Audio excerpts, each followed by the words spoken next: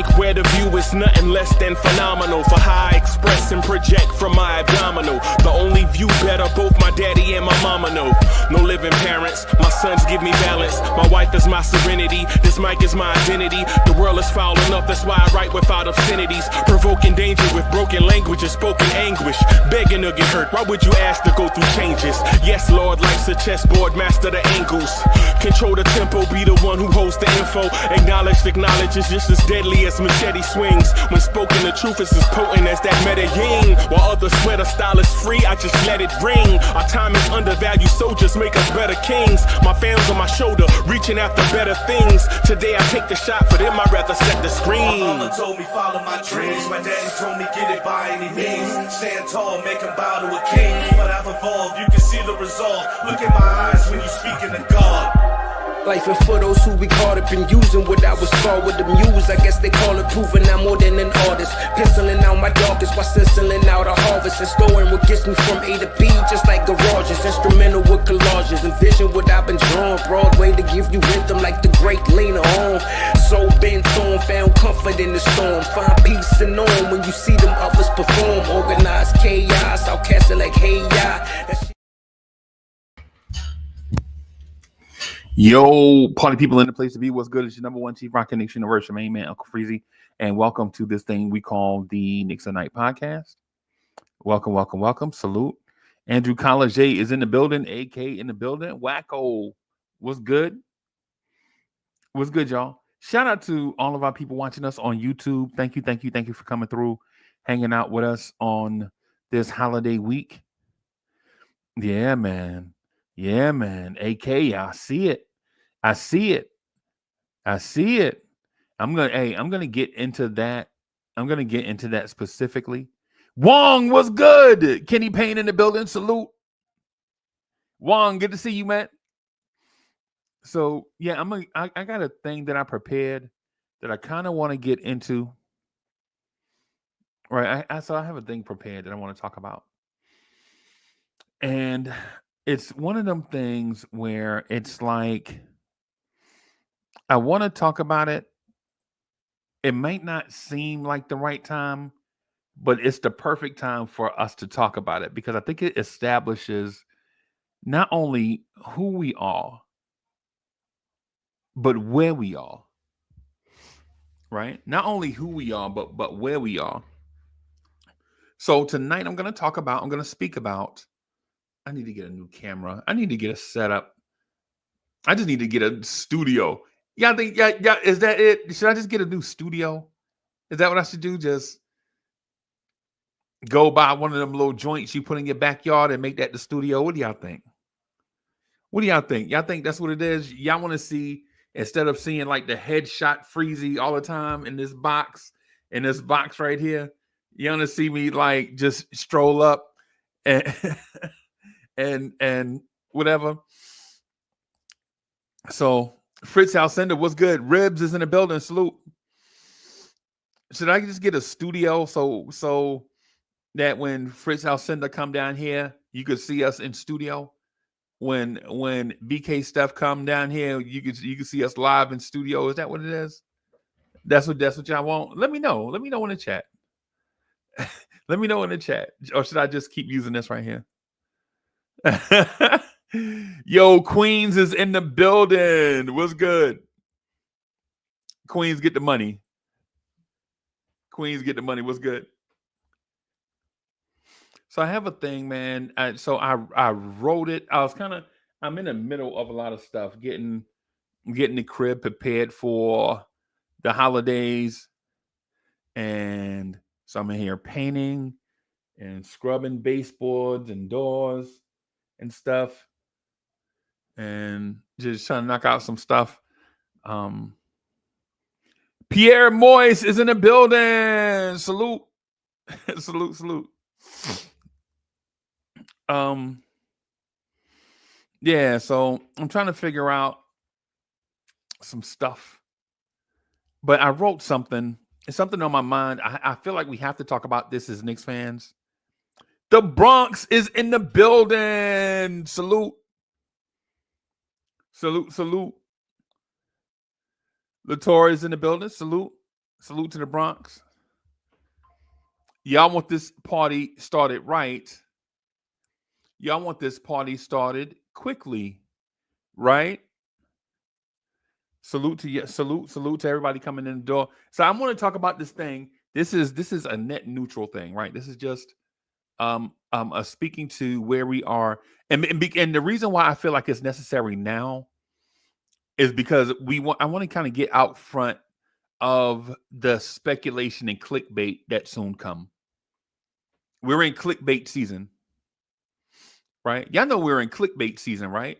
Like we're in that season where people are going to be talking about trades, who traded for who walked off the court injured, and all these different things. So I want to speak to a thing really quick. So y'all bear with me as I get into a bag really quick. I'm going to jump in and out like the bag race, right? And it's going to jump in and out really quick, right? All right. So, and when I do this, everybody understand that I'm not criticizing anybody. I'm just stating a thing. And so it'll prepare us for clickbait season that soon come. And it's a necessary part of the Knicks conversation because going forward, you're going to hear the Knicks name attached to a bunch of stuff as if we are who we used to be. Right? You're probably going to hear, yo, Jimmy Butler likes the Knicks. Right? You're going to hear all kind of stuff like that. We not that no more. Right? It's not Grand Central Station no more. It's like I'm gonna just get in my bag. All right, I'm gonna get to it. Okay. All right, I'm gonna get to it. All right. So for decades, the New York Knicks endured mediocrity plagued by poor management decisions, inconsistent rosters, and a lack of organizational identity. Fans grew delusional as the team cycled through coaches, general managers, and players with little to show for it. However, in recent years, the franchise has taken significant steps towards building a championship contender, laying down a foundation that has injected hope into the fan base. That's us, right? Key to this turnaround was hiring a visionary as the boss, Leon Rose, who embraced a long-term strategy focused on player development, acquiring assets, and even at the cost of immediate success. While the team hasn't reached the pinnacle yet, the groundwork is undeniably in place. One of the most unpopular decisions came early on, right? When the team traded away R.J. Barrett and Emmanuel Quickley. There were a group of us that absolutely loved R.J. Barrett and Emmanuel Quickley. Young talent. The move sparked outrage among some loyal fans who saw it as another sign of incompetence. Yet, the decision turned out to be a turning point, the acquisition of OG Anunoby, what we got in return. Right? So even though some of us viewed, and I'm saying some of us, right?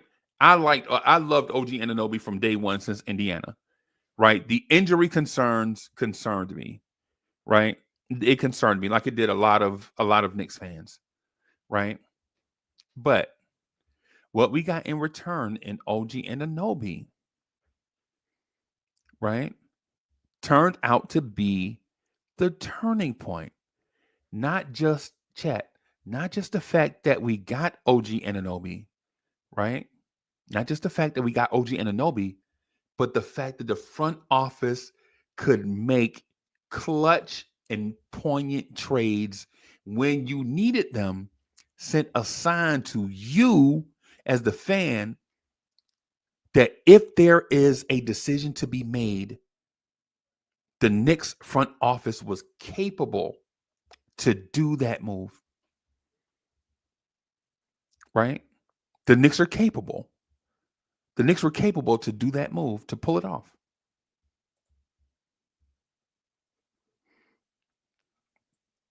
Right? All right. Also, the Knicks hiring a respected defensive-minded coach was a widely praised move by some, right? That figured Tom Thibodeau would bring in discipline and structure to a team previously known for lackluster effort on both ends of the floor. The franchise has taken steps in free agency and the trade market, striking a balance between risk and reward, right?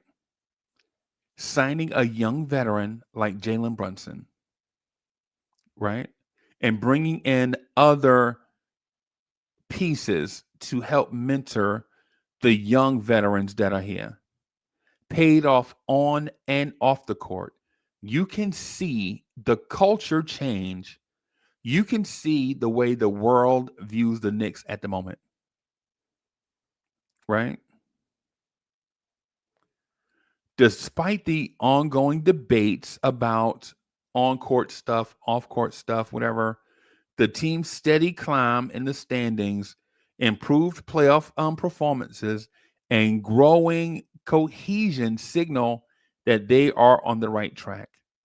While the championship trophy still eludes the Knicks, the franchise's mix of calculated risk and strategic planning suggests that the Knicks' time might be closer than we think.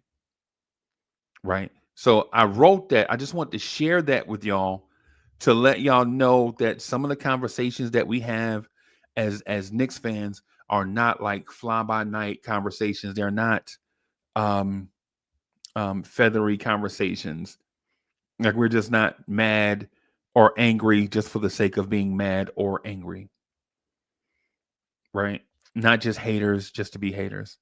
Mets is in the building. The son of the legend, Kerry Cox, is in the building. Salute. TGK, what's good? And so, as I was painting, and it may have been the fumes from the paint that got me into that little bag right there, right? But just want to say that even though we don't always get the result we want on a night-to-night basis, the floor for this team is one that's undeniable, right? The floor of this team is what the ceiling used to be, right? The ceiling for this team used to be a second round exit. Like just make the second round. All we want to do is just make the playoffs with this team. Can such and such lead us to the playoffs? So we're not there anymore.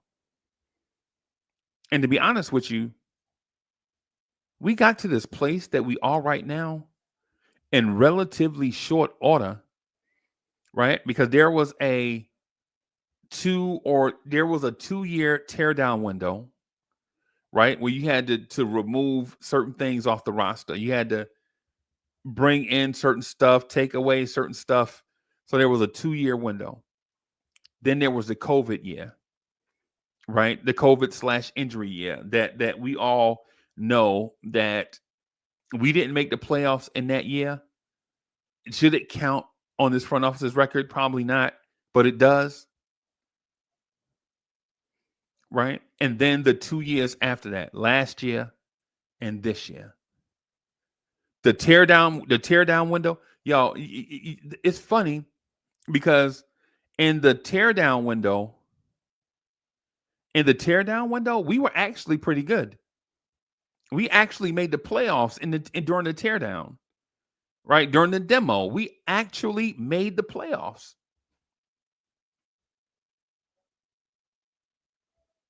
Right? So we made the playoffs 1 year. Then there was the teardown window, and then there was the year we lost to Miami. Then the year that we lost to Indiana, and then this year. So that was the tear down year. We made the playoffs despite tearing it down. Then that weird year with all the injuries. And then for the past 3 years, we have legit been in playoff contention, not beyond playoff contention.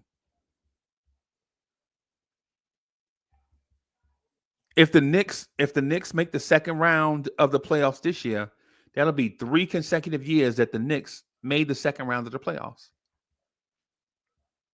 And while some of us will say whoop-de-doo, while some of us will say whoop-de-doo, some of us are saying, you know what, Uncle Freezie, when you think about where we were versus where we are,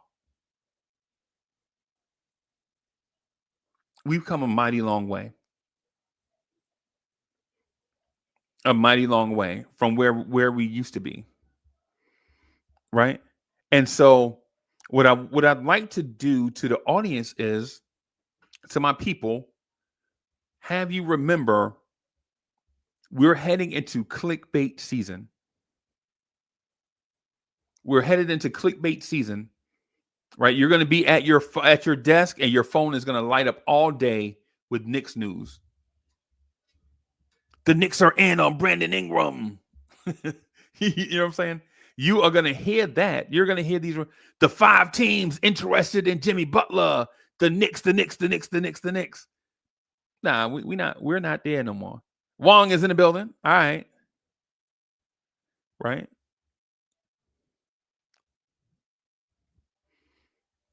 So here we are, right? On the cusp of undeniable success.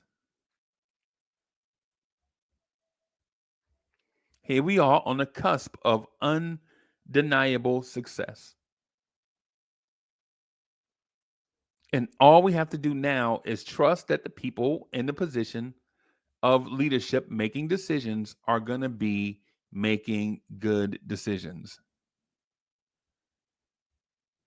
Right? That's what we should do right now. Like, believe this product that's on the hey man, Karl-Anthony Towns is a stud worth everything you paid for. Mikal Bridges is a stud worth everything that you paid for him. Jalen Brunson is a steal. You can't pay Jalen Brunson enough money for what he's done since he's been a Knick. You can't pay Jalen Brunson enough. Jalen Brunson should be the highest paid player in the NBA for what he helped do with the Knicks. Whatever Jokic makes in Denver, Jalen Brunson should make 125% of that. Right? Because of what he's done in New York. Right? Sherwin is in the building. Salute.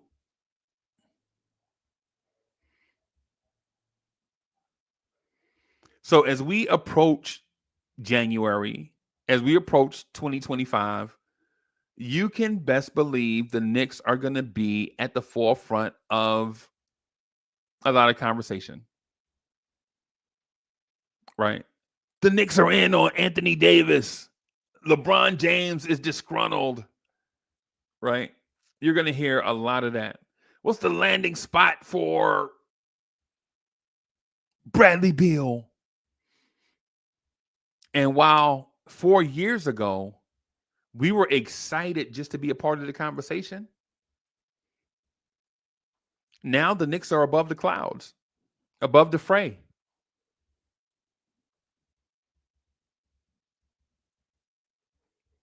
The Knicks are above the clouds. It may be storming on some, but we're above that. And while it may not lead to a championship straight away, it may not. It may not. Right? And we may win a championship this year. We may not. Right? But all the discourse about dysfunction, who wants to come here, what disgruntled star is going to by default choose the Knicks? We don't care about those conversations no more. Remember that used to be our conversation? No less than 3 years ago, that used to be our conversation, right? That used to be our conversation. What disgruntled star is going to opt out of his deal and force his way to the Knicks? Right now, we don't care. We don't care if you disgruntled. We good. We don't care. We don't care. The organic fanatic show is in the building. So, Kerry Cox, how did I get to this point with wanting to share this conversation with y'all? I guess that's the question, right? Like, hey, man, Uncle Freeze, you have a lot of stuff written down. How do you know when to say what? Right? How do you know what to say at what time? Right? Seems like the microphones are always on. How do you know when and when and what to say? Right? We put the pieces together. Like all of us are human. Like I respect all of y'all opinion. Right? I respect all of y'all's opinion. I listen to a lot of y'all, man. Like I was telling Todd Barbie the other day, I speak with about 20 to 30 Knicks fans per week, every week. Talk to a lot of basketball fans every week.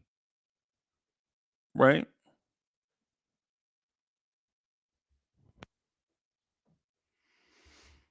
Right? Every week. I speak to 20 or 30 basketball/Knicks fans. And yesterday, against the Pelicans, I think the Knicks turned the corner. Yesterday, everybody, was the classic trap game. Y'all saw it. Anybody watch the game yesterday? Anybody that saw the game yesterday knew yesterday was the classic trap game.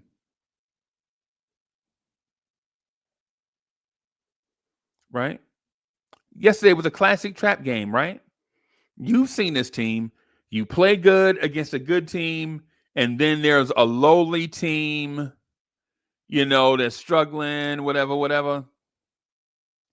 And then the Knicks lose to them. Hold on, y'all. I'll be right back. I gotta do something.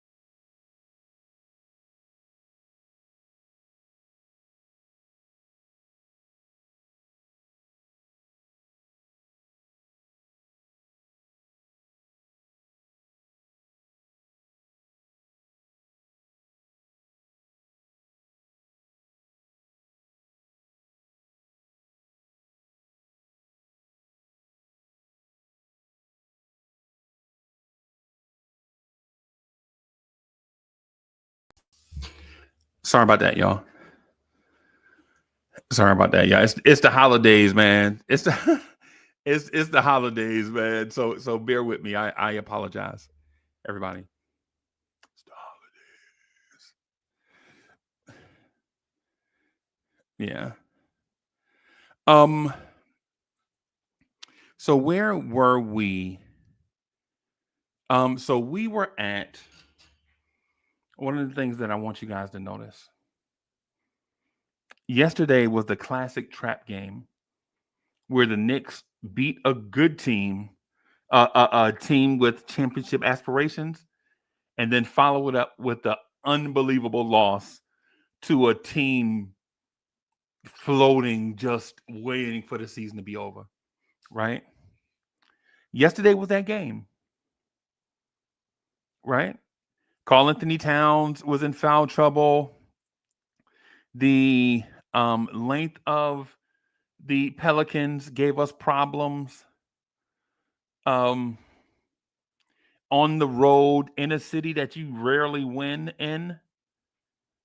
And Tom Thibodeau was faced with junk defenses. And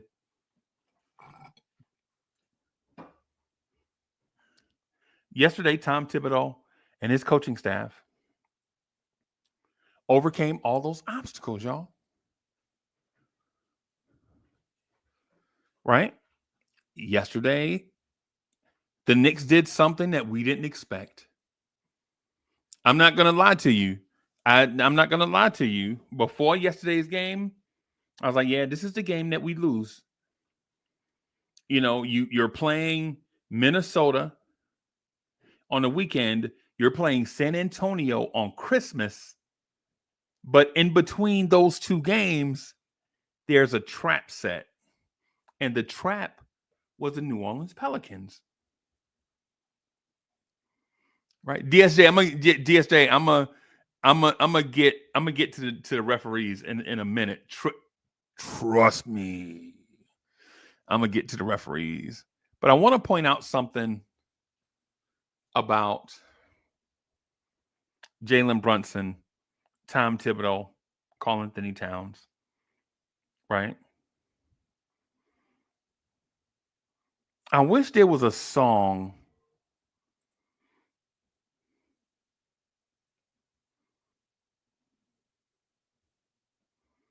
I wish there were a song about someone, if you are who you say you are, a superstar, then have no fear. Right? I'm gonna get with my songwriting friends. I'm gonna get with DSJ later on to see if we can create a song. If you are who you say you are, a superstar, then have no fear. The camera's on and the microphone, right? I want to do a song like that, DSJ. Something like, if you are who you say you are, a superstar, then have no fear. Can we do that? Is that original? Is that an original product?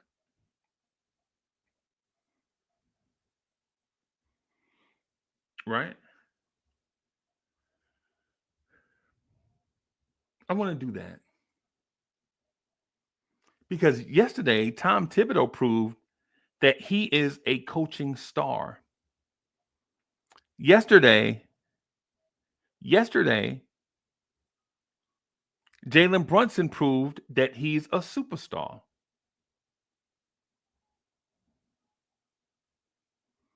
Right? The classic pick and roll buster was implemented yesterday.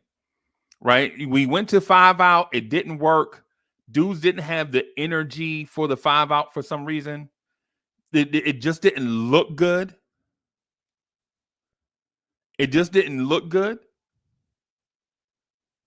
Right? I don't know if it was because Josh Hart came back and they had to get used to. We are going to talk about that too, right? right?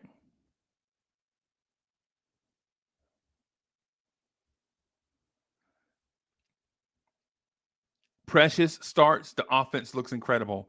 Josh Hart comes back, and the offense looks so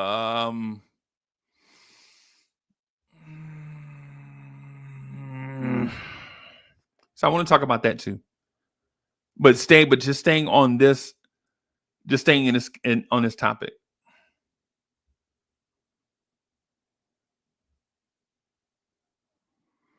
Tom Thibodeau deserves an A++++. Right? He deserves a A++++. Right? For his adjustment. Tom Thibodeau ran a zone buster against man coverage. Right? Now, the basketball heads are going to tell me, like, yo, man, Freezie, man, why Tom Thibodeau didn't run the zone buster against the zone that they ran? I think Tom Thibodeau let those guys play. I think he just let them play and try to let the offense figure it out. It's not like high school when 16-year-olds see a junk defense and they don't know what to do. These guys are double that, well, not double that age, but these guys are older than that. Right? These guys have seen every junk defense, every junk offense, every weird thing in transition. These guys have seen it all. They've been through it all. They've seen it all, been through it all. And if they have not, somebody on the court has. And they can command you, they can tell you, communicate to you to tell you what to do. Right?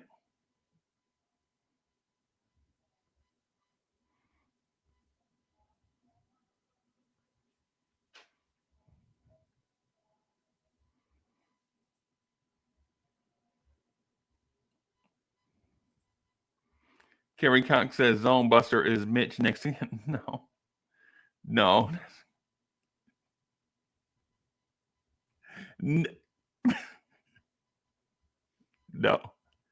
Mitchell Robinson ain't even healthy. How can you? Mitch ain't even healthy. Sherwin says, "What zone buster did Tibbs run? You saw it.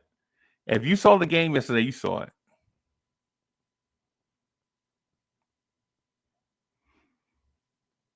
Right? Sherwin says a zone buster is shooting and making your jump shots.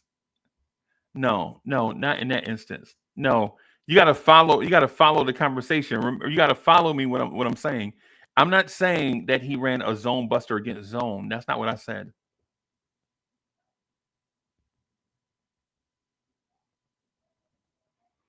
That's not what I'm saying.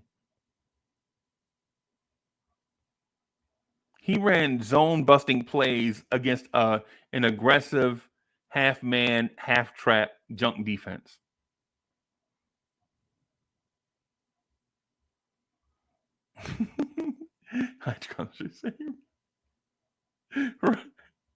Right. That was yeah. It was called the Zone Buster 2000 in 1987. Here is the Zone Buster 2000. Only 48 payments of $99. Yeah. No, he ran a zone buster offense against the trap that they ran, the junk trap. And so where they executed this was and I mentioned this, I think I mentioned this on several conversations. Basically,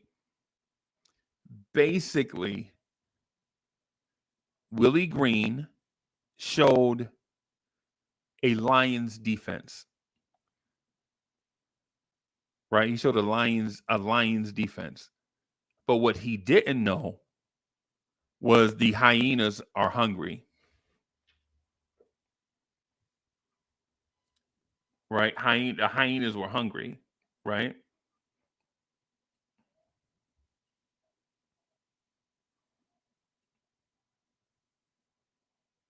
So they put Herb Jones on Jalen Brunson to harass the ball handler. right? And then when Jalen Brunson started getting foul calls on Herb Jones, y'all saw it. Y'all saw it when Herb Jones started accruing fouls on Jalen Brunson. They brought another lengthy defender to trap Jalen Brunson. And it worked the first time. Jalen Brunson turned the ball over, a live ball turnover. And so it signaled to their defense that if you pressure Brunson, you can get him to turn the ball over. Right? And on the next trip down, the Knicks shot a bad shot. So what the Pelicans did in that instance is, instead of thinking, all right, that's enough of that, we're going to back out of this to keep this a close game, they stayed in that trap defense. And what the Knicks did was pull a guy out of the corner and put him in the free throw circle to be the outlet for the trap. Right? And now the center has to make instantaneous decisions on whether to guard the free throw line, stay at the rim, shade over to ball side, or drop back to protect weak side zone up. Right? But Tom Thibodeau, being an experienced coach, he knew that a rookie center was not going to be able to make those decisions in a millisecond. So he put their center in jeopardy. They're very young center who's going to be a fantastic NBA player. He's going to be a fantastic. Yves Missi is going to be a fantastic NBA player. But in that junk defense they ran yesterday, he had to play center field. Right? And if he comes up to guard Josh Hart there, then OG Anunoby is a cutter, right? If he sags, Josh Hart has a jump shot, right? And if they collapse on strong side, Mikal Bridges is going to have that weak side corner three that y'all saw Mikal Bridges take yesterday. You saw these things.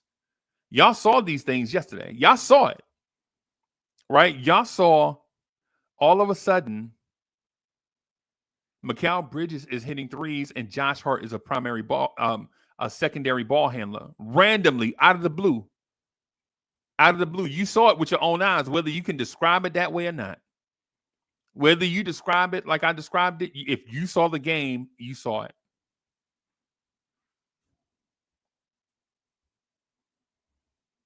Mikal Bridges shot goes in. All of a sudden, the junk defense is regretting being in a junk defense. But now it's too late because the trapper is now being trapped. Right? Now the trapper is being trapped. It wasn't fun when the rabbit had the gun, is basically what I'm saying. So you went from trapping aggressively. A team showed you that they will shoot the trap. A team will go from being down 7 to up 12 because you ran a junk defense. Just like that. You ran a junk defense, boom! The Knicks up by 12, just like that. But now you can't stop this windfall from coming because in the blink of an eye, Jalen Brunson went from being trap bait to a scoring machine against a junk defense. Because now you've broken the will of that team, and now Jalen Brunson is on fire. There's nothing you can do about it.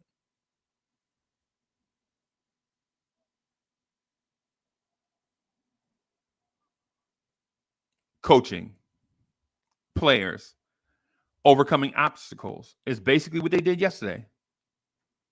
In previous years and earlier this season, Y'all saw it against Utah.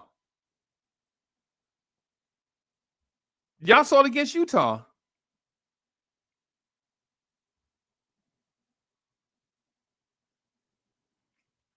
Where you beat a team, the Denver Nuggets, or I'm sorry, you beat a team, the Phoenix Suns, then you go into a trap game. All of a sudden, this team, this lifeless team with a bunch of good players but no real team chemistry, knocks off the Knicks. You saw it. You saw it against the Pistons.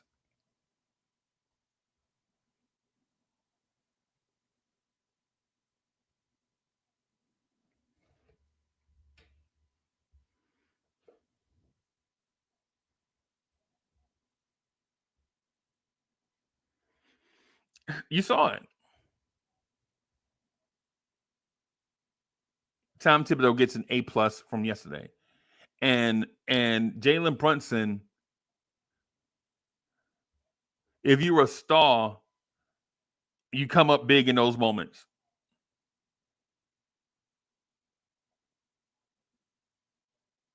If you're a star if you're the star that you say you are, then have no fear. Jalen Brunson showed up yesterday. Cat was in foul trouble early yesterday, and it didn't even bother. The Knicks were not even phased. You didn't see them panic. You didn't see a lot of weird offset conversations.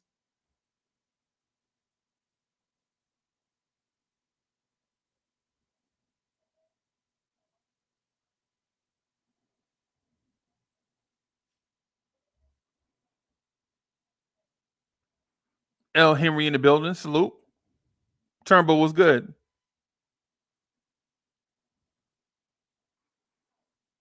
Yesterday, the officiating was terrible. I'm gonna get that. I have to say it right now. I can't take it no more. The fact that Karl-Anthony Towns gets the worst whistle in the NBA is beyond disturbing. Right?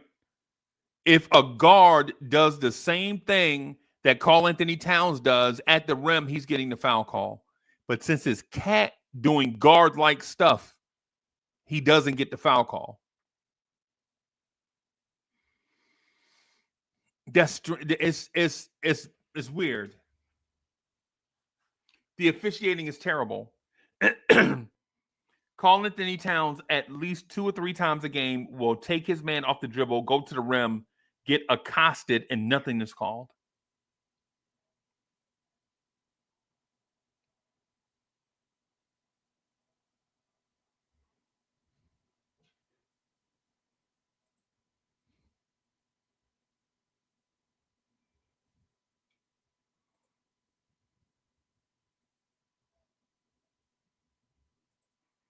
DSJ says Eves Misi did everything but put Cat in a sleeper hole. And you know what? If he put Cat in a sleeper, they'd have called a foul on Cat. Why you put your neck between that man's arms?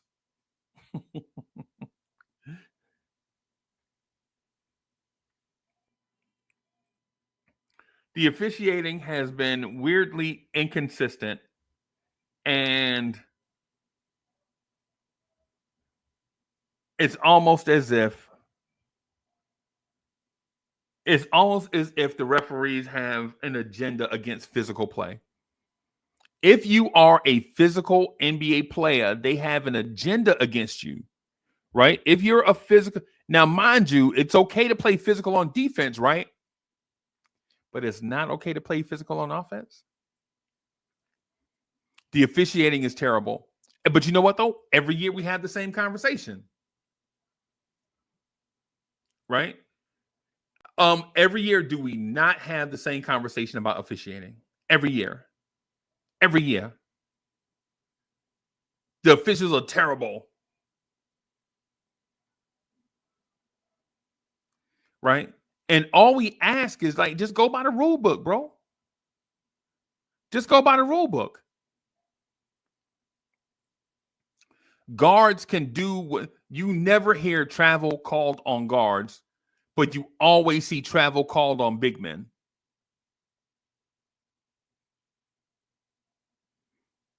right? Karl-Anthony Towns takes his step to the rim. The referee's blowing the whistle, doing this. But you see guards jump up in the air, hold the ball like this, and then come down and continue their dribble.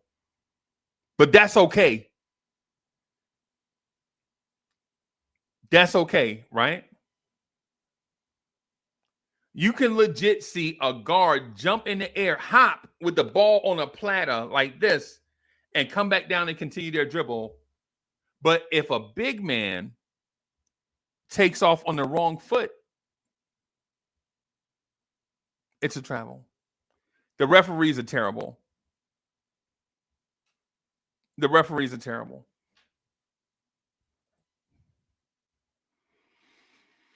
AK, after Christmas Day, bro, the Knicks might be 14-4 in their last 18. It's the reason why I started the joint the way I did. It's the reason why I started the show the way that I did. I wanted to speak to a specific thing. The Knicks are a great team. The record may not be a great record, right? But the Knicks are a great team. Right now, the Knicks are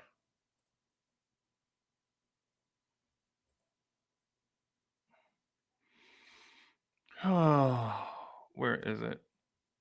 Right now, the Knicks are 18-10,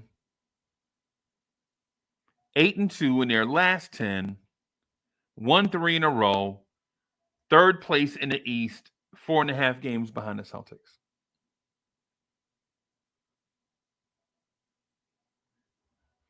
Right now, Orlando, Milwaukee, Miami, Atlanta, Indiana, Chicago, Detroit, none of them look like serious threats to the Knicks. Even though we lost to Detroit and Chicago and Indiana and Atlanta, they don't look like threats to me. I think the Knicks have hit their stride.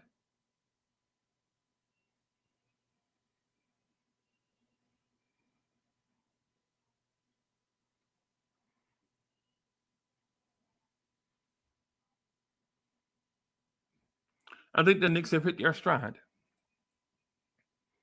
The Knicks in the next 3 games, who do they play until year end?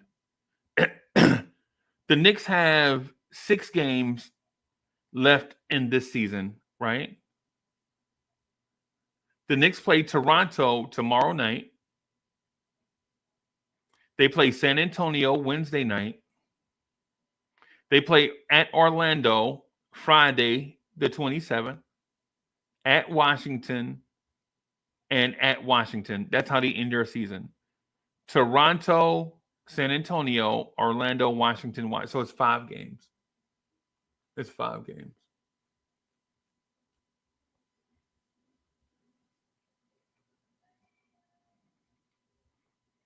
I think all of those games are winnable games. All those games are winnable games.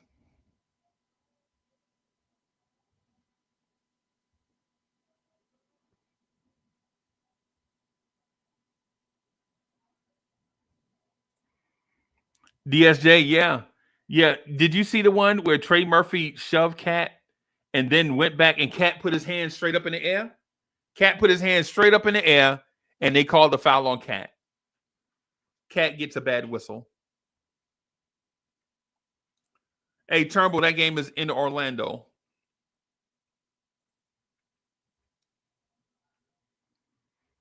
That game is Friday in Orlando.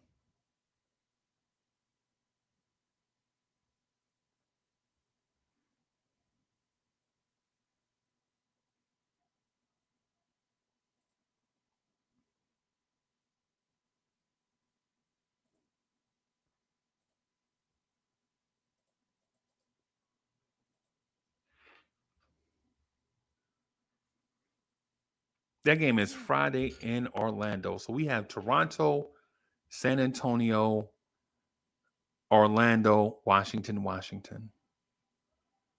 And if I didn't have a weird work schedule, I would have tried to catch that Orlando game.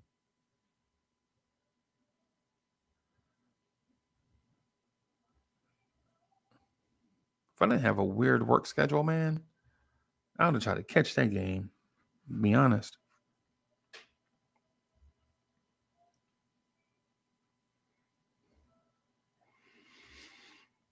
All right, so let's talk about, if I may, I'd like to talk to you guys about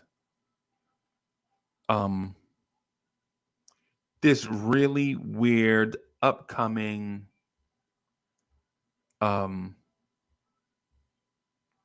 transaction season. Matt Ryan is waived. Landry Shamet is probably the guy going into that spot. What does Landry Shamet do? Chat, what does Landry Shamet do for this roster? Somebody tell me. And I'm asking this honestly and humbly. Right? I'm asking this honestly and humbly. Fritz House Indoor is in the building. Salute. What's good, boss? Doing okay. Just listening to your review of the game. Tom Thibodeau deserves an A++++ for that game. Not how he started the game, but the correction he made during the game and how he finished the game. Right? I couldn't figure out why he wouldn't bring Deuce McBride straight to the open spot in the trap. But then as I thought about it, is Deuce really, do they trust Deuce as a point guard? And I think they trust Deuce more as an outlet shooter, off-ball facilitator, and playmaker. Like is basically for those trying to figure it out, like what I'm talking about, is Deuce McBride a Kyrie Irving prototype or a Kyle Lowry prototype? And I'm suggesting to everyone that Deuce McBride is a Kyle Lowry prototype player. He's going to play the point guard in a unconventional way, a conduit. Right? As a conduit. He's not going to be the main course, but he'd be one heck of a third course. Right? Like Fritz, I hey bro, I'm gonna just keep it a stack. I like to eat, right? And listen, I know y'all are all health conscious and all that stuff, bro. I mean, whatever y'all do, that's y'all business. I don't care, right? Respectfully, of course, respectfully. I like to eat, bro. Right. So when I think about like a third course, a third meal is like the third part of your meal is something like the lobster tail and that garlic butter that they bring. The main is that steak, that sizzling steak, and then they bring the afterward they do that, and then your sides like some green grilled string beans or asparagus to go with it. Maybe some mashed cauliflower or something. You know what I'm saying, with some butter, all of that in it, and then they bring the lobster tail out with the lemon on it, and you just squeeze. That's what Deuce is to me. Like, he's never going to be a star, right? He's never going to be, if you are who you say you are. He's not going to get that. A superstar, yeah. He's not going to get that look. Nah. He's IQ? No. I think IQ is better than Deuce. Okay. I think Emmanuel Quickly is a starting guard in the NBA. I don't think Deuce is. I think Deuce is one heck of a role player, though. I think he's one heck of a role player. I don't think Deuce can go to any franchise in the NBA and be a starter. And no disrespect to Deuce. I'm not shading Deuce. I'm just respecting him for what he is. But when he didn't come to the ball and they outlet to Josh Hart for Josh Hart to be the primary decision maker and against the trap, that let me know that Tom Thibodeau was prepared for that, had prepared, had saw them on film and prepared for it, just didn't implement it until he saw them do it. You remember when Mikal Bridges was getting those open threes in the top side corner, right? In the top side of your TV screen? Oh, yeah. Yesterday? Probably I missed it yesterday. Okay. Yeah, I seen some of the game, but I was in and out. Bro, y'all be Connecticut being partying in December, bro. Nah, I was probably sleeping. I was probably sleeping. Right. So Henry says we need rebounding, right? What I want to do is I'm gonna put a star by that comment just to go back to it later. Henry, I'm gonna put a star by that comment so I can try to remember to come back to it later. Right now, I want to talk about the repercussions of adding Landry Shamet and what I think that does for the Knicks roster. Mm-hmm. So, Fritz, I've been talking to people all day about that move, right? What that move means. Mm-hmm. And I've spoken about 5 basketball people and 5 fans. The fans say Landry Shamet is the missing piece. The basketball people are saying they don't even know if this dude's going to play. He's going to get a jersey, and Tibbs is going to use him, maybe play him, but when Mitch come back, that dude going to the bench, and you ain't going to never see him no more. He's good insurance. Yeah. He's definitely good insurance. Veteran. Yeah. Like I said before, like, we don't ever want to be in that situation we were last year. Yeah. Yeah. So what happens now with Matt Ryan?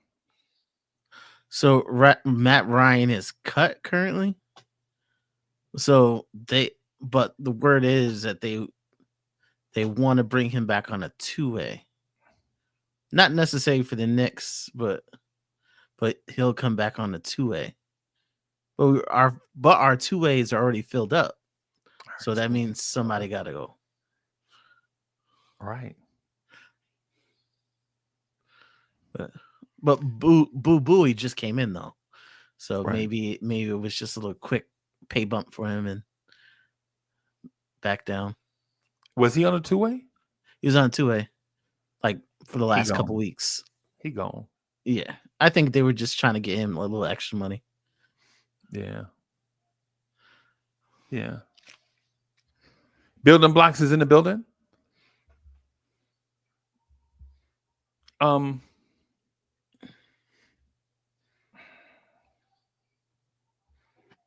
The Landry Shamet thing to me makes me think that another move soon come. I don't think you're wrong. I don't at the same time, it seemed that Shamet came back a little early. Like the time frame they were talking. Yeah. The time frame they were talking January, like, Yeah. so this is kind of early. Yeah. Yeah.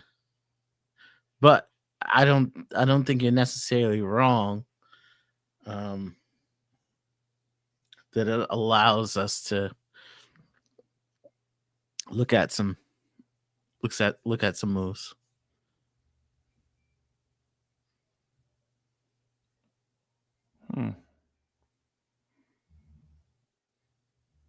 That puts me in a weird spot, bro.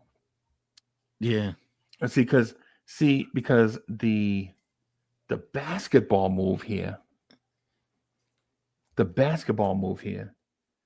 is keep Shamet and keep him healthy. Mm-hmm. Keep Mitch and keep him healthy. Run a 9-man rotation. Right? Run a 9-man rotation. And in that rotation, your bench is Mitch, Precious, Payne, and Deuce. Keep your Mitch starters the way they are. Payne. Yeah. So you're talking about not even using Shamet. No, he's situational. Okay. Yeah. See, when I mean situational, I don't mean that Tibbs won't run 10 guys in a night. I'm saying it's likely he won't. Okay. Gotcha. Right. It's likely he won't. What you can do in a situation where you have Landry Shamet is those nights that Cameron Payne is out, Shamet is in. Those nights Deuce is out, Shamet is in. Those nights that OG that week that OG Anunoby misses, Shamet is in. Right? Jalen Brunson bump his knee, leave the game early, don't return, Shamet is in. Right? That's what I'm saying. Like he's officially the 10th man. Okay. Right? That veteran that you can depend on. Right? Mm-hmm. Until after the trade deadline is over. And then once the buyout market opens, if there's a guy that fits our budget, if we have the budget for it, I don't know. The budget now may not be the budget when the buyout market opens. We don't know for sure. We can speculate, but we don't know for sure. Mm-hmm. Right?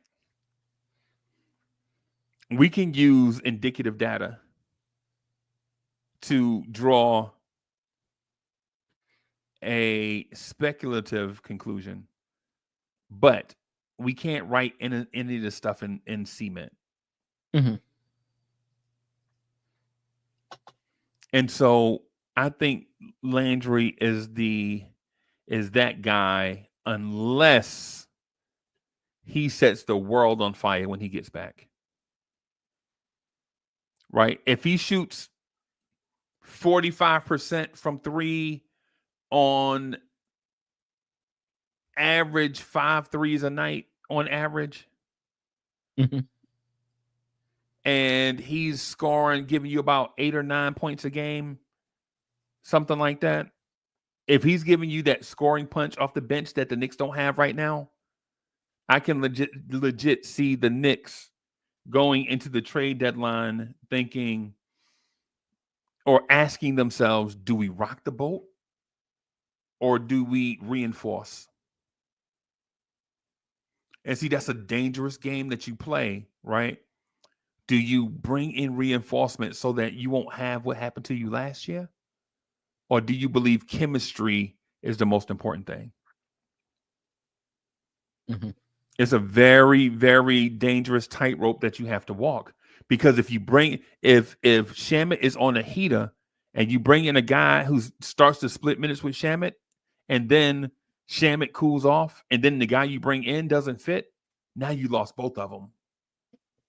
Yeah. Right? It's like the Alec Burks thing last year. Remember when we traded for Alec Burks? Yeah. And him and Bogey were basically trying to share the same role off the Knicks bench, and it didn't work. Mm-hmm. It was like when one guy was hot, the other guy wasn't. Yep. You remember that? When one guy was hot, the other guy wasn't. It was like that all year, right? When Burks was hot, Bogey wasn't. When Bogey was hot, Burks wasn't. And so do you put yourself in that situation where, you take away, you have a guy looking over his shoulder, so to speak? Mm-hmm. Do you take that chance? Or do you put the pressure on him like, hey, man, we on a championship run, bro. Either you got to perform or you got to sit. Is that the situation you want to be in at the trade deadline? Yeah, I think me personally, I think the Knicks got to push forward. I don't think we're better. I don't think we're better than Boston, and I think that's the point. I think that's the point that you may have to push the envelope. All right, and not just worry about. Okay, go ahead, bro. Yeah, you can't worry about what we're doing exclusively, how comfortable we feel, because if we're not on par with Boston, it's not even worth it. You know what I mean? Okay. Right. Let me do this real quick.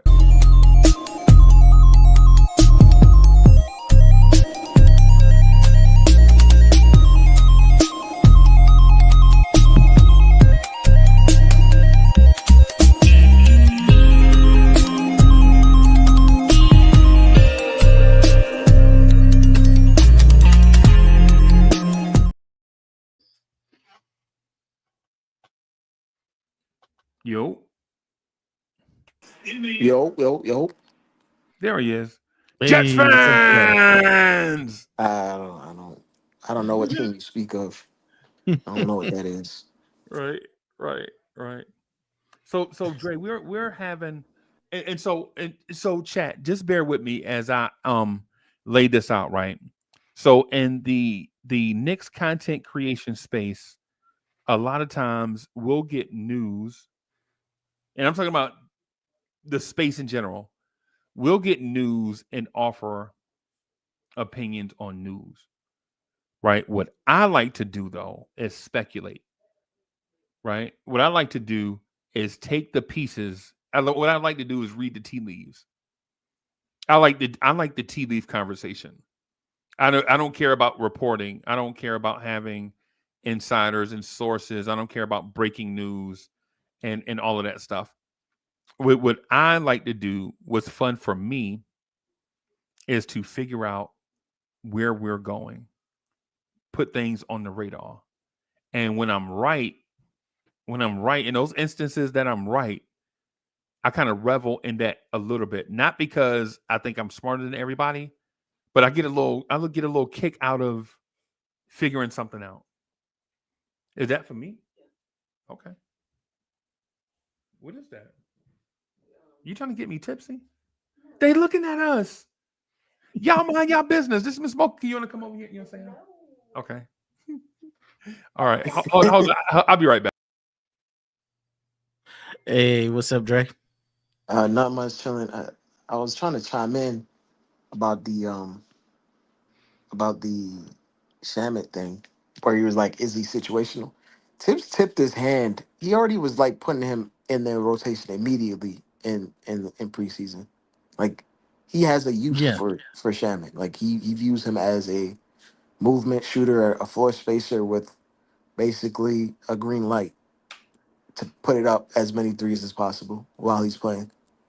I, and he's trying to fill in a particular role that we lost in Dante.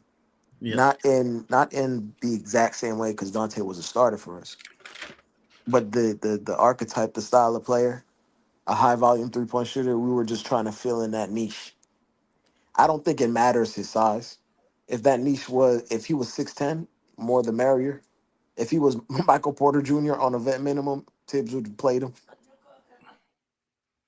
But it's one of those things where he is just a certain style of player that brings the dynamic that he wants. hmm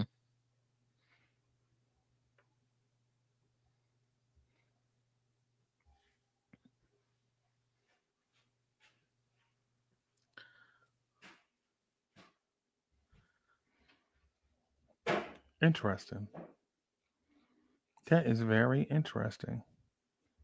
Where is my there? Where is my? I thought I had one for. I thought I had.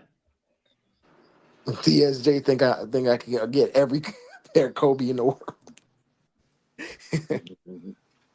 Where's my grader, man? I'm looking for. I can't find it. I Oh, know, look, it's man. Deuce Senior.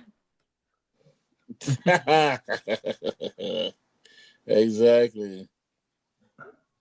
What's up, Wiz? I'm gonna put in my so you guys know who I am. Yeah, I was. Yeah, I was. I was looking for it just now, and I can't. I can't find it. Nah, you know, cause you dissed my boy. That's why you can't find it. You know, I'm coming for you. I'm coming for you. I I'm dissed your coming for boy. you. I dissed You your said, boy. "Oh, he's not in the NBA." You know, I mean, he's a lobster tail, and you know, maybe a little butter or whatever. Wiz, But you you ever know, had starting to give you you. ever had lobster tails, bro? I mean, it's good. You're right. I mean, it's Yeah, good. you ever It's had good lobster stuff. tails, bro? I'm just asking. Yeah, absolutely. It's some good stuff, man. Yes, yeah, I have. It's nice. So I'm trying to figure out why you were upset with somebody being called a lobster tail. You know, I called the dude a ham sandwich one time, and he's still mad at me for that.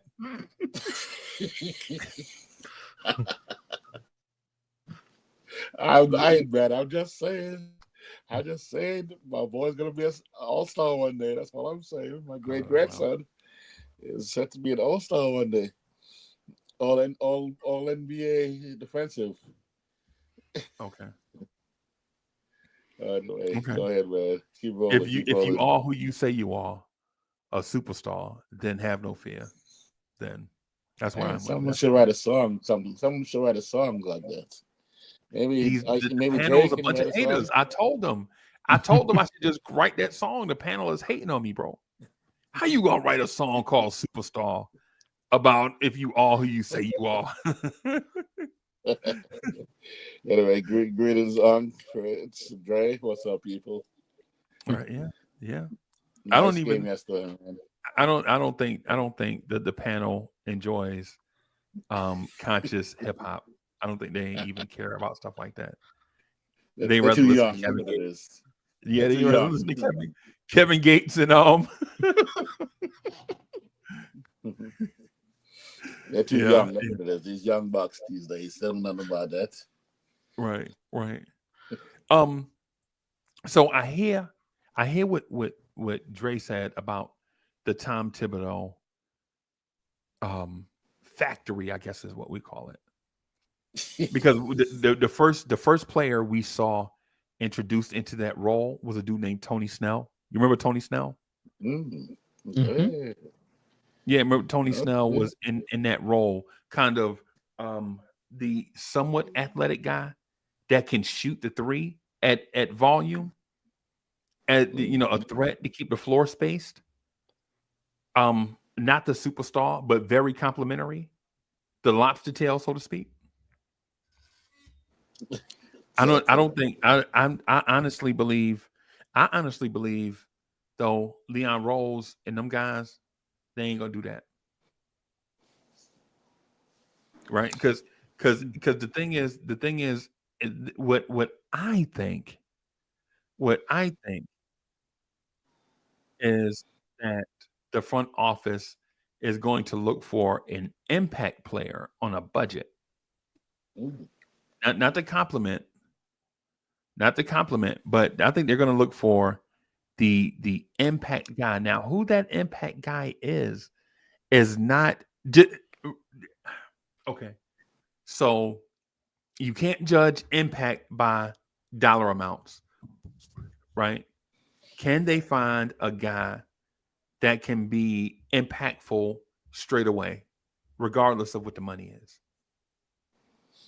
Mm. That kind of speaks to the whole point of having Shamit because they view his skill set as a known commodity. He's a movement shooter. He's scrappy on defense, but he isn't necessarily going to be something that you changed how your structure and your organization is going to be. He's just going to be someone you plug in and play Right, and don't think about. He's like something. He's literally just an additive player. You just throw him in your roster, in your rotation necessarily, and just let him go. right, Because for the most part, teams around the league, he could be in a lot of playoff teams' rotation just as a rotational player, not necessarily a starter or anything of that sort. But a ninth, 10th guy, he could be that on a lot of playoff teams. And if you go around the league and you look at the ninth, 10th guy, they a lot of them fit his skill set or ability. To be absolutely honest, and a lot of ninth, 10th guys don't make a lot of money anyway. yeah.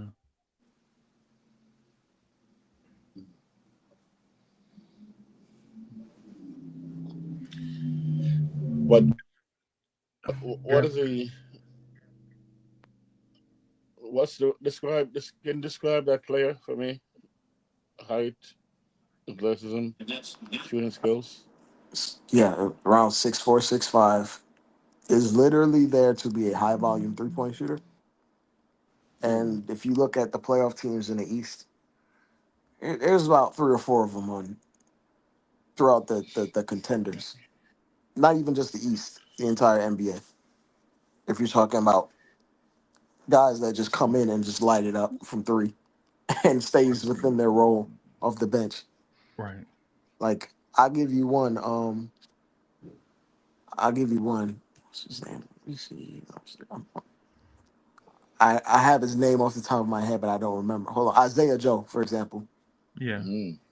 Okay. He plays rotational minutes. He doesn't start, but he's out there. When he's out there to put up Nah, shots. that's a weapon, bro.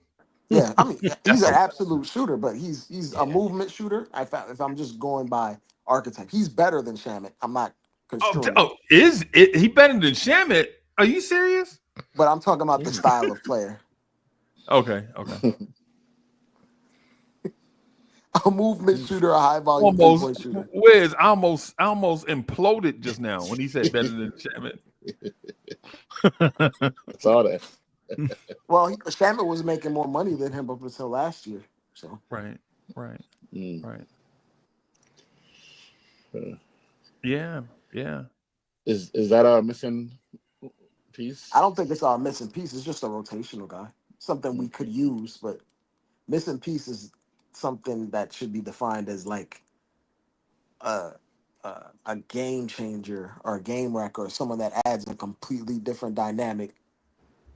I'm not gonna throw that out there for a vet minimum player. I just know he's a complementary piece that fits what we were trying to do. Right. I mean, but currently, who's on the roster? On the roster, I don't think they'll add another guard. It wouldn't make sense to. Wait. Are you calling Landry Shamet a guard? Yeah. If Sam Merrill is a guard, Landry Shamet is a guard. Exactly. I was thinking the same thing. No, I'm just saying if we're talking about beyond the Shamet introduction to Shamet, an impact player to add to this roster wouldn't be another guard. What do you mean by guard, though? Like, describe guard to us. Plays shooting guard or point guard. I mean, like, what skill set?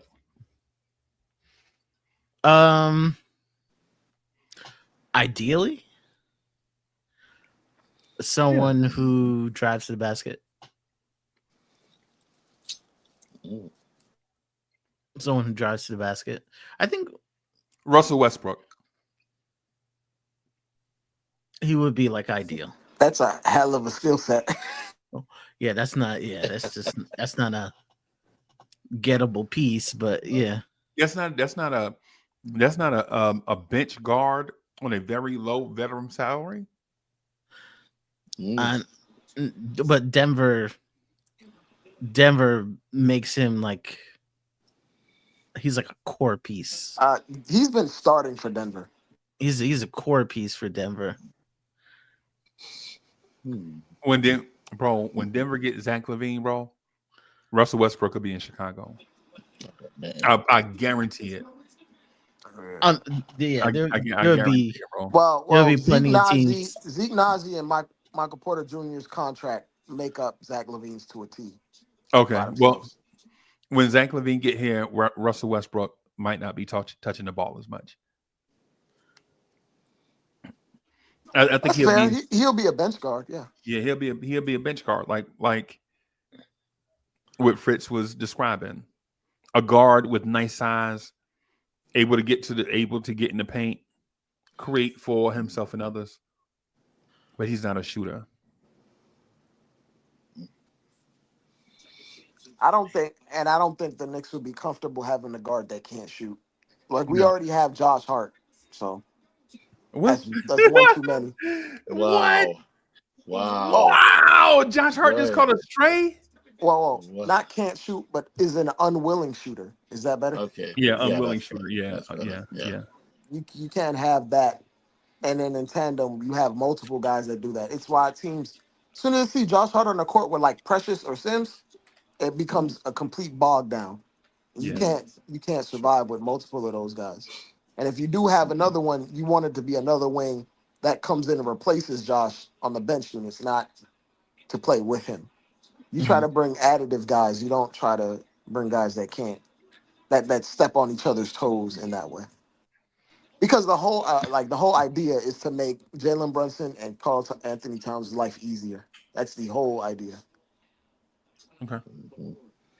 King Nibby's right. That's what I want. That's right, King Nibby. I agree. Yeah.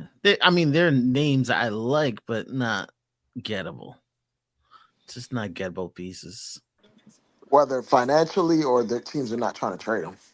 Teams, yeah, they would ask more than we would be willing to give up. More than we actually have to give up. You have to give up, yeah. Because the Actually, average $20 million wing, especially if they're on a contract that was before the last 2 years, teams covet the fact that they are a wing that's not being paid OG Anunoby prices right now. Yeah. Yeah, So it takes a lot to Freezy get rid of them. knows if it's a guard, I think Jaden Ivey. I would love Jaden Ivey to be here. If it was a guard, someone could play point guard and shooting guard and get to the basket. Because I do agree with Freezy that we do need a better ball handler with strong ball control. Because besides Brunson, if you give any of these guys pressure, they're coughing the ball out. Right. Which is a large reason why Brunson is like bringing the ball up a heavy percentage of the time, because these dudes can't handle ball pressure. Right. But I mean, let's look at guys who, I mean, teams non-contenders, teams outside the top 10 on each conference, maybe top 12, because there got to be some people who are gonna start looking for this and try to just completely. Wiz, I've been telling everybody First, that for a minute that maybe on a 2-year I think contract. the answer is easy to me, Wiz. You know who the answer is to me? Ooh, It's easy. It's Austin Reeves. Oh, Well, they do, like, rumblings are they do want a center to back up AD and sometimes play alongside AD. Yep, true. Yeah. I'm just not sure if they're. Yeah, I'm not sure. He's their third best player. I don't know if they'd actually part with him for a bench big. That's the thing. And it's LA. And LA, they feel like they have to come out on top on trades. They would have a revolt. They would have a revolt in LA. Freezy, would you trade Mitch for Vando? For who? Vanderbilt.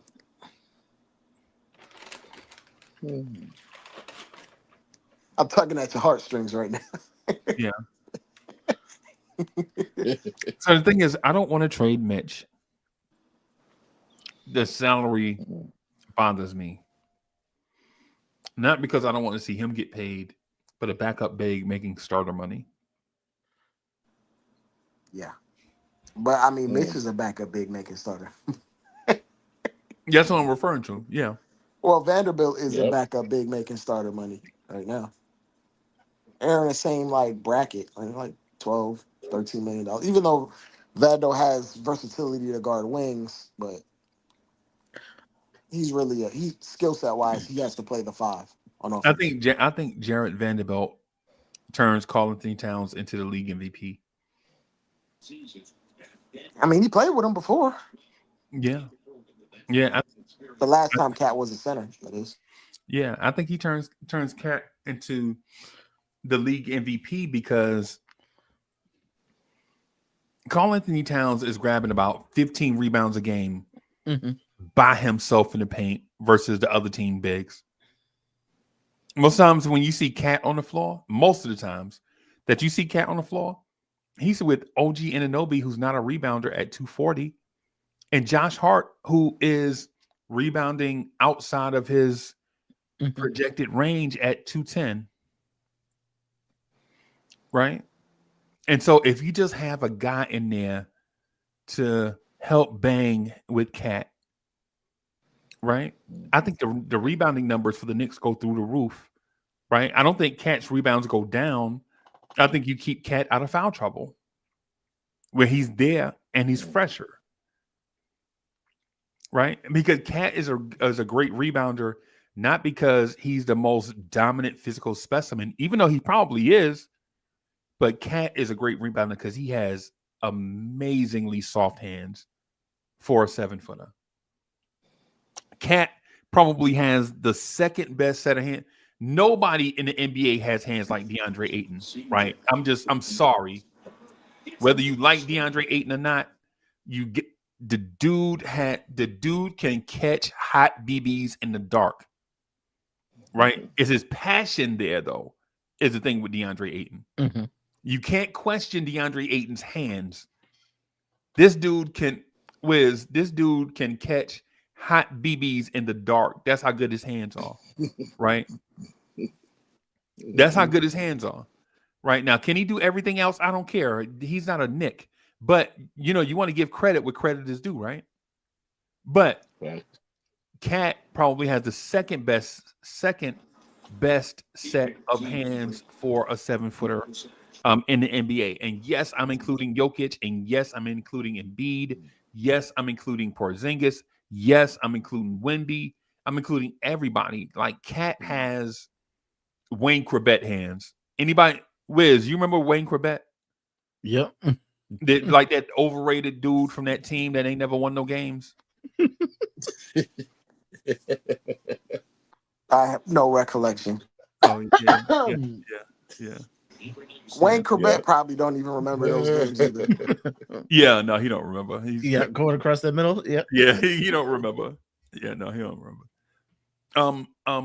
But anyway, the point that I'm getting, like, if it's a Jared Vanderbilt thing, I probably wouldn't do it because I don't think that need is the need. Like we were saying earlier, I think if Mitch comes back, then Precious becomes Jared Vanderbilt. Right? That's what I think. If Mitch comes back and he's healthy and plays like to his normal whatever it is that he normally does, right? Then Precious becomes Jerome Williams, Jared Vanderbilt type guy in today's NBA, by the way, not old school NBA. I think Austin Reeves is the fix because it has him fit into now he's a starter with the Lakers, right? Vanderbilt? No. No. Austin Reeves. Oh, yeah. Yes. Yeah, see, he wouldn't want to come here and come off the bench. No, he'd be starter. But it's more them. Like, they wouldn't want to trade a starter for a non-starter. It just wouldn't make sense. Right. Yeah. But the thing about the Lakers, they think stars. They don't think. I think if they traded Reeves, it's for someone bigger. Yeah. They're not trading him for depth. Remember they were in the Zach LaVine sweepstakes. They would put him in there with like all the salary. Yeah. Like he's a means to an end to a max player type. They're not gonna trade him for another guy on similar salary. Yeah. So if you're the third team, you're the third team. You would have to be the third team to make that happen. Right. Yeah, exactly. you'd have to direct him to the third team while the Bulls take no salary or something like that, or lesser salary or expiring salary. Okay, so here's my second. Austin has started. Here's my second answer to that. Then, right? Here's my second suggestion. Kevin Huerter. I brought him up last year. I wouldn't be mad at that. Yeah, I would. It's the money, though. It's the money. He's like what, 17? 17, yeah. The Kings might be selling soon. They are abysmal right now. Right. They messed up their chemistry. They messed up their dumb franchises do. Instead of keeping things the same and building, they tried to take a monster step. They thought DeMar DeRozan could be an additive player, but if you don't play defense and don't shoot threes, you're not an additive player. Right. Like, there's no such thing as too much 3-point shooting in today's league, and no such thing as too much defense. he doesn't provide any of those things. He provides mid-range shooting, and if he's not giving you that, he's giving you nothing else. Maybe some tertiary playmaking, but that's about it. Right. That man scored like 7 points on the Pacers. I could show up tomorrow and get like 2. I might get 2 on the Pacers. Yeah, and not even at the free throw line either.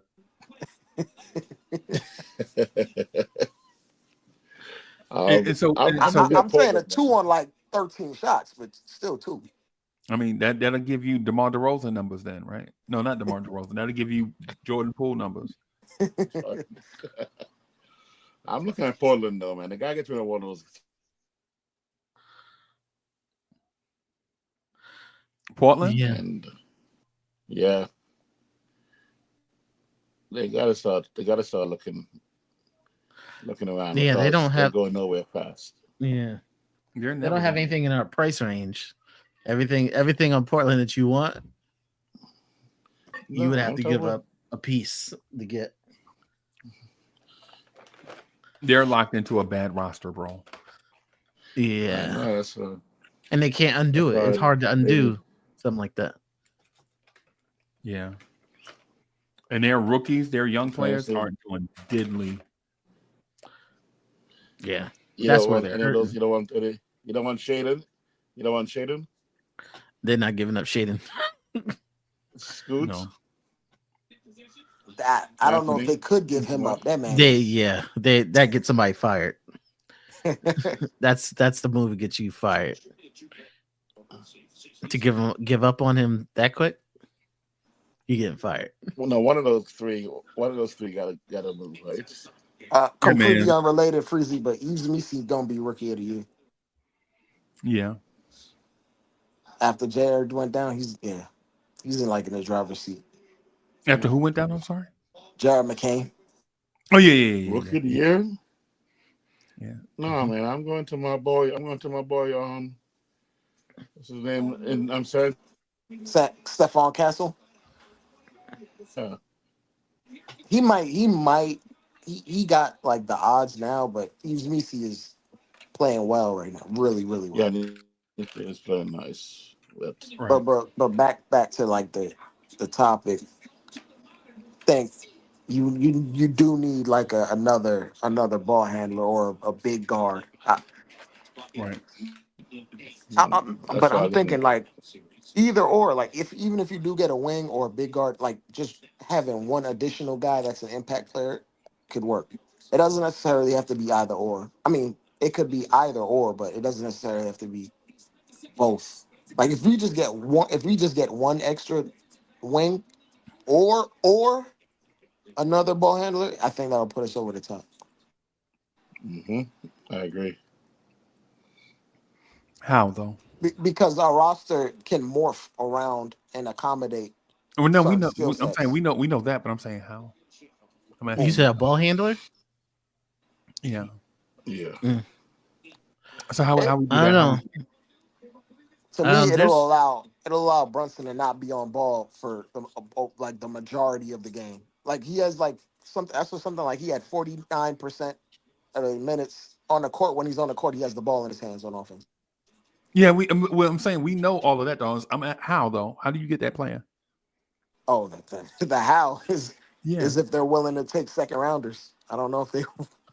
Because the thing is, I'm thinking that you don't want to trade what you have already for that guy. You want to add that guy to what you already have, right? That's if you consider Mitch what you have already. Yeah. Yeah. Well, then you're not getting nothing if you don't trade Mitch. You ain't getting nothing good because these guys make a decent amount of money. And precious too, right? You don't make it precious. Like we saying the most ideal guy would be Malcolm Brogdon. Well, he's not playing for pennies. No. And guys of his ilk, that type of skill set, you don't find them for $7 million or precious salary. Right.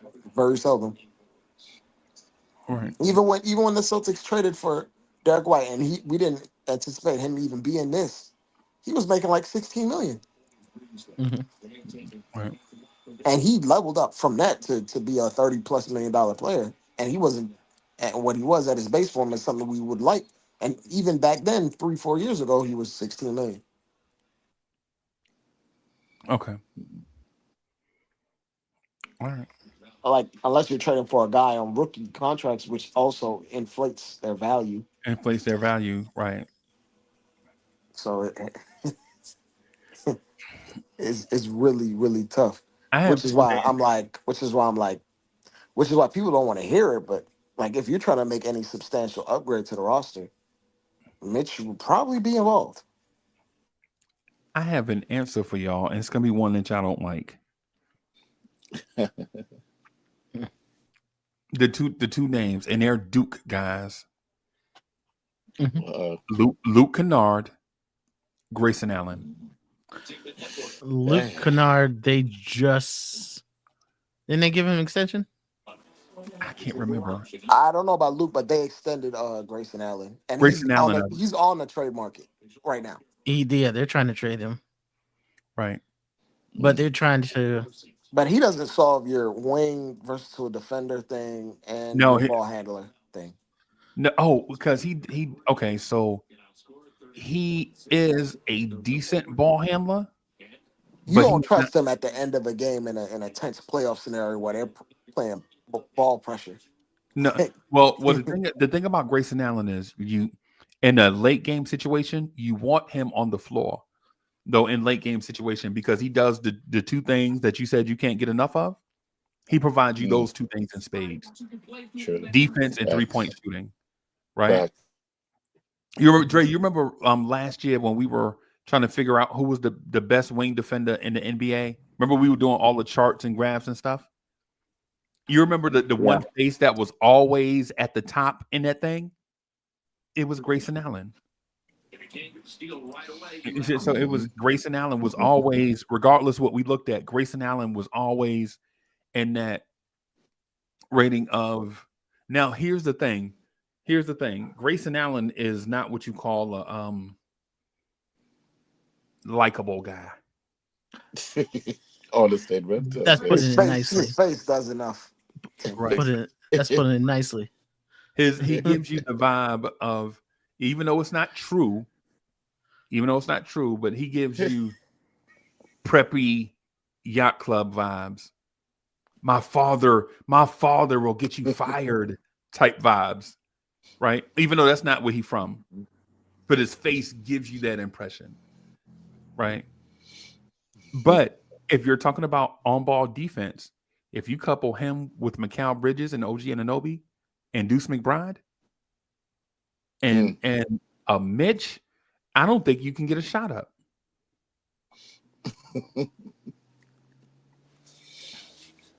Right? Mikal Bridges' defense looks suspect now because he's playing out of what he normally does and he has to get used to that role. You put Grayson Allen in that role and let Mikal Bridges go back to what he normally does, switchable defender, and then have him switching with OG and Anunoby. Now you're like, I think Tibbs would lay down on the floor and smoke a cigarette, bro. Seeing Grayson Allen on the floor. I think he legit is what he wanted Keith Bogans and Kirk Heinrich to be. I think he's the perfect Tibbs player. Now, with that said, personality wise, are you willing to rock the boat internally in order for a chance to win a championship?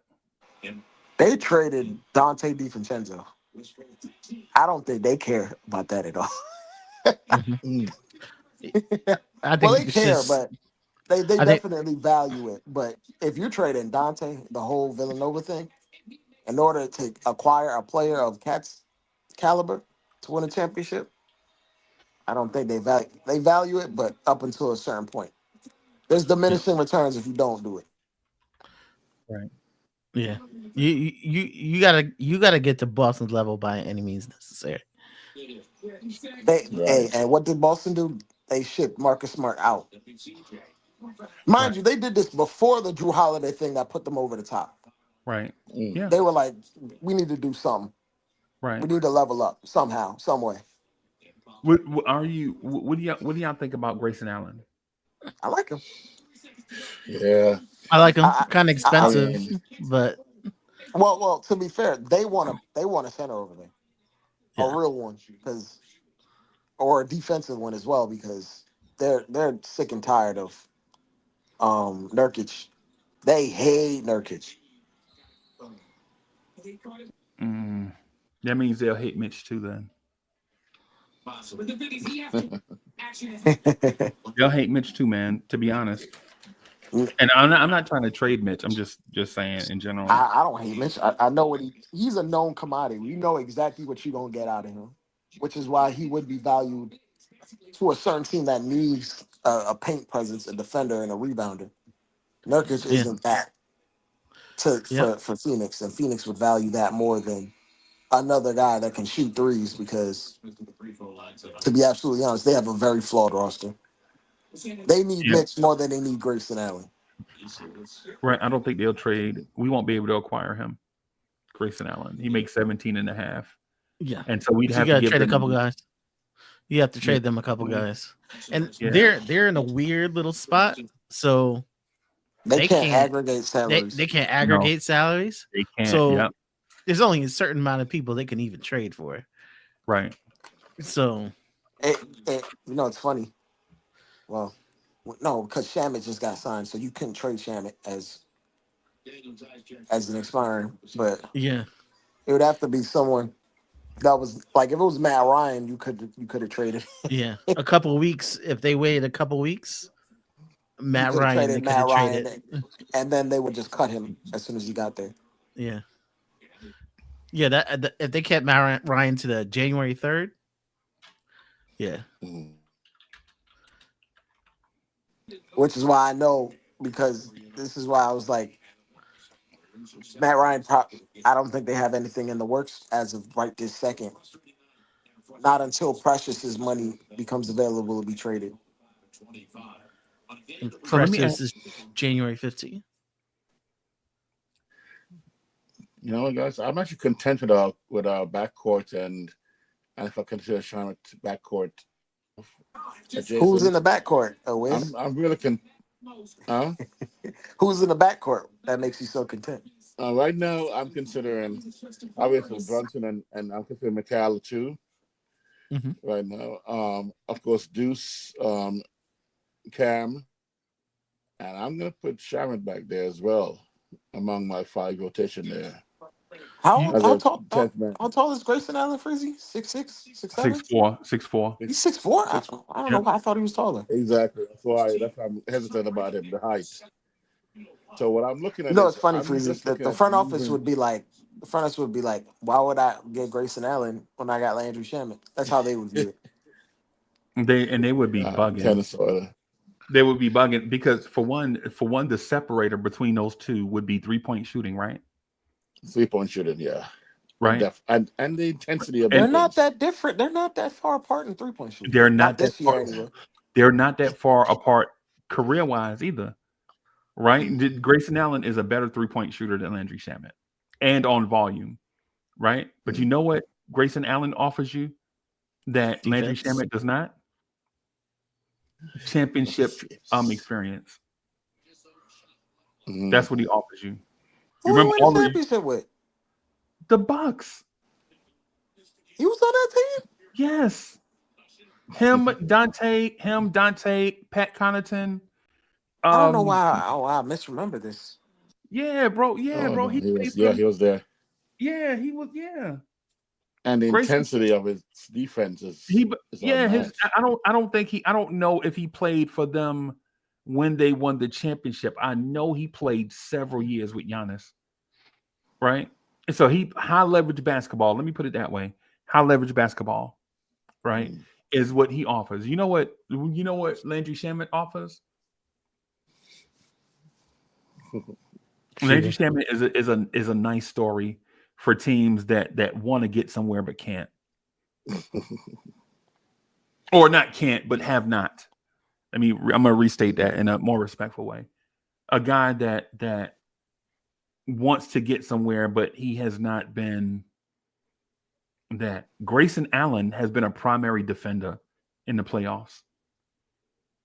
Landry Shamet has not. It's the reason why one dude got an extension for $17.5 million a year, and the other dude was the second player drafted in the G League draft.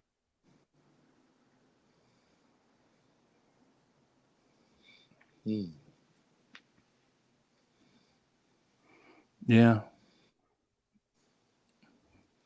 Building Who's blocks. the other guy you suggested?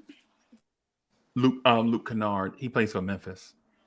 Yeah, but they're on a heater right now. Memphis they're plays solid. Memphis plays like 11-man rotation. Yeah. Yeah, but Luke Kennard waited all summer for them. Like he's in there. Yeah. He's in there. I think they're just trying to arrange things so that they can re-sign everybody. But he waited for them all summer. Right. Yeah. If we keep the backcourt the way it is and they can grow together, I want Freezie, one of your boys. You know who I want? Real cheap too. Minnesota. Go back to Minnesota for Luka. Garza? Yep. No. You don't like him? No. There's something about him, man. He got some. I don't think that he's getting developed properly. The first time he blows a coverage, Tibbs will blow a gasket and never play him ever again. Because he doesn't have the right coach, man. I think Tibbs will make him into a champion. As Tibbs made himself into a champion. Tom Thibodeau made himself into a champion. But Luke has all the tools, man. He has all the tools. Whereas to the point, building blocks read my mind. One of the things that I think the team is missing is that grit. Grayson Allen is that, bro. He don't give a fuck. Exactly. You think Grayson Allen? Do you think Grayson Allen care about stepping on your hand when both of y'all on the ground? He don't care. He does not care. You think Grayson Allen care about kneeing you in the side in the scrum for the basketball? He don't care. He think he's 7 feet. He does. Yes. Grayson Allen is the defensive JJ Redick. Y'all remember JJ Redick as a player? Mm-hmm. Grayson Allen is the complete polarizing opposite. Grayson Allen is that dude at the rec that D you up 90 feet in a pickup game. Exactly. He don't care. He don't care if you he don't care if you bought your Jordan 11s just to look good out there, bro. He gonna step on them. With now 17.5 million, I know that 15.6. Huh? Yeah.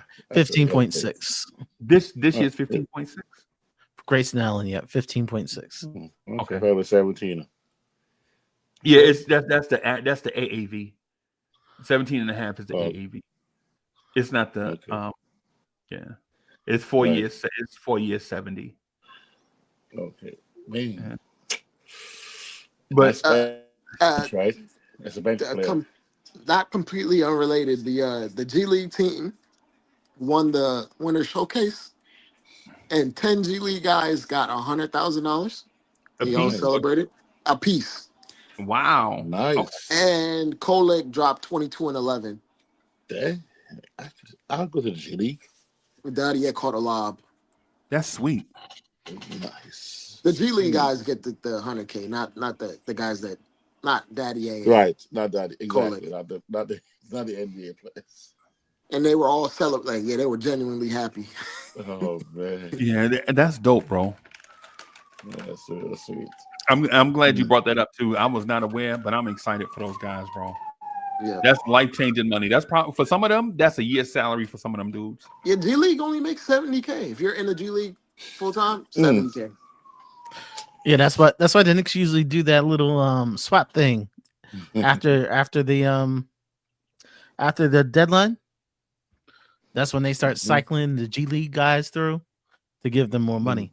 Right. Yeah. Man. Fritz, Mm-hmm. you've been knowing me for a while, right? And I'll put people on the spot because, frankly, I'll put my own self on the spot, right? But bro, if I saw Charlie Brown Jr. one more time, bro, I swear to God, I was going to quit being a Knicks fan, bro. Oh man. Wiz, I'm for real, bro. Kolek won Finals MVP. Them. You know what people are gonna be saying, right? Trade Brunson. They could be like, trade Brunson, bro. Kolek. You could find 30 minutes. Yeah. God. Yeah, man. Yeah, but to the point that Fritz was making about cycling the guys through and all of that stuff, yeah, man, I'm here all for it, man. I say share the wealth, man. Be generous. You know what I'm saying? Look out for the little guy, right? Look out for the little guy. Charlie Brown Jr., bro. And that fucking in that cast. Wiz, he wore that wrist brace for what, 2.5 years? Yeah. Bro, I understand some of how workers' comp works, bro. But for you on workers' comp for 2.5 years and you're an NBA player? Yeah. Yeah. Man. Yeah. So Mm-mm. and so one other thing, Dre, too, just real quick. I honestly don't feel like the Knicks need to make a major move. My thing, I'm basing it on. What's your thing? What's your definition of major? Before you go further, Right. I was gonna explain it. I'm glad you asked me because I was gonna explain it. I'm glad that was a nice setup. I'm gonna throw this thing. I'm glad you threw me the lob, bro. I'm gonna throw this thing down in traffic, bro. I'm dunking on everybody, even the refs, with this. Right. My thing is, I don't want to trade Mitch or tinker with Deuce's development based on the eggshell theory. Right.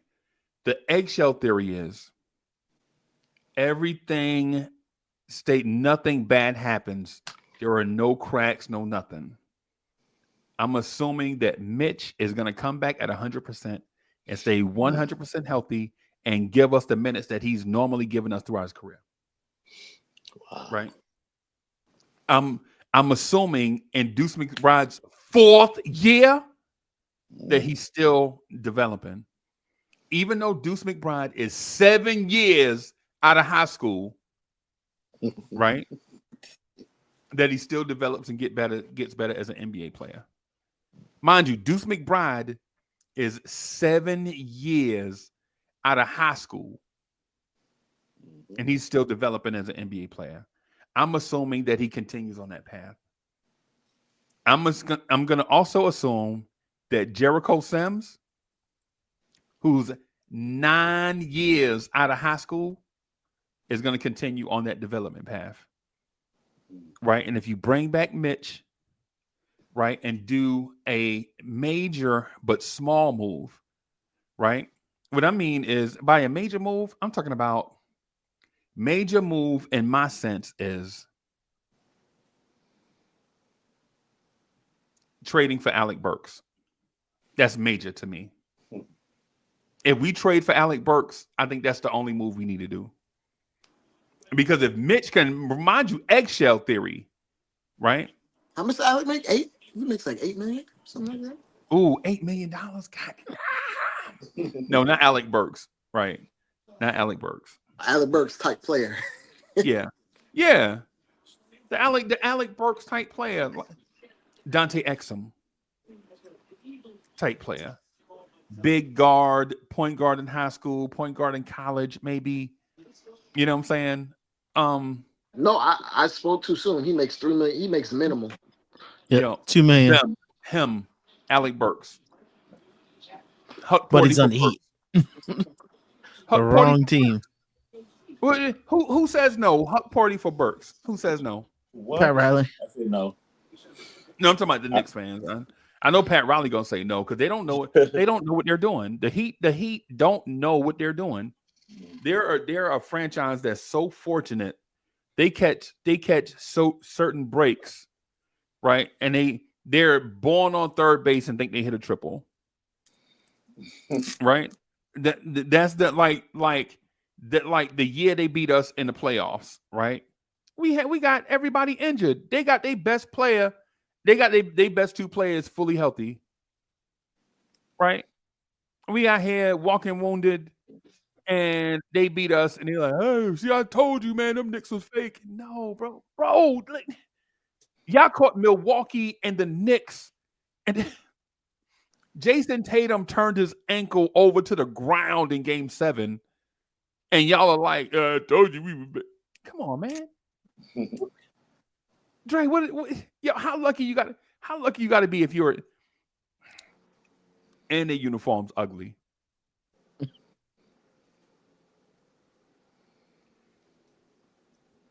Right?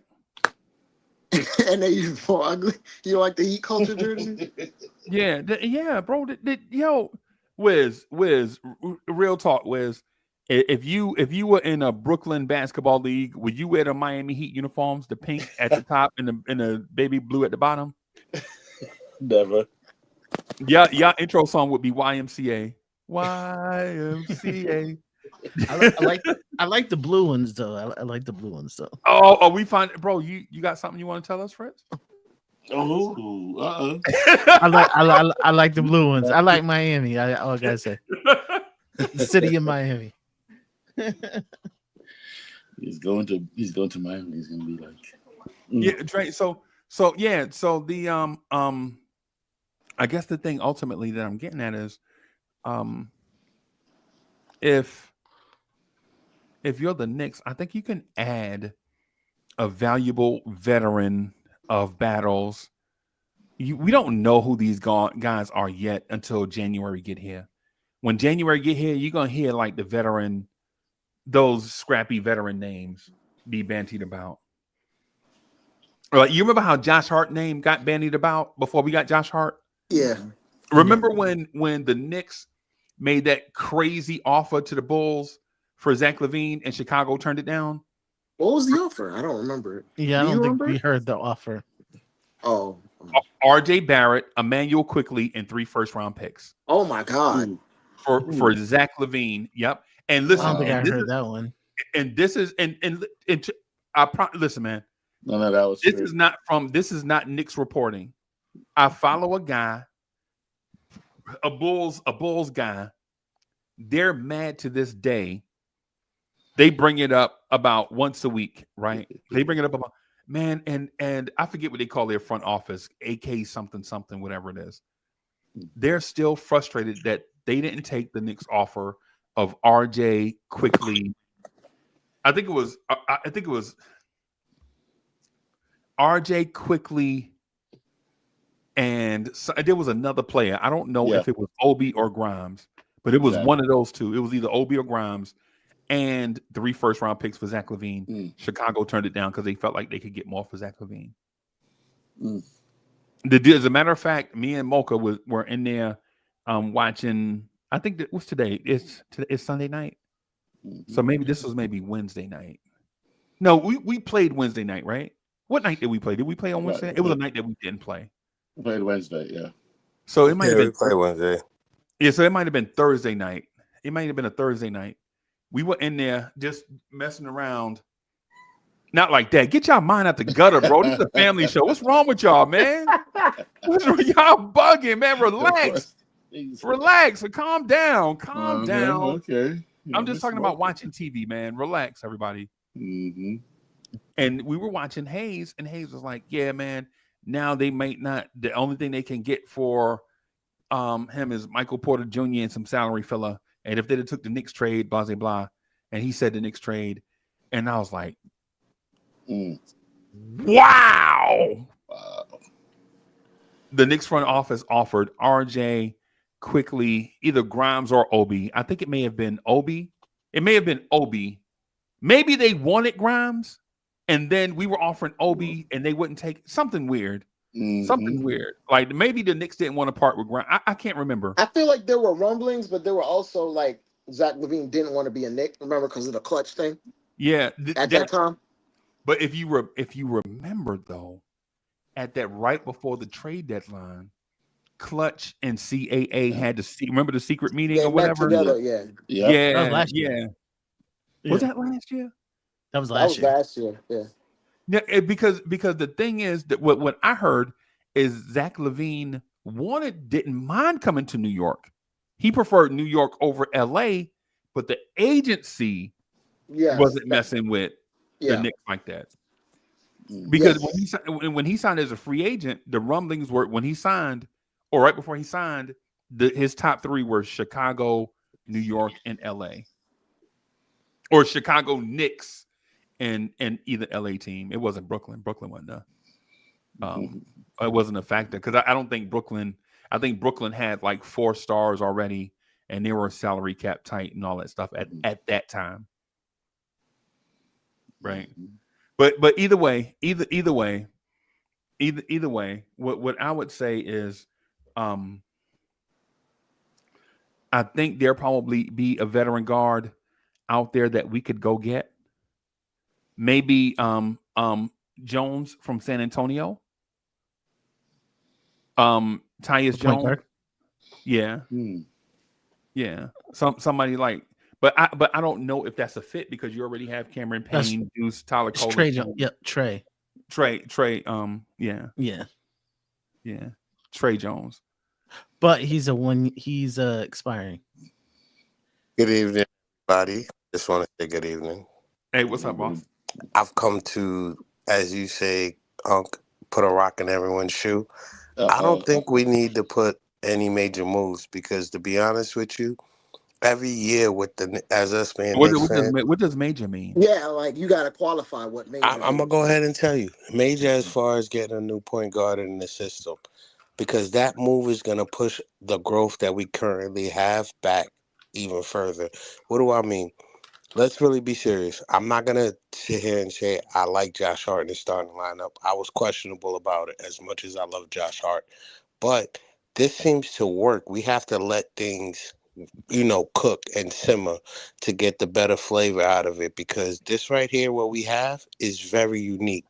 We have 5 guys that at any time can go off. And I hate to say this, and Dre, I love Josh Hart. But I'm starting to agree with you about his inconsistencies. But he has shown up in big moments when we need. We're not talking about a starter. We're talking about bench players. No, I know. I'm just saying this is what I'm trying to say. We don't even use the bench right now that we currently have the way we should. That being said, I think that it's just going to hinder the growth of what we already have as far as bench. Example, if we were to go ahead and get a bench player that can actually control the bench the way it is, it'll change the system because, one, Tibbs already doesn't use the bench the way I think he should use it. I'm not going to say we. I'm going to say me just because of the fact is I think he should use more of the younger guys. But with that being said, even if we do get that player, it's not going to help because he believes in Cameron Payne. He believes in McBride. He believes in Precious Achiuwa. So for them, even if we get a guard, it's going to take away from their growth and what they're doing and can contribute to the team. So for me, the problem is we have to actually just hold the fort with what we have. It could be better. Yes, you're right. But I think that if we let it work and let it fix itself, it will on its own. Look at last year. All the injuries that we had, we won 50 wins with a bunch of guys that were injury prone. So for me now, I just think that what we have to do is find a way to use what we have, use the people that we have now, and develop them as well into the system to where we're better, because that's the only thing we're missing. And what do I mean? We're not using Tyler Kolek as often. Tyler Kolek is a great point guard as far as ball handling and as far as contributing the ball. But when you get what I've noticed is when they put a bigger guard on him to defend him, he has issues. Same thing with Brunson. We can work through that if we allow them to do it. That's all I'm trying to say, because I feel there's so much potential here that we haven't seen the best of the Knicks yet.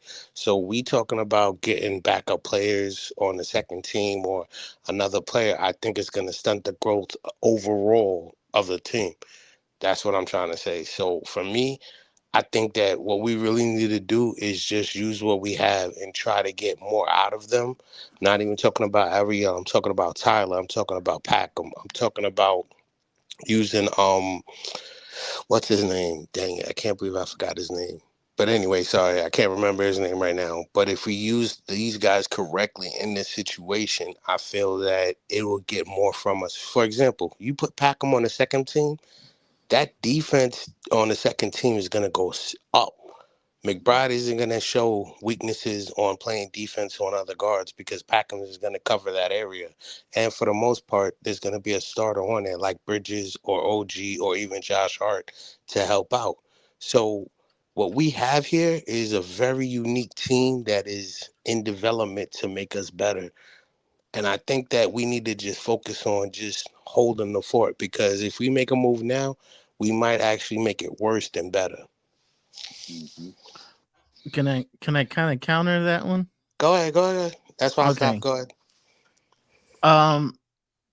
When it comes to Kolek, I like the kid, but if they took the shackles off of him next year and say, "Hey, you're the full-time backup point guard," at best that's 13 minutes a game,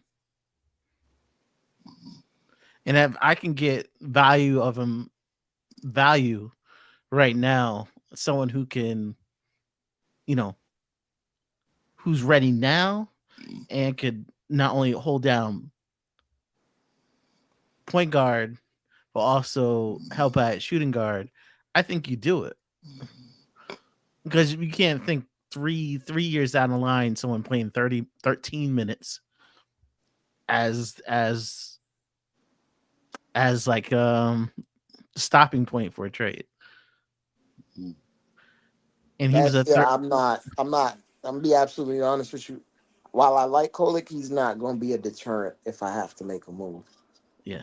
Because it's 13 minutes. He's never gonna be the starter. Unless we decide to play him next to Brunson at points. So that won't happen. Okay. Not yet. Until he can figure out how to play defense. Right. But see, that's what I'm about, like the growth of what they need to work on. Now is the time to work on those woes because think about it. If we get a player now that can fit in for now, that's only a year or two of success, and that's not going to give us what we need for the long haul. So what do we need for the long haul? What we need for the long haul is to build off of these young guys that we have and show the potential to have. For example, I'm going to keep saying Packham, and I know I'm a big Ariel fan, and I love Ariel, but Packham's defense, it's there. Like now, it's there now. That man transition defense is terrible. That man transition defense is terrible. And you know I love Low Freezie, bro, but I keep it a stack. I keep it a stack, bro. When you trash, you trash. When you great, you great. We're gonna call it like we see it. His transition defense the other night was against Dre. Who's that we played the other night? Blew him out. Minnesota. That man transition defense was terrible. Bro, terrible. And you know what that is? All that is effort. That's not even technique. That's effort. Came about. And the other thing too is NBA champions don't have 19-year-olds in their rotation. Whoa, you can't say. I can absolutely say it. I have a mouth. No, you're right. Because Braun was already in college. You're right. I apologize. I was gonna go down a road and I stopped myself. So yeah, you're right. I give you that one. You're right. Cowboy Bob, I would think you would be correct if Tom Thibodeau was playing them. If Tom Thibodeau was playing Kolek, I would say absolutely keep him. But he's not playing him. but that's not how this thing works, bro. How champions are built is you have a great point guard and his backup is a quality veteran. Yeah, backup, right? Yeah. You don't see NBA champions. You don't just grab a guy You don't grab 3 guys out of the draft and they take you to a championship. No, but yeah, I can't. Now go ahead. If someone values him, if someone sees what he's doing and say, "Hey, I'm gonna value him like a first round pick," yeah, I'm dealing him. Trading him. I'm not giving him away. Just give him away. If someone values him, is like, yo, I can really use that piece, and I'm gonna center a trade around getting him. I absolutely do it. Okay. Reason why I say this is as much as I question Tibbs as far as development on players. But you shouldn't know. No, I question it. No, I question it. Think about what you're saying. What you're saying is Tyler Kolek should jump the depth chart over Deuce McBride and Cameron Payne. No, that's what you're saying. Work with them to develop a skill. So you're going to play 4-point guards. So you're going to have 4-point guards in your rotation. No. I'm not going to do that. But what I am going to say is at times you can use Tyler Kolek and maybe a Cameron Payne with OG, Bridges, and Cat. You can use a Tyler Kolek at certain instance to where he can gain the information and knowledge that he needs. So where's Deuce and Cameron Payne going to be at? No, what I'm saying is you can mix and match those. Answer the question. Yeah. They're still going to be involved. They're still going to be involved. So you are going to play 4-point guards then? I see what you're saying. 4-point guards overall. What I'm saying is I'm not giving Tyler Kolek. Have you ever seen an NBA team play 4-point guards in a rotation? No, and especially not 4 guards that are all the same size. No, I agree with that. But what I'm saying is you got to start using him to where he can have some type of value. That's where I was going with Tibbs.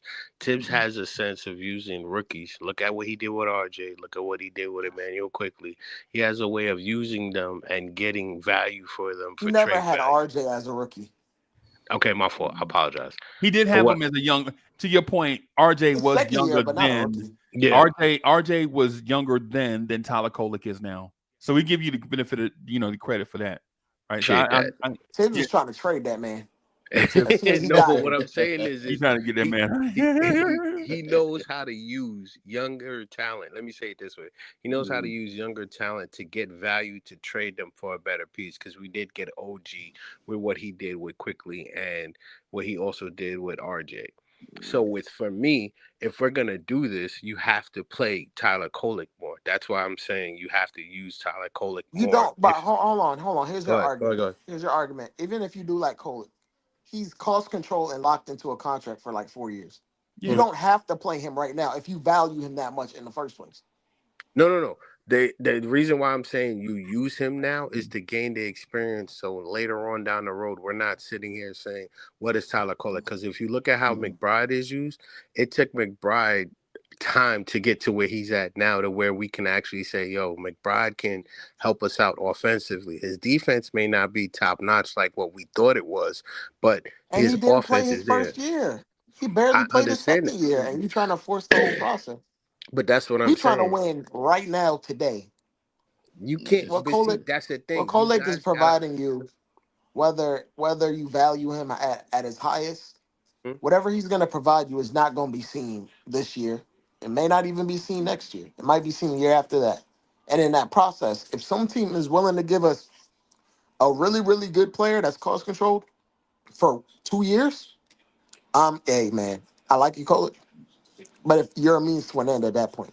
But what I'm saying is we're not gonna get like for instance, if okay, go ahead.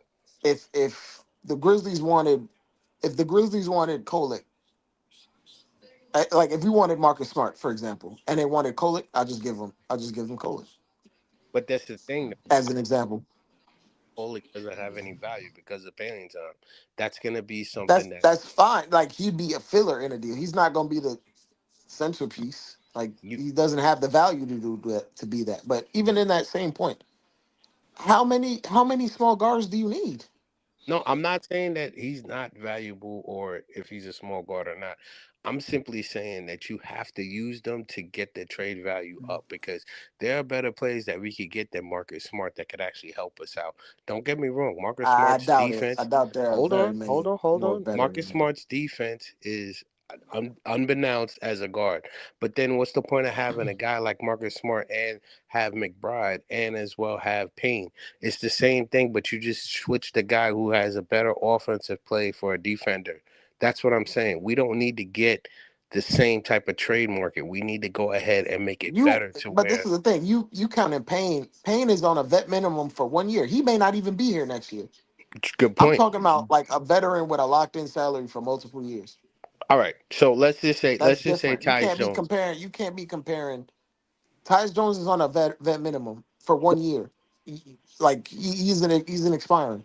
No, I'm gonna say something real quick. Like, let's look at Tyus Jones. Tyus Jones right now can add more to our team because of the fact of than Kolek, because of his experience and what he did with Memphis. And to me, I agree with that. That's a good trade-off. But what I'm simply saying is, for us to know the real value of Tyler Kolek, we have to play him because the thing is regardless of what we think of Tyler Kolek, for us to get the best value for him, we need to play him.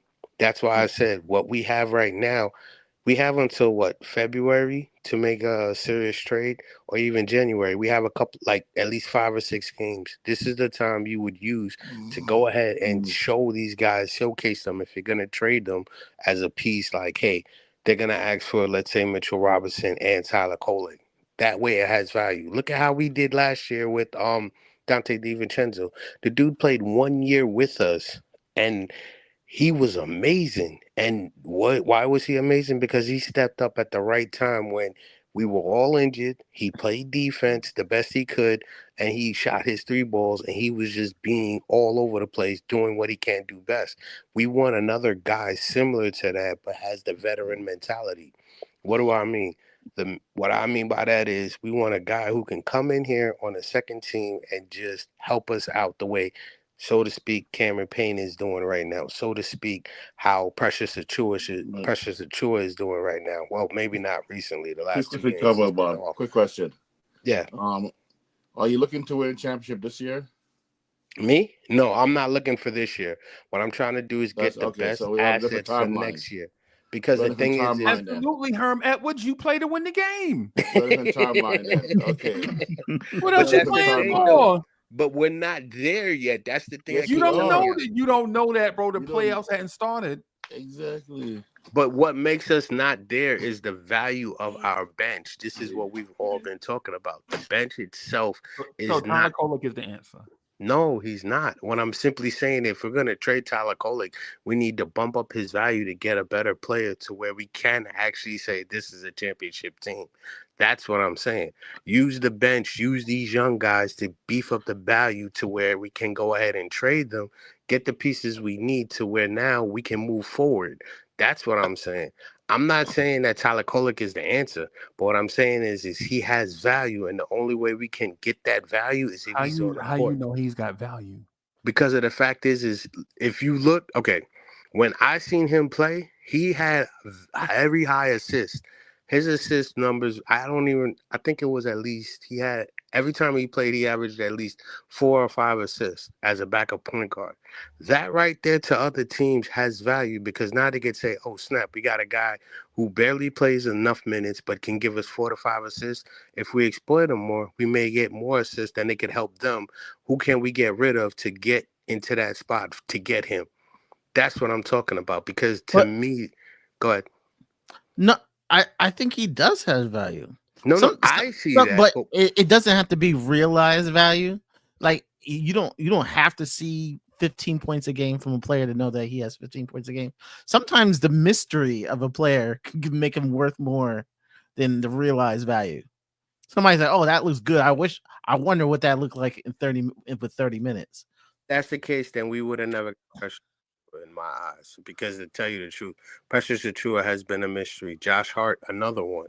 I'm not, again, y'all know how I feel about Josh Hart, and I'm gonna keep bringing him up. But we gave Precious $6 million, but this summer, like Precious could have got $9 million from somebody if he wanted.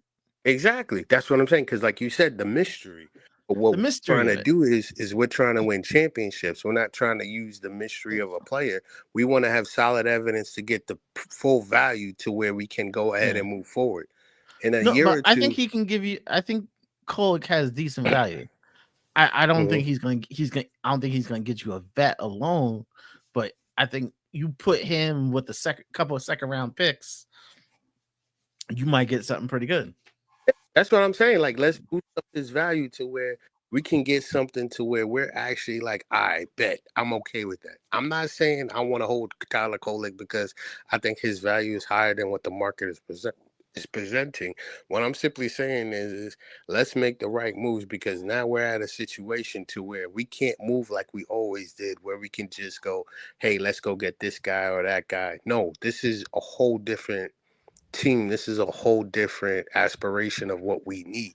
That's why I'm saying use the younger guys. If we're gonna not play them, beef them up to where we can go ahead and get trade value for them. Even Ariel, as much as I love Ariel Hakaporti, I'm willing to trade him, because if it gives us a championship this year, cool, let it rock, because we need that championship.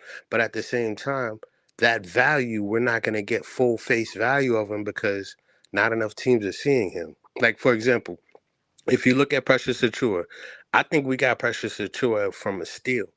Yeah, because we gave up RJ quickly and we got Precious and OG. Everyone's going to say OG is the man. But if you look at it, we got Precious, who has been doing a lot of good stuff for us. We even started thinking we could run a small ball offense because of a guy like Precious Achua. That's what I want to find, to where we can actually have it as a backup. Hey, Bob. Yeah. Hey, you all over the place.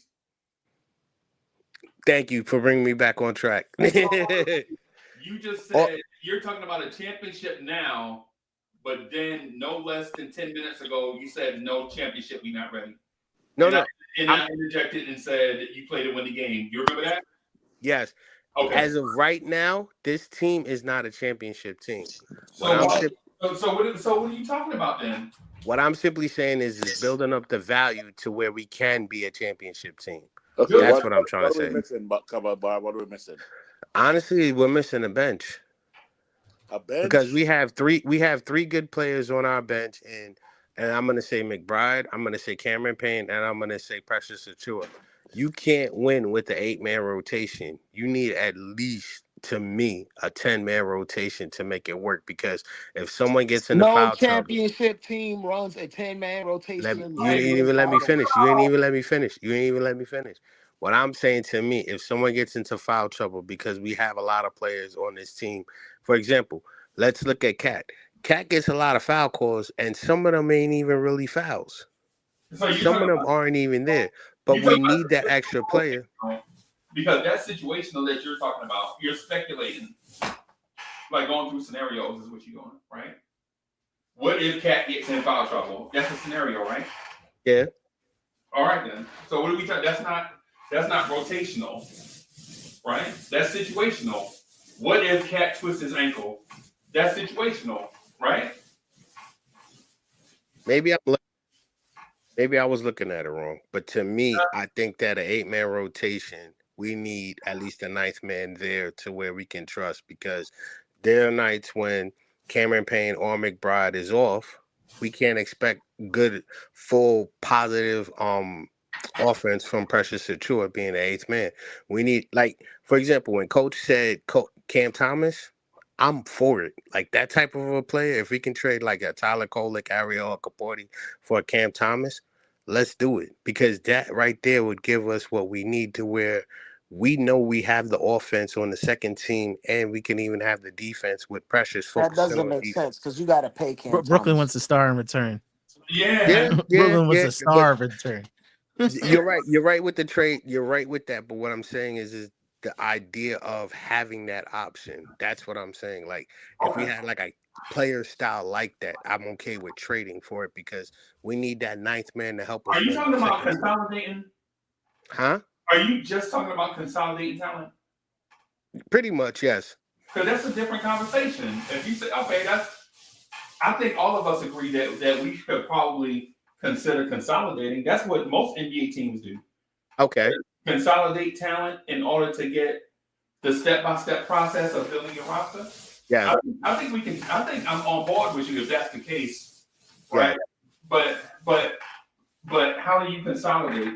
They have to have value, right? You want them to play. right? You want them to play to improve their value, right? Yes. Tibbs wants to win every night. Damn.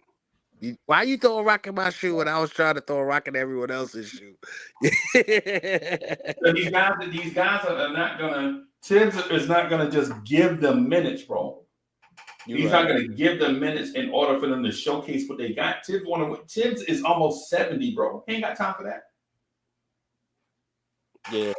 So me looking at it through my eyes as a Knicks fan, I think. And this is not a rebuilding roster. The scenario that you mentioned is what rebuilding teams do in order to be able to improve asset value and things of that sort. Man, Tibbs ain't doing that.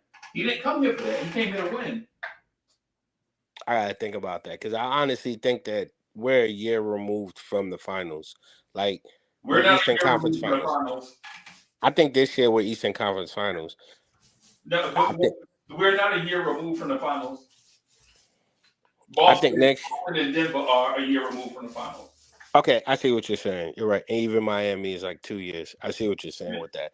But I think with this talent on this team, we can make it to the finals based off of how well our starting five and the three guys I mentioned work.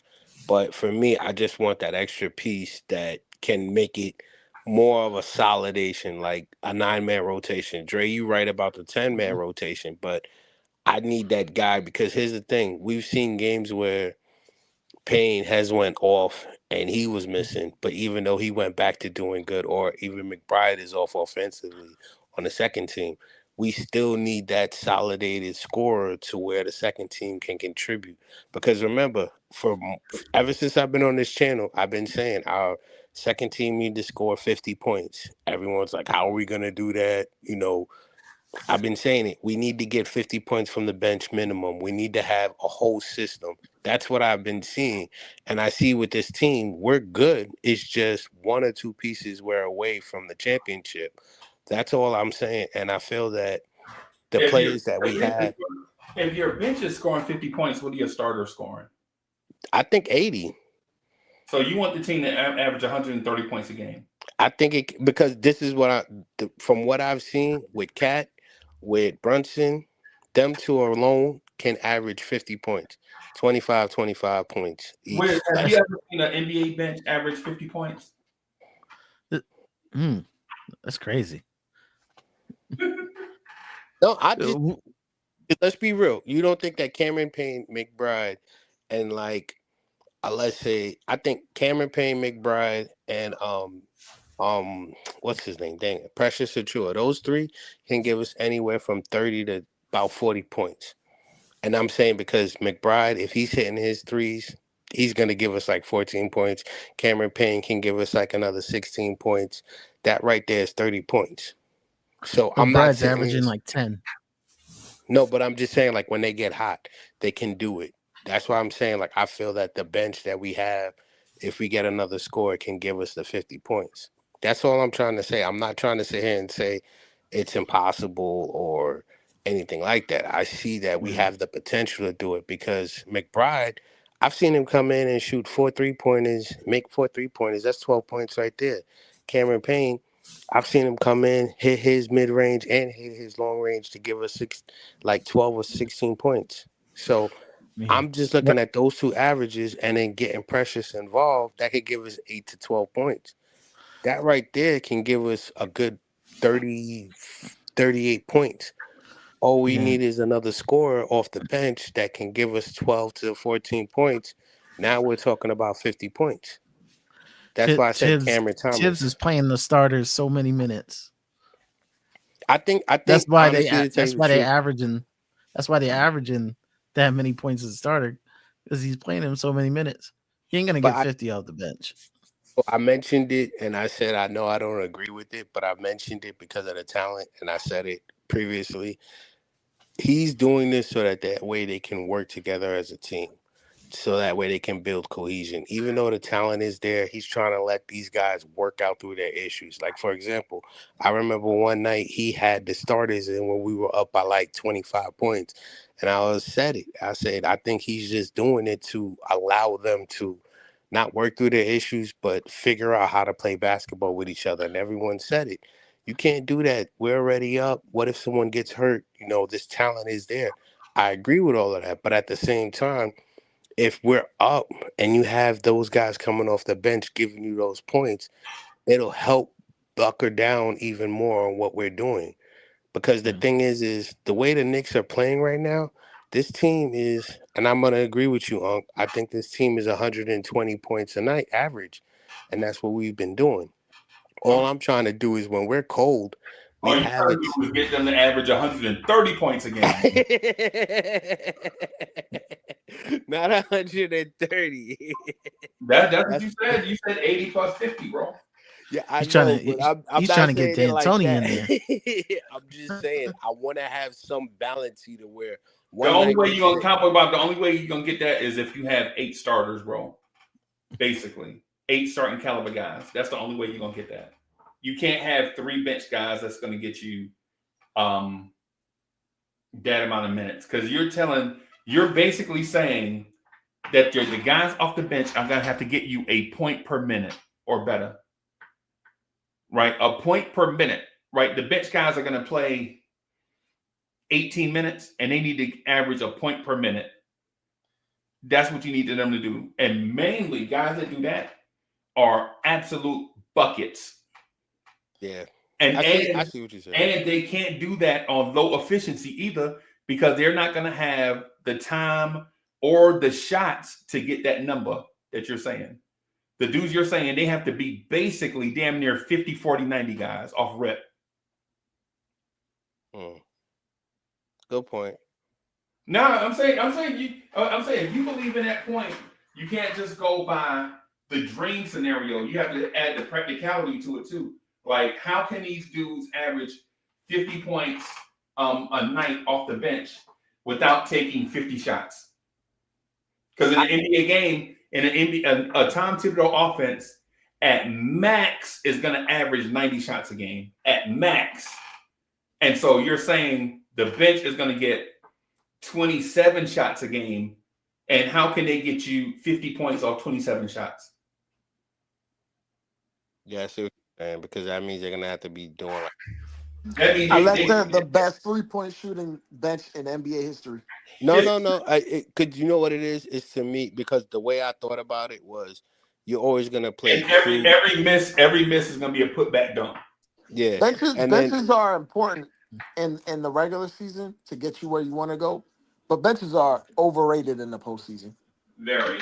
No, you're right. But the thing is for me, like I said, I think is you're gonna have 2, maybe 3 of your starters on the team, so it's not just gonna be them getting their bucket shots and stuff like that. Well, then if you're talking 2 or 3 starters on a team, then you're not getting 50 points out of your bench. Period. No, you can get 50 points. No, you're not, bro. You're not. Yes, you can. You're not. Hold on. The Celtics didn't do that last year. Celtics got damn near 90 points out of their starting lineup every game last year. Mm-hmm. And they averaged like $120. So where's the 50 points? Like, the contenders are about do you have an elite top 7? That's basically what it is. And guys 8, 9, and 10 just carry you through the regular season, so you maintain your elite 7. Right. The players 10 through 12 are basically substitute teachers. You don't even depend on them. Your players 10 through 12 might even rotate. You might have a different 10 through 12 from November to January. It might change. Yep. Freezie, you look at like the Memphis Grizzlies and OKC, when they get to the playoffs, that rotation is cut to 8, maximum 9. Yeah. And they run in 11, 12-man rotations right now. Yeah. And even with 11, 12-man rotations, they're not getting 50 points off the bench. No, they ain't getting no 50 points off the bench. When have you ever seen a team get 50? Not average, but at score. I have never seen a team have 50 points off the bench, ever. It happens, but not as much as you. I haven't seen it. I need an example. Some of y'all got to show me an example of that, bro. Yeah, I've never seen it, bro. Okay, maybe I was reaching. 50 is a lot. No. You guys have made valued arguments, and I'm not going to argue He that. think That's what I Tyler said. Kolek is Steve Nash, bro. I'm not saying that. What I am saying though is this: is I feel that this bench, we need to work on the bench a little bit more before we can say Right. we're a Because championship team. if 48 times 5 is 240, right? And if your starters are giving you 180 minutes, that means you have 60 minutes for your bench guys to get you 50 points. And Freezy, I put it this way: the teams that are top 10 in bench points, there's only one team you view as a contender. Right. Yeah. Yeah. If you heavily rely on bench points, that means you probably don't have that upper echelon talent.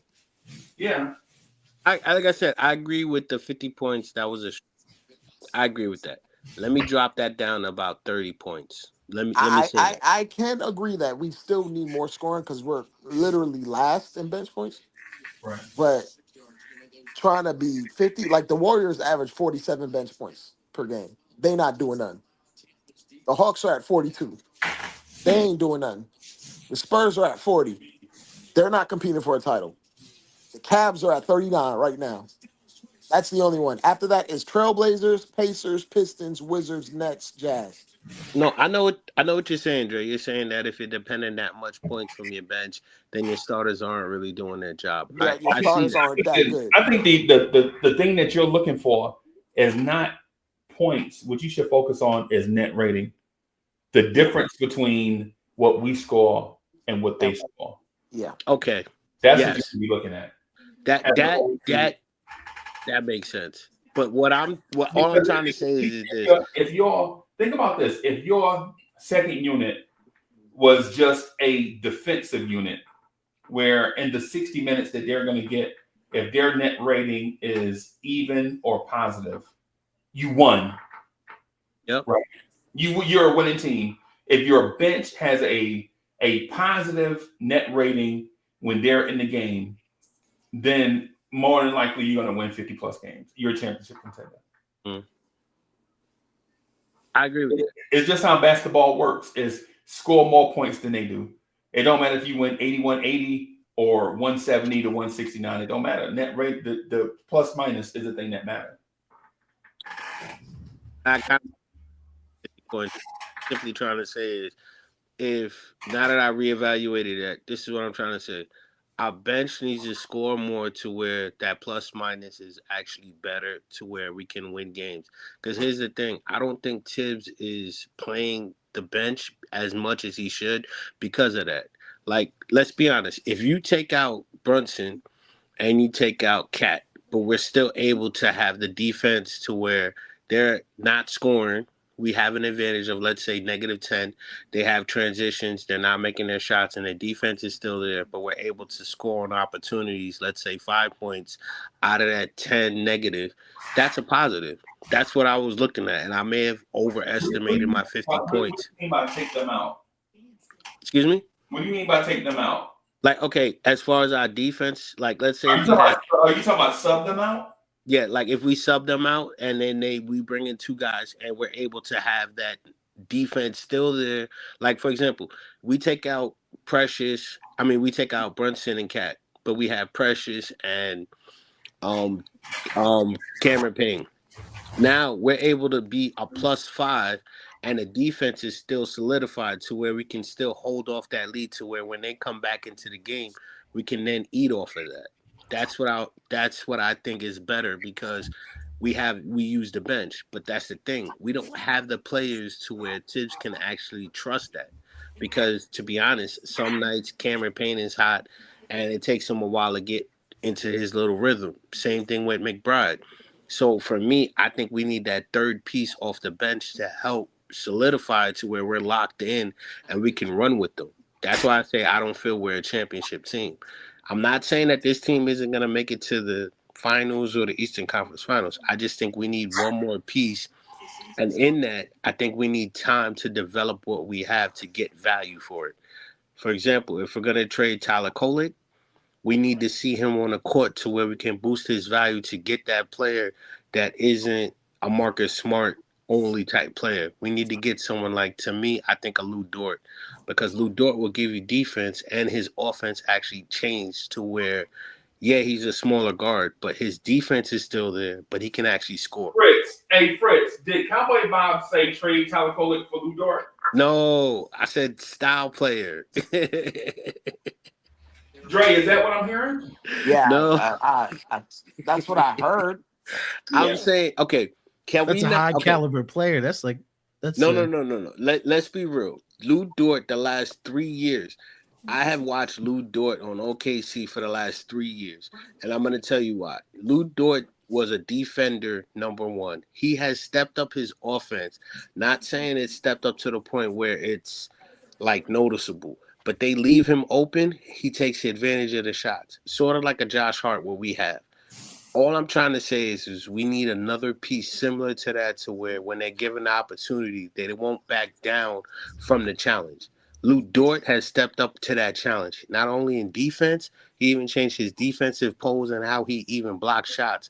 Look at how he changed in the last 3 years with his defense. He was physical the first year. Then the second year out of that three, he started being more less physical, playing off of the defender. And then now he mixed and matched to where he can play physical but yet still be balanced. Or even a Herb Jones. Someone along those lines to where we know can play the defense that we need, but then also hit us with the offense every now and then when given the opportunity. That's why I use Dort, because I think Dort's defense is amazing. Same thing with Herb Jones. But for us to get that kind of player, we have to have value in our rookies to trade for them. That's why I say I think we're one piece away. You're talking about starting NBA players, right?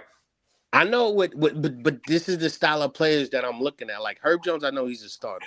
So you want to trade Tyler Kolek for an NBA starter? No, I want to boost up his value to get someone that's on that market. Because here's the thing, Herb Jones. I want to say Herb Jones wasn't really on anyone's real radar until last year, so to speak. Because outside of you, Unc, and very few people, I've heard a lot of people talk about Herb Jones like that. And very few people did up until last year. Last year all I heard was Herb Jones, but I was like, wait, Unc's been talking about this dude since day one. email lead for a couple of years. Yeah, I know, but what I'm saying is because of his offense hit the boost. Same thing with when you look at, okay, like if we had gotten, like I remember us talking, we were talking one time about getting a Josh Giddey. I value Josh Giddey's offense, but then we're gonna lose on his defense. So at some point, is it worth trading for a Josh Giddey style player who's gonna give us the offense, but then we lose out on defense to where we're gonna struggle? You gotta pick more realistic candidates. Yeah, those are okay. Josh Giddey's the $30 million player next year. Good point. But what I'm talking about the style of play. We're not trading for someone that, like, first off, if it's something of value, you're gonna have to give up something for him, right? And we're not trading up something for a rental, essentially. We're not trading something of note for a rental. Okay, I understand Josh Giddey is a $30 million player next year, but if he gets us to the final, is it not worth it? I don't think they view Josh Giddey's archetype as the type of player that'll get you to a finals. Yeah, he's not getting you over the hump. Okay. So then, if you look at like the styles of players we target, as far as role players, it's a lot of them are shooters. Yeah, they're like, you have to be a willing shooter, and Josh Hart is pushing it right now, and we went out of our way to tell Josh, yo, shoot, and now he's pushing 40. Yeah, like, and he's like at 40% from three right now, and that is not by no accident. Like, if he was on another team that didn't like incentivize him or emphasize shooting, he probably would still be shooting at 35%. Right, and on low usage also. Yeah. So, like, if you just look up and down our roster, unless you're a center or you play center in lineups, you are expected to shoot. Yep. And shoot well. Yep. And if you don't do that, we're not acquiring you. Or else. Yeah. That's what Tibbs values out of anyone that's not a big. And and even to that point, we acquired the best shooting big ever. Yeah. to lean even more into that. So we talking about Josh Giddey? No. And you know what else? You know who was a reluctant shooter, and he's no longer here? Who else? Grimes. Grimes. Quinn Grimes, bro. You can shoot, but you won't? Okay. Bye. We told Dante, basically a veteran role player, semi-journeyman, to take 15 threes a game. Yeah. and you know that and Trey, you know why they knew it would work? You know why they knew that would work, right? Yeah. Because they did that at Villanova. Yeah. Remember the year they won a championship? They were one of the first small ball like small ball 5-out teams in college ever. Yeah. So but not only that though, when they had an injury to their senior guard and Dante filled in, they were like, Dante, every time you touch it, you gotta shoot it. You gotta shoot it when you touch it. Dante wasn't that. Dante DiVincenzo out of high school was an athletic finisher playmaker. And they called him the Michael Jordan out of Delaware or something. Right. That's what he was. But when their senior guard got hurt, they were like, Dante, you got to shoot it or else. And he shot it or else. And that's what got him to the NBA. That's what got him drafted as a first-round pick. So what you're telling me is we need a player off the bench like a Dante. No, that's not what I'm telling you. What I'm telling you is you're not going to trade Tyler Kolek for Lou Dort. There is no way that's going to happen, bro. Nah, you're right. That's just me being wishful thinking. But I'm just saying, like, I honestly think that we need someone along those lines that's gonna, because if you look at the last 3 years of how Lou Dort has developed as far as a player, being a defensive player and then growing into offense and then helping out the team and being the balance, that's what we kind of need. But it's very rare to find a player like that. Like Dante last year, Two-way players are. No, I agree. But what I'm saying is like what Dante did. What Dante did last year was like, I want to say magic, so to speak, because what he was able to do was shooting threes, playing good defense, and helping out with switches. It was very unique. But in that instance, maybe it's just me being a Knicks fan and wearing my Knicks glasses. I think we could find someone like that again that can actually help us out. So maybe it's a reach. You guys are right. But at the same time, I think that we need to find value in our young guys by using them because this bench needs help. Maybe. No, it's a reach. It's a big reach. But I see this team again. Like I said, I see us winning 2 championships over one. I just think we're one little piece away, and a lot of people may be like, "What is Cowboy Bob talking about?" I'm just saying we need to make that bench just a little bit stronger. He said so Lou Dort is a little piece. He's a big asset. Jones is a little piece. Do you know what you got to give up to get Lou Dort?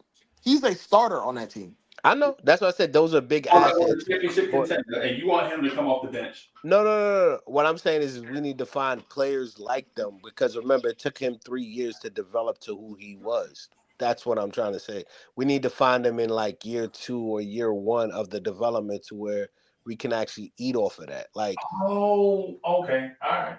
Like Dante DiVincenzo last year. I think, honestly, if we kept him and actually had him either starting or coming off the bench, we wouldn't be having these questions that we're having now. You want to reap the rewards of a young veteran hitting his prime. Yes, thank you. That's why I said, okay.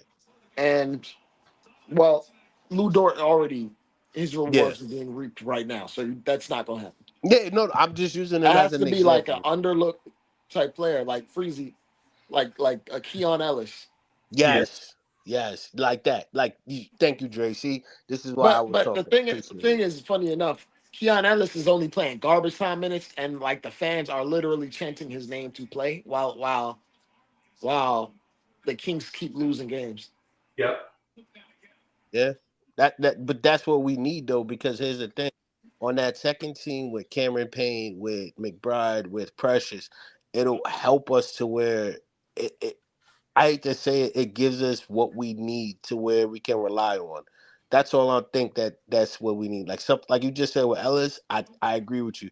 Like I hate to Okay, use this name. I'll frame it like this. Why do you think we can't reap the rewards of a young veteran like Shamet then? Mm. By definition, he is literally a 6'4" guard entering his prime. Tibbs has maximized 6'4" guards that are shooting first before. Dre, why you hit me with an uppercut, bro? I thought we were friends. I think you overthinking it. Yeah. I think you're right, but that's what I mean with the uppercut. But at the same time, I just want the best value for this trade moving forward to make us better Yeah. because we're almost there. Can't hold on too tight. When you look at like most of the like historic championship teams, multiple winners, it's a revolving door. Yeah. It's in out easy. Like they don't in out easy. They build up their value. They out the door. They bring in somebody else. They To do the use them same and then out the job and door. build them up and out the door. Get them out the door. Yep. Like nobody's worrying about what Ian Clark is doing right now. You don't even know who that is, but he was a backup guard off the Warriors. They gave them quality minutes. Yeah. No, again, like I said, it's me with my rose-colored Knick glasses on, thinking that we can get someone like that because all these moves that they made has been impressive.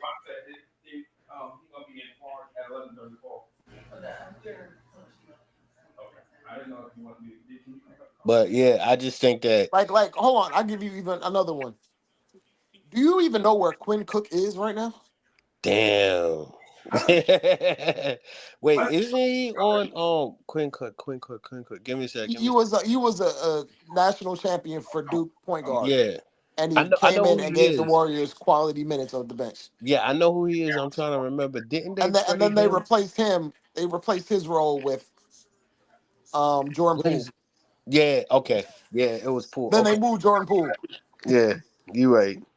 So Because I remember the name. That's why I'm like, I'm trying to remember where he's at right now.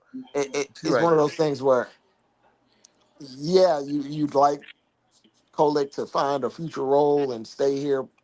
Hey, look, man, if you find me a guy that's entering his prime on a nice cost control contract for the next 2-3 years, hey, look, man, he can go. No, Sorry. I agree with that. I'm just saying, let's make the best value by playing him a little bit more to boost that value. Because here's the thing. Let's say that we can get a Cam Thomas. Let's be real. If that option's on the table, how will we boost the value of Tyler Kolek if we're not playing him? We have nothing. We have nothing to that value. Right. Yeah. We No. have nothing to that value. Okay. Yeah. I honestly think we do. It's just that we're not using them to their full potential. Maybe it's just me, but you guys have pointed out a lot of holes in my flaws. So I see that. I'm just gonna ride with that then. Yeah. You doing no disrespect to your point. I Yeah. think it may have been described the way you described it was a little Yeah. hard to understand because you're talking about trading for an archetype and not the player, and then you use the best case example for the player. Yeah. I gotta work on that. Fellas, good evening. What's good? How about them Cowboys? Good Listen, evening, Intellect. my How name you is doing? my name is the artist formerly known as the Ghetto Intellect. I used to be on the show called Knicks Freestyle. We were a premier show on this network, but it seems like the network is treating us like TNT, and I'm not sure what's going on. You know, I'm not gonna feel some type of way because I still got some gas in the tank. But if the network ever wanted to have me back, I'd be interested in a reconciliation. How about them Cowboys? How about them Cowboys? Bim. Somebody told me January.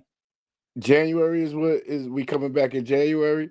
That's what I'm bro. I don't call the shot, bro. All I do is hit the button. So y'all only had enough money for half a season for us? Is that what's going on? I get, bro, I'm not the creator. You know what I'm saying?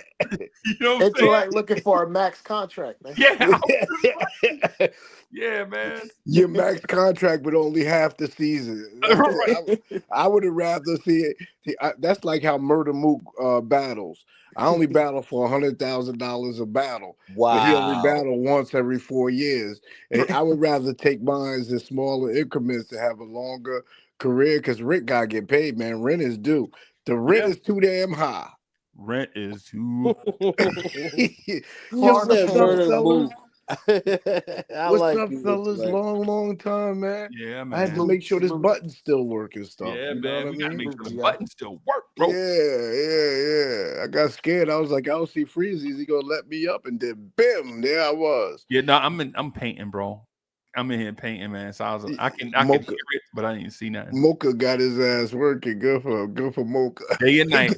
Day and night. Day and night. Ain't that a Yeah, man. song? Yeah, man. Yo, good takes, man. Listen.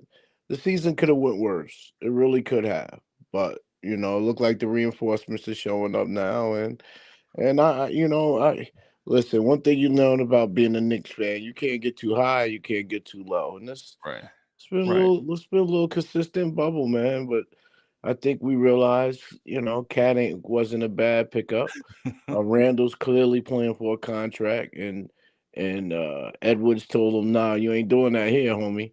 Um, Yeah. got hot the other night, but then went cold, and Yeah. so I'm a little disappointed in Bridges. I wish we could get more out of Bridges night in, night out. Thank you. Goes to show that he's an on-ball player. If he's not an off-the-ball player, but this is Brunson's team, which is proven right. Right. And so we're gonna see how this goes. Let's see what Mitch comes back. If we get Mitch for 4 solid months without injury, which hasn't been likely his entire career, but who Right. knows? The Slippers never had full, but definitely more enjoyable team than 5 years ago, than when Leon Rose took the team. Then soft tank. Yeah, it definitely did soft tank. Yeah. And but the league is talented, man. I watch a lot of the OKC, and boy, whew, man, are they good. And I watch a Man, lot of they good. Celtics, and they guys can rise up when the time needs to. And they got solid players like Drew Holiday that play their role, and that other guard that was in the Olympics. His name is escaping me right now. That play their role, and but OG Anunoby, man. Whew, what a year he's having. Even though he got hot for a little bit, but then his defense picks up. It's hard for him to have both every night, but I'm enjoying it. Sad when I look down on that bench and they averaging 9 points a night, man. I don't know how sustainable that is. I don't Got, know. got to be the lowest Good scoring point. bench in the NBA. Period. Got to be. But let's see what happens when Josh Hart, because clearly I can see Josh Hart is going back to the bench. I hope we agree on that. Clearly he's going back to the bench, and I don't think it was too much wrong with him the other night. I think they said, "Look, Josh, we not gonna let Jules kill us. We gonna send you home, let you rest, go chill with the." I think he just had a baby less than 6 months ago, right? Yeah. And we gonna give Precious a ton of minutes tonight to bang up with Julius. So we'll see. But I've been in the bushes just kind of listening to you guys, and congrats on the success of keeping the show going, man. You guys are consistent to the brand, and Freezy, man, you as consistent as the day is long. And Yeah, man. that's all I got. Thank y'all for having me a few minutes. I'm gonna stick around, but I'm gonna shut up and share this microphone because that's important. Good to see you, G.I. Yeah, man. Good to see you, boss. Good to see Love you seeing you, guys, man. GI. Yeah, man. Oh, I thought Cowboy Bob was rocking. I'm good. I like hearing GI talk. I wanted to let him rock. I only thing I push back with that, I agree with everything you said, G.I. They ain't putting Josh to the bench unless we get someone in here better to push Yeah. him. They No, not I'm putting him talking to the about bench for Precious Achua. no, I'm talking about Yeah. when Mitch come back. But Ah, see, but see, you that's the don't you thing. don't you don't get Cat to put him at the 4. Yeah, Yeah. that's what I was going to say. And then it's like with Mitch, because he's been gone for so long, this team has built a relationship that is going to be difficult for his skill set to fit in. Like, I'm not knocking Mitch. I love Mitch. Don't get me wrong. His perimeter defense is needed, but how will it work if he's been gone for more than 25 games? His perimeter defense? No, I'm talking about his rebounding and his defense, how he is. I value what he does, but at the same time, with this team being a new team, because we got a guy like Cat, we got a guy like everyone in McBride, we got OG who's actually stepping up and not just being defense, but playing both sides of the ball, looking like a younger Scottie Pippen. It's like, what are we gonna do with Mitchell Robinson? Like, his value is set as what we know it as. Can he adjust to where it helps the team?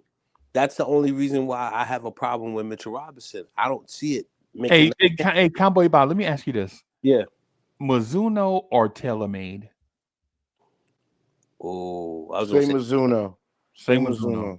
I was gonna say tailor made, but yeah, Because you Mizuno. like the you. No, So sir. do you want the pro style club with zero forgiveness, but you hit all the shots you want, or the soft field clubs that'll give you a little bit of forgiveness for like golfers that are not scratch? Mizuno. Say you should have said when he asked you that question, Bob. You should have said PCG. That give you both. Yeah, yeah. And no, he right though. You right. He right. He right. I'm looking right now, man. These TaylorMades are $11.99, and I would have to take them. I would have to take them to the beach to get fitted. That's cheap Right? now. That's Yeah, actually yeah, cheap yeah, now, man. yeah. So my take is that one, you can't win a championship with averaging 6 points off the bench. You just won't. Nope. And I agree with you on that. what Mitch will do is so I disagree with you don't get Cat to go to the five. Well, to the four. Cat was a four when he went to the conference championship on the West in the tough Western Division. So I don't really see your argument there, but I can't disagree with you. You know what I mean? What With was the he Intellect. averaging Real though? quick though. Real quick, intellect. Mitchell Robinson is not Rudy Gobert. That's the difference. Well, what's the difference between the two? One catches a little better. No. It's not that. It's the fact that one, you have, and I hate to use this as a base of my argument, but just to throw it out there, Mitchell Robinson isn't on a court long enough to where it can work. Well, hold Two, on. and Mitchell Don't. Robinson. That can't Go be ahead. the argument. Go If ahead. he Go is on ahead. the court, if he is on the Some court, what's the difference between the two? No, the no. investment. First off, the investment matters. You're paying Mitchell Robinson $14 million. Rudy Gobert is pushing on $40 million. So you have to. You at that point, you have to start him. You can't That's not an bring somebody argument, but making that $40 don't million make. off the bench. So the pay is what makes him different. He said Mitchell Robinson. No, what I'm talking about is the consistency. When you look at the consistency of what happened with Cat at the four and Rudy Gobert at the five, they played multiple Well, games don't more move than the 50. needle. You're moving the needle a little bit. No, You no, no, said no. I'm talking about being on the court because that being no, on the court. no. Okay, That's not your statement. Let me get you back to your statement. Then I'll okay, hush. You said Mitchell Robinson is not Rudy Gobert, and I asked you the difference between the two, other than injuries. okay. Other than injuries, let me explain to you. Rudy Gobert is a defensive player of the year. Mitchell Robinson is not. Rudy Gobert can actually do switches and certain type of defensive schemes that Mitchell Robinson cannot do. Now, Mitchell Robinson for us has been a plus because of what he's been able to do. I give him that. But him working with a guy like Cat is going to take time. And for him to be on the court, they need to at least have that time period because remember, with Cat, they played at least 2 years together and Cat missed 50 games. So with that being said, for Robinson to come in now, they need to play at least a couple of games before we can even say that this is gonna work. So you really only responded with one statement because your statement was Mitchell Robinson is not Rudy Gobert, and you said Rudy Gobert is Player of the Year. If Mitchell Robinson played 82 Defensive Player of the Year, if Mitchell Robinson played 82 games, which will probably never happen, it would be you beat it. The he would get NBA of the Year. He would get Defensive Player of the Year votes. He's that damn good on defense and that damn good offensively rebounding and defensive rebounding. Hey, And he hey, just I'm not against them playing with one another. I'm against Yes. the idea of them starting. Yes. That's you don't it's like you acquiring Cat is a philosophical decision. He was already on that team. They got Rudy and they made a philosophical basketball Hmm. decision to do that. You don't acquire Cat, remove him from that scenario to put him on your team when he's been a five his entire life, Yes. except for 2 years. Good point, Dre. And then like to even further that, it's like it's all I'm saying is chemistry. The thing with Rudy Gobert and the difference between Rudy Gobert and Mitchell Robinson is the fact that he's able to make adjustments in game defensively to where it won't affect Cat. Mitchell Robinson, I have not seen that with a player like Cat. That's all I'm saying. I'm not saying it won't work. I'm just saying I've never seen Mitchell Robinson work with a guy like Cat. All I'm saying is your statements though are not true.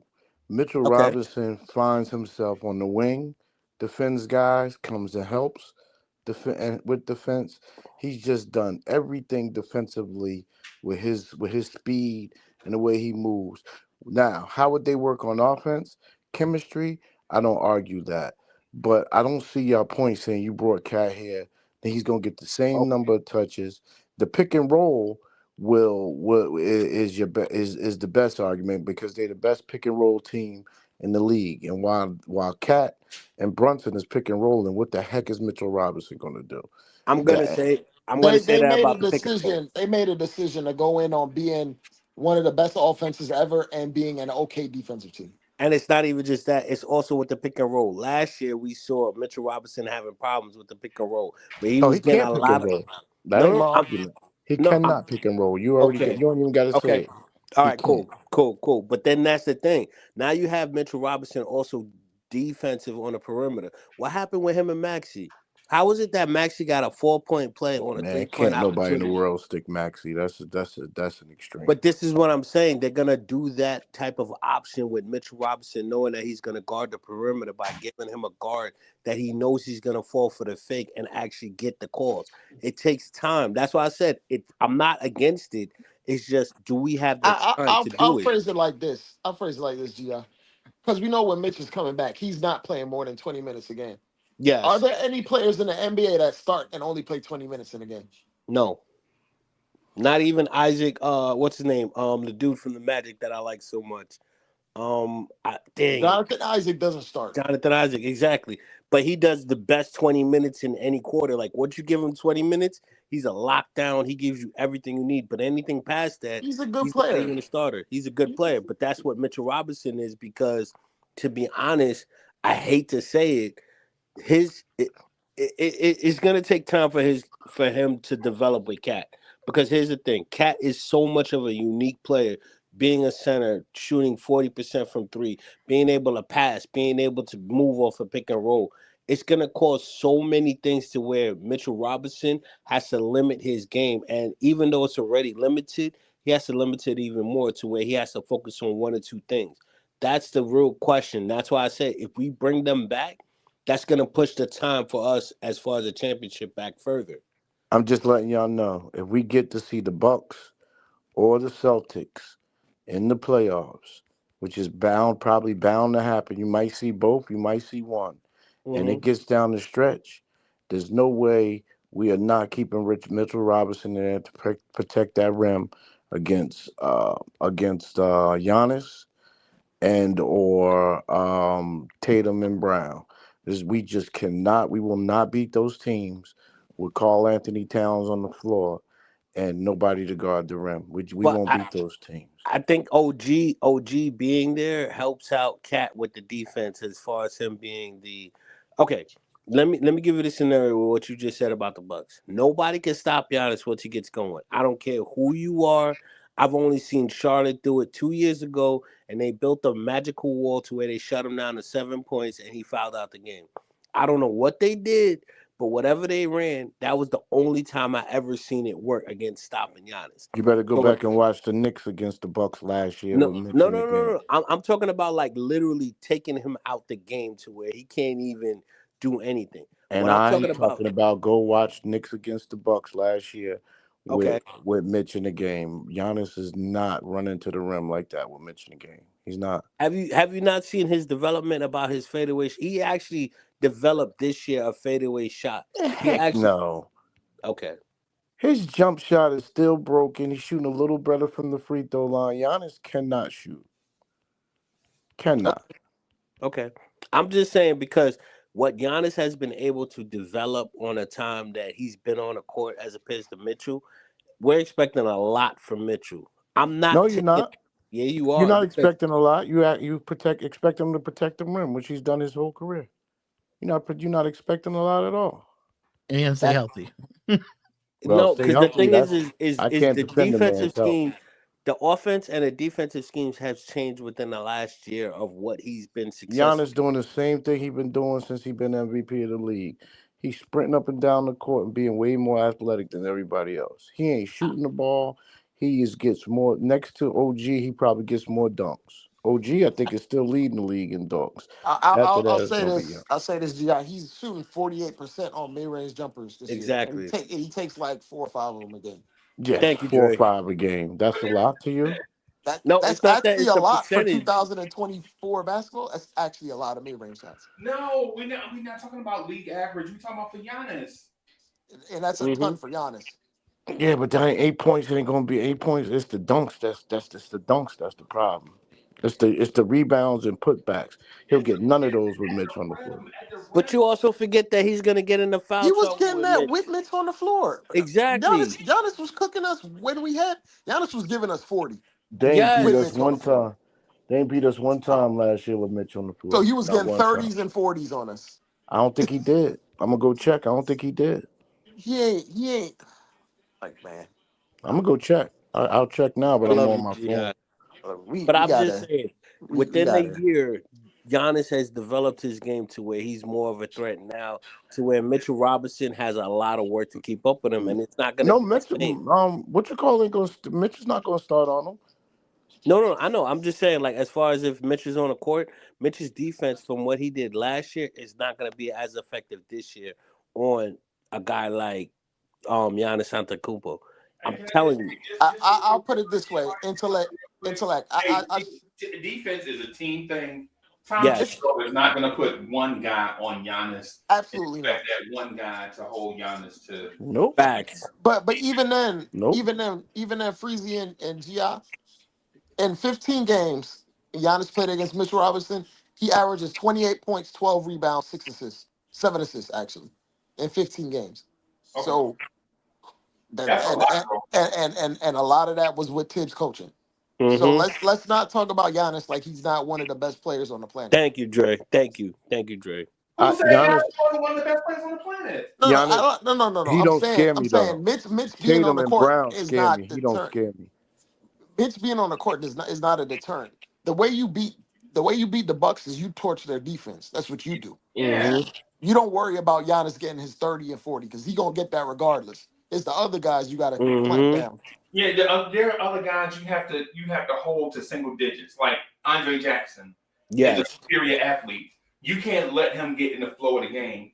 Like that's what people figured out. People think Minnesota is losing because Randall. Nah, what people figured out is just back up off Jalen McDaniels. He can only be an athlete if you let him, right? And when he has to be a skill player, Minnesota lose. Take the Mm-hmm. lob away from Gobert. Yeah, Yep. What can you give you? Man, their locker room, their chemistry is It, horrible. it looks toxic, Yes, it does. right. and the fans ain't making it no better. Hey, but Dre, you know what though? That's exactly what it looks like when a young bull takes over a veteran locker room, bro. Yeah, you remember when Shaq? Remember when Shaq left the Lakers? Yeah. You remember the Lakers locker room when Kobe was the man? Yeah. Y'all remember that? Yep. It looked crazy. Yeah, but you have Phil Jackson in that locker room to try to keep it together though. They're trying, yeah. Try. Keyword try. Hey, at least he was a voice. These Hey, coaches They today. had the GM overpaying in trades. Y'all remember the Pau Gasol trade? Yep. Man, But y'all that remember how much the Lakers paid for Pau Gasol? yeah, And but that worked out. Kobe was like, "Yo, get me Pau Gasol, or I'm gonna demand to be traded to Chicago." Y'all, nobody remember that? yeah, Yep. yeah. Yeah, bro. I'm saying when a young bull take over the locker room, bro, that's the kind of stuff you get. The, That's what and the reason why it worked the last time, Cat was cool with just playing the back, right, but Cat ain't there for the chemistry anymore right, because there are very few number one overall picks that would have done what Cat did. yeah, Mm-hmm. Well, Cat is up for most improved player of the year, and he's already an elite NBA player. The yeah. dude's a double a night with us, man. Like They gonna give it to old boy on the Clippers, the 2 guard. Norm Powell. Yeah, Norman Powell, yeah. yeah. Like when we talk about Cat has put up similar numbers, albeit these are his best numbers, but he's put up similar numbers to these in the past. Norm Powell's averaging 25. He ain't never been. Out of the blue. He ain't a 31-year-old putting up 25 out of the blue. Out of the But blue. then again, you got to do it for the whole season, though, because that's the difference. I think Cat could do this longer than he can. But Hey, look, like man. you They said, right the now, only yeah, reason he doing it is because Kawhi is out, and Kawhi we don't know when exactly. Kawhi, but we Thank don't you. know when Kawhi coming back. At that Yeah, point, And Kawhi might not play when once basketball. Kawhi does come back, that's going to change to where at he's that not point, even going to begin that. if Kawhi comes back, what he's gonna go down to 22 points per game because he's already put in a big chunk at 25. No, Yeah. I don't think. I think he'll drop to like 20 because Yeah, but, you but, got to. but the thing I think y'all missing too is it's not just come Kawhi Leonard is out. He had to replace Paul George shots also. Yep. Good point. Good point. Yeah, so it's not just about that. And what it makes it look like to me, right, is that anybody in Toronto's system can do what Paul George and Kawhi Leonard did. That's what it looks like on the surface. That's a tiny sample size. It's a tiny sample size. But it looks like if you put Brandon Ingram in that spot, He will be cooking too. yeah, that's what I'm saying. I just don't like the Knicks championship aspirations with Cat being the backline defender. I don't. We give up too many layups. But wait, Many. hold on. I What hate if to I say told this. you? Oh, hold on, Bob. What if Go I ahead, told you our defense looked the exact same when Cat was out? Thank you, thank you, Drake. You took it And what it exactly where I wasn't was Cat going. that was the issue. It was a lot of communication on the perimeter It's that was the Thank issue. you. rotation. Yeah. Yes, and even Unk's been saying it about how we've been switching it too early, and then all of a sudden, Cat's out at the perimeter, and then he's gonna get blamed for giving up a layup. It's Right. been how the system's been for a while. It's not Cat; it's actually how the players are. There's lack of communication because I honestly been saying it. When Josh Hart is sitting there telling guys, "Yo, we need to do this," when you hear Josh Hart talking more and getting everyone more involved vocally, we play better. And it's not just Josh Hart. Same thing with Bridges. Same thing with OG. When all of them are communicating, we play the best defense. But there's been a lack of communication, and when that happens, Cat seems to always get the blame for it. And a lack of physicality on the perimeter from a Cat. Like he's starting to pick it up lately.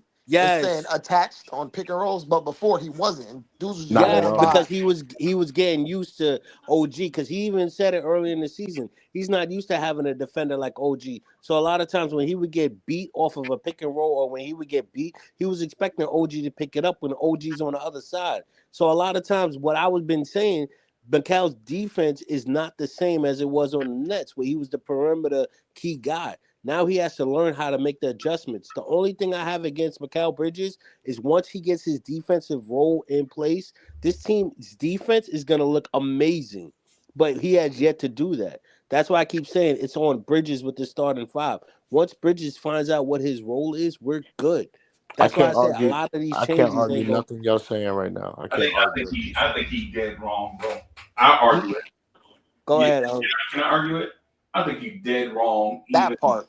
suggesting Mikal Bridges' defense should come into question, right? Without questioning the defense of Jalen Brunson and Josh Hart. Right? Ah, Right. If you are Mikal Bridges and you know before the game start, if you dot on the screen, the team is gonna score points because you're on the floor with Cat, Josh Hart, and Jalen Brunson. You automatically know that you can't get caught up in the screen. That's why you avoid it. Right? And so with that, I know people are saying his screen navigation has been questionable and things of that sort. He don't come from screen navigation. He is a long-rangey wing that is used to switching with other long-rangey wings. And the Knicks wasn't built for that, right? Josh Hart is not a long-rangey wing. He's short for his position. Jalen Brunson is not a long-rangey point guard. He's short for his position, right? And so when you ask Mikal Bridges to come in and adjust to a new defensive system, you got to give the man time to adjust. This man didn't take a step back. He's just getting used to his new teammates. Okay. Right? I agree. And the other part of that is this. OG and Anunoby can't gamble and play passing lanes if Mikal Bridges is matched up in the screen. So not only do you limit one, but because they're tethered, you limit the other. Right? Josh Hart and Jalen Brunson are not going to play passing lanes. Y'all know that. Right? Agreed. Cat's not going to play passing lanes. Right? So until you see a step up in defense from Josh Hart, Karl-Anthony Towns, and Jalen Brunson, you're going to see every now and then these missteps in communication. Right? Like Dre said, you're giving up a lot of defense for 10 times the offense because net rating is more important than defense. Yeah. We have stretches with this offense. We also get brutal too. And that's where defense matters. It really does. And we don't have no backup defensive plan to go to. We're gonna see. It's gonna be great to just have Shamet and Shamet, however the heck you say his name, Shamet, and yeah. Mitch You got it. back on the team, man. We just really need to be at full strength. We also got to come down on these minutes, which I don't trust Tibbs to do ever. I think Tibbs showed his hand in the preseason when he immediately had him in the rotation because Tibbs like in a preseason he goes with his feeling, his gut feeling for what the regular season rotation is going to be, and he had Shamet out there immediately. Like he came in for Mikal. So to me, that states like he's gonna put him in the rotation as far as guard/wings, and he's gonna use that as a means to buy 3 minutes for Josh because he's buying 3 minutes for Mikal, and at that time, in turn, is gonna buy 3 minutes for OG. Right. Which is Like, why I'm shocked. yeah, Which is why I'm shocked other GMs didn't try to get Shamet from Tibbs because it's clear that Tibbs likes the guy. It's clear he likes the guy. Yeah, Shaman ain't that good, bro. he's not he's an NBA player, but it's not one of those things where you, and especially at that point in the season where not even a lot of teams have cap space. The only thing another team could offer him is another vet minimum, and he's already situated here. So what would he even go for? Right. All Like, all I'm saying about Bridges is this: once he figures out what he can do, we're good. That's all I'm saying. I agree with you on with what you said. But what does that mean? What does that mean? What I mean is when he actually becomes, because he has very high talent as far as a defender. When he becomes a more of an on ball defender, and yes, the screens, like you said, is a problem. Wait. What do you mean by he got to become an on-ball defender? What are you talking No, about? no, no. What I'm saying is I would value. Let me say, no. What I'm talking about is, what do you mean? Just tell us what you mean. Okay, We don't what I have to, mean. I'm not disagreeing with you. I'm asking you a question. Okay, what I mean is this: when Bridges' defense gets figured out to where he can be Wait a consistent. minute. So Bridges got to figure out defense, bro. No. When his defensive What do you mean? role. No. You said when he figures You out. definitely said that. No, I know. But what I'm trying to say Now is this: Mikal his Bridges don't know screens. how to play defense. No, I'm not saying that. What I'm saying is when his defense, what he's been able to do with whichever team you want to say, the Suns or the Nets, when it's actually applied to this team. Because you did bring up a good point about Josh Hart, you did bring up a good point about Brunson, and you did bring up a good point about Cat. When they actually get the fluidity of time over to where he can actually be an asset as opposed to being a. I'm not saying he's a liability because of lack of skill. I'm just saying because of those three other options that he has, when they actually work together, it's gonna click to the point where Mikal Bridges is gonna be that guy. The only question, I think you wilding, bro. I think You could put Mikal Bridges on the market right now and get everything that Oh you. my goodness! Everything you trade him for, you get back. Yeah. no, I know. I'm not saying that. What I'm just saying is this. I think in time when they learn how to play once with each other, our defense is gonna be a lot more better. That's all I'm saying. I'm not saying Mikal Bridges' defense is in question or anything like that. All Yeah, I'm saying is some things we over shouldn't time. even like legit. Some things we shouldn't even be speaking about. Like Mikal Bridges in defense is not even. It's not even a question. And when you got Josh Hart, Brunson, and Karl-Anthony Towns on the floor with large minutes, your defense not getting better, and the score Yeah. and not giving up points. Look how many points we give up. It's just not. It's just not gonna I happen. I what I if I beg to told differ. you? What if I told you we're the 13th rated defense right now? Right now, yeah. I'll That's what tell I'm you saying. that I beg your 13th rated difference when. defenses don't win championships is what I But will here's the respond thing, to. though. Well, Here's the the thing, Nuggets though. won it with the 15th rank. Here's the thing, though. Here's the thing, though. How is it that you have the number one offense and not be a top 15 defense? Most teams that win championships have a top 5 offense and a top 15 defense. That's what I'm trying to say. Top All I'm 10 trying Okay. to, it's usually top All right. 10, but I'll yeah. concede. I'll concede. Recently, the Look Nuggets at the won without. Nuggets. Hold on, about. I say recently the Nuggets won without being top 10, but I feel like we're trending in the right direction. And you don't have to be a top 5 defense, especially with this brand of offense. Yes, But you still need to be hovering around top 10 I agree. in the That's vicinity. You got to you be in the said we're vicinity. 13 right now. All I'm saying is with when they figure it out, we'll be top 10. That's all I'm saying. I'm not blaming it on I'm Bridges. cool. I'm cool if they stay around 13 the entire year with this offense. I'm cool. Yeah, exactly. Because like I Okay. said, if you look at the Nuggets, they won a championship with a top 15 defense and a top 5 offense. Like not too many teams have a top I 10 don't think we offense have and a a top Joker 10 on our defense. team, but okay. I'm with No, Gi on that. I'm with Gi on that too. Thank you, Gi. no, there's nobody like Joker. Hell no, hell no. There's no other player in the world I have seen that's like Joker. They have a Joker, but I'm being absolutely honest. I don't think there's a duo like offensively that is as potent as Brunson and Cat together. Thank you, Dre. Thank you. You stopped me What from do you mean by You potent? don't think Murray? You don't think Murray and Joker was that when they No, won it? no, no. When I mean potent, I'm talking about how they elevate the rest of the team with their gravity. Right. Yeah. Yeah. I I don't think appreciate they're. that. I appreciate that clarification, I though. don't think like individually, Jokic, and Murray are probably as talented or more talented. But if we're talking about just straight skill sets that elevate the entire team together What was their bench scoring when they on won that it? team on the Yeah, the 15 on the when they was Brown, 15 Bruce and Brown, top and 5. Christian Braun.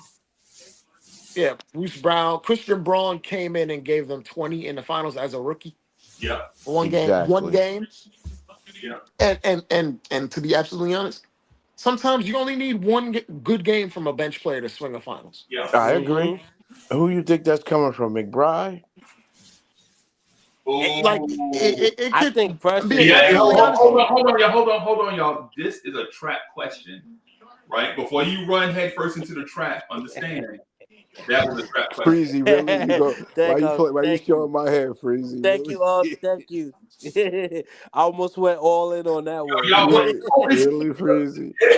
Gi. You They always give it. You always have it. That's why I could never win a belt back in the day. like, yo, it's cheese over there on that wood.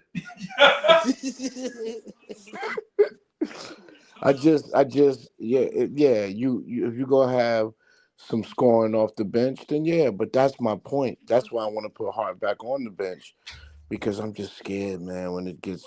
When guys But get tired and you got to go somewhere, Josh Hart gonna be out there tired, and we can't bring them from the bench. We know we can bring Mitch off the bench, fine. We know he ain't scoring though. But you know that Josh Hart's volume is predicated off of being on the first team. Like the amount of looks that he's getting on the first team, the players he's passing to as far as getting OG with all those dunks, lobs, and assists, like all of that is coming from higher quality players. So if you put him on the second team, don't expect him to be that efficient with a guy like Sims or a guy like Cameron Payne Sims, because I'm just saying like Sims or Sims ain't Cameron getting Payne. no burn. No. Because if you look, there's a lot of times where he gives OGs these nice, beautiful passes in the lane. Where OG's getting wide open dunks. He's giving Cat good passes, and Cat he's feeding off of Cat's good passes. What I'm saying is those opportunities because he's playing with the first team. A lot of people are gonna sag off of him to worry about Cat or Brunson or even OG before You they even going think about Josh. when you bring Josh Hart off the bench with this team, he's gonna have elite scoring around him. He gonna have OG around him, Michael around him, Brunson around him, and Towns around him coming off the bench. One of those four players will be on the floor two of those players will be on the floor while Hart's on the floor. But that's not. But this is what I'm saying. That's still not enough because when you look at what he's currently playing with Bridges, even Bridges is With the feeding off 4 of him. elite scores. But Because OG exactly, he is got elite 4 this as year. opposed to 2. Come I on, man. respect that.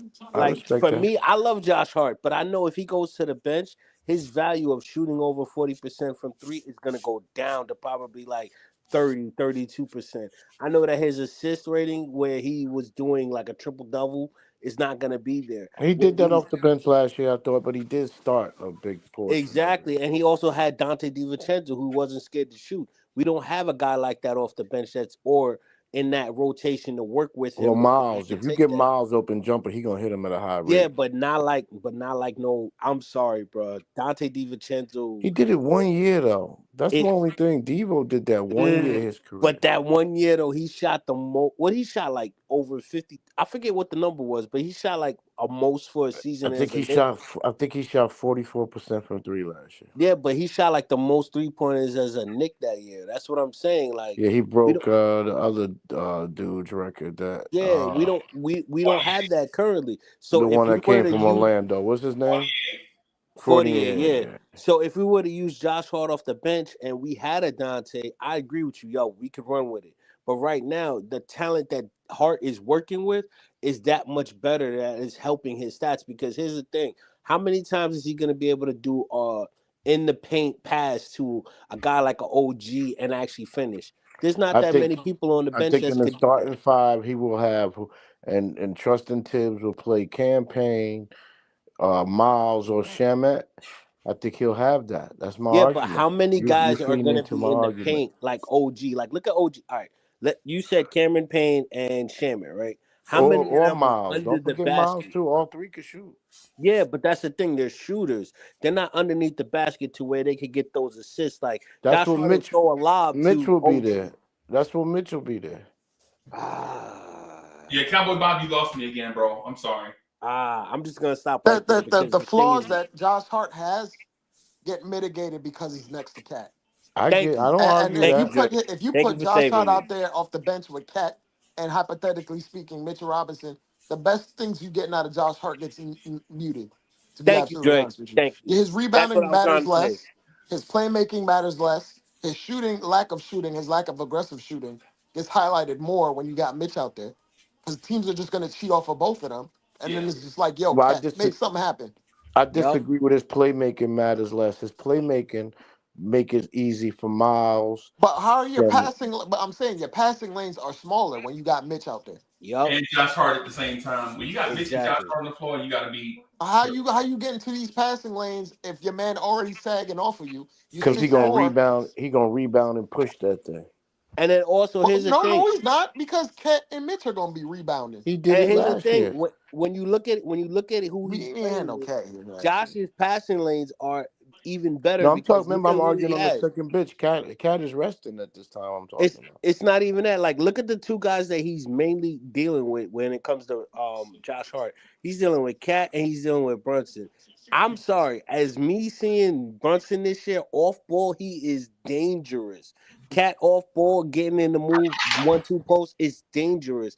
There's nobody on the bench that could actually solidify or even equal to what they are. Hold on, Gi. You Go ahead, saw go us ahead. the last 2 games when we get, or even just the last game when we had Hart out there with Precious Achua, and you saw the offense went to hell Yeah, immediately. I don't know. I thought Pressure was gonna have a better year, man. He's letting me down But I'm bad. telling you, Precious is more skilled than Mitch, and you see how that affects the offense. Yeah. Yeah, and I don't Pressure. You can't put. I'm be absolutely honest with you. If you're in a playoff scenario, you can't put Josh Hart out there with a big that can't create offense. Yeah.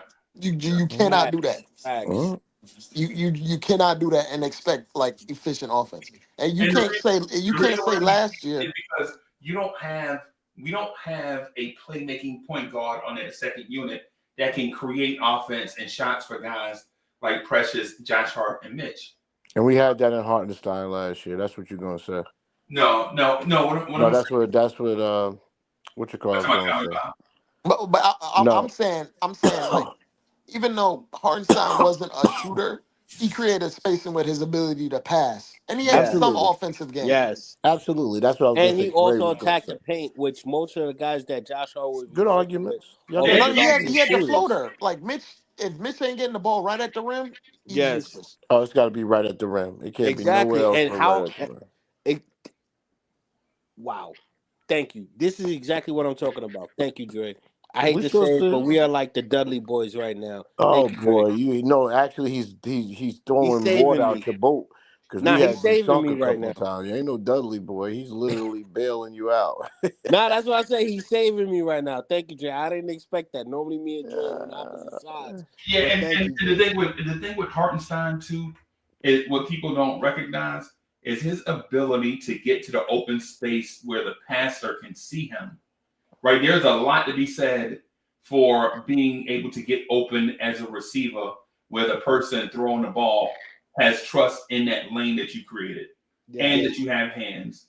But Right, there are, when we run the pick and roll with Mitch don't set the pick, or he don't roll. Right, when like we complain about Mitch not catching lobs, Mitch don't catch lobs because Mitch ain't in lob position. Yep. He's setting screens at the 3-point when line he as do though, opposed he dangerous. So let's not forget the man's offensive rebounder. Gonna make a big difference. you But how can't. about this Oh though? my God. Can I say this real That's quick? another thing. Our offense has stepped up. Gotcha. No, I didn't want to cut Cowboy Bob off. You No, say I you was say just gonna say our offense has been better to where we really don't need to rely on. I'm not saying uh, it's not important. good argument. Don't Good get me argument. wrong. Don't get me wrong. It is important to get offensive rebounds, but it's not as much as it was last year because the players that we have now are actually talented. For example, look at Cat. I've seen Cat go up 2-3 times off of his own miss after he got fouled, and he's still hungry trying to get that No, point, the our two offensive points. efficiency is unreal. Our No, I'm offensive just saying, efficiency like, is unreal. offensive rebounds, you're right. I do agree with you how it has changed. But with this talent that we have on the starting five, it's not as I'm important agreeing with you. because of it. But how about this though? We're talking about 7 or 8 talented Knicks players. How Yeah. about that? When the last time we was able to do that? We I have an actually love argument. it. We have arguments about how we're gonna use our talent, and for that, I'm gonna sleep real good. You thankful for that? Because Yeah, I don't think exactly. I agree. I I don't think we've ever had like a top 7 rotation this good Like I said, it just ever, needs time to get together. That's all I'm I'm gonna saying. talent wise disagree anyway. because I'm in my 50s. Oh boy, here we go. I'm gonna disagree. The top 7 thing, I'm gonna say. How about we say we hadn't had a roster this talented this millennium or this century? You think the '70s team was more Well, talented? well, see, Freezy, I said Yeah, I I generation. like Oh yeah, you forget. I'm in my 40s. Freezy, you think the '70s team was more talented than us? yes. Yes, yes, No, yes. I agree with Freezy because you know no. why? That 70s team, it wasn't about who got the ball. It was about, hey, we got to get the best opportunity and take advantage of it. Whoever has that rock, you take it. It wasn't about, hey, Brunson got to get his 30 or Cat got to get his 25. It was about, we got to win as a team and we are the next man up. If you get the ball and you right under that basket, lay that bitch up and get back on No. defense. I It, agree 70s it with the team. ain't it ain't 70s really team. about that with Cat, bro. He gets it within the flow of the offense. Yeah, No, he no, no, no. can. I'm not taking it away from Cat. I'm just saying as far as a team, because you had 5 guys, 6 or 7 guys that all played into that mentality when it came to that 70s No, team. the '70s They team could bring Phil Jackson off the bench to just Yeah. hack the other guys, but Yeah. Lucas, can't Windmill Phil. can't do that thank no you. more. Yeah. And there was a bunch of guys, man. No, I'm just saying. I think that it was more of a. They were more in tune with one another in the 70s. As yo, let's get this done, as opposed to now. Because right now, I think that we're working there. Earl of Pearl was Kyrie Irving and John Wall body. Yes. Oh You damn. know what I'm saying? And so there are some things I think we got to relax and remember, like you know what I'm saying? Basketball wasn't invented 10 years ago. You know And what he I'm was saying? 6. He wasn't. Yeah. So I'm yeah. just saying, to me, I think the 70s team was more of a team type unit where they attacked as a team and they beat you like a Swiss Army knife. Whereas right now, the team that we have is learning how to do that. So Yeah, don't but get me that wrong. starting I'm five's not. got to go. That starting five's got to shoot 50% from the field, and they got to score 110 points. That's just scary.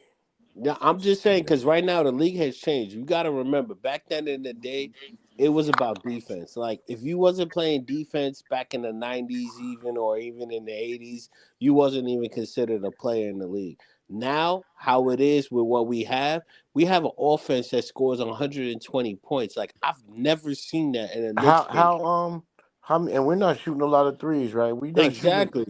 We're like I think we're like sixth to fifth in as far as 3-point attempts. Oh, that's high because Chicago and the Celtics shot 115 threes the other day. Yeah, but that's the thing though. But we're as a team, we have four shooters that can shoot above 40%.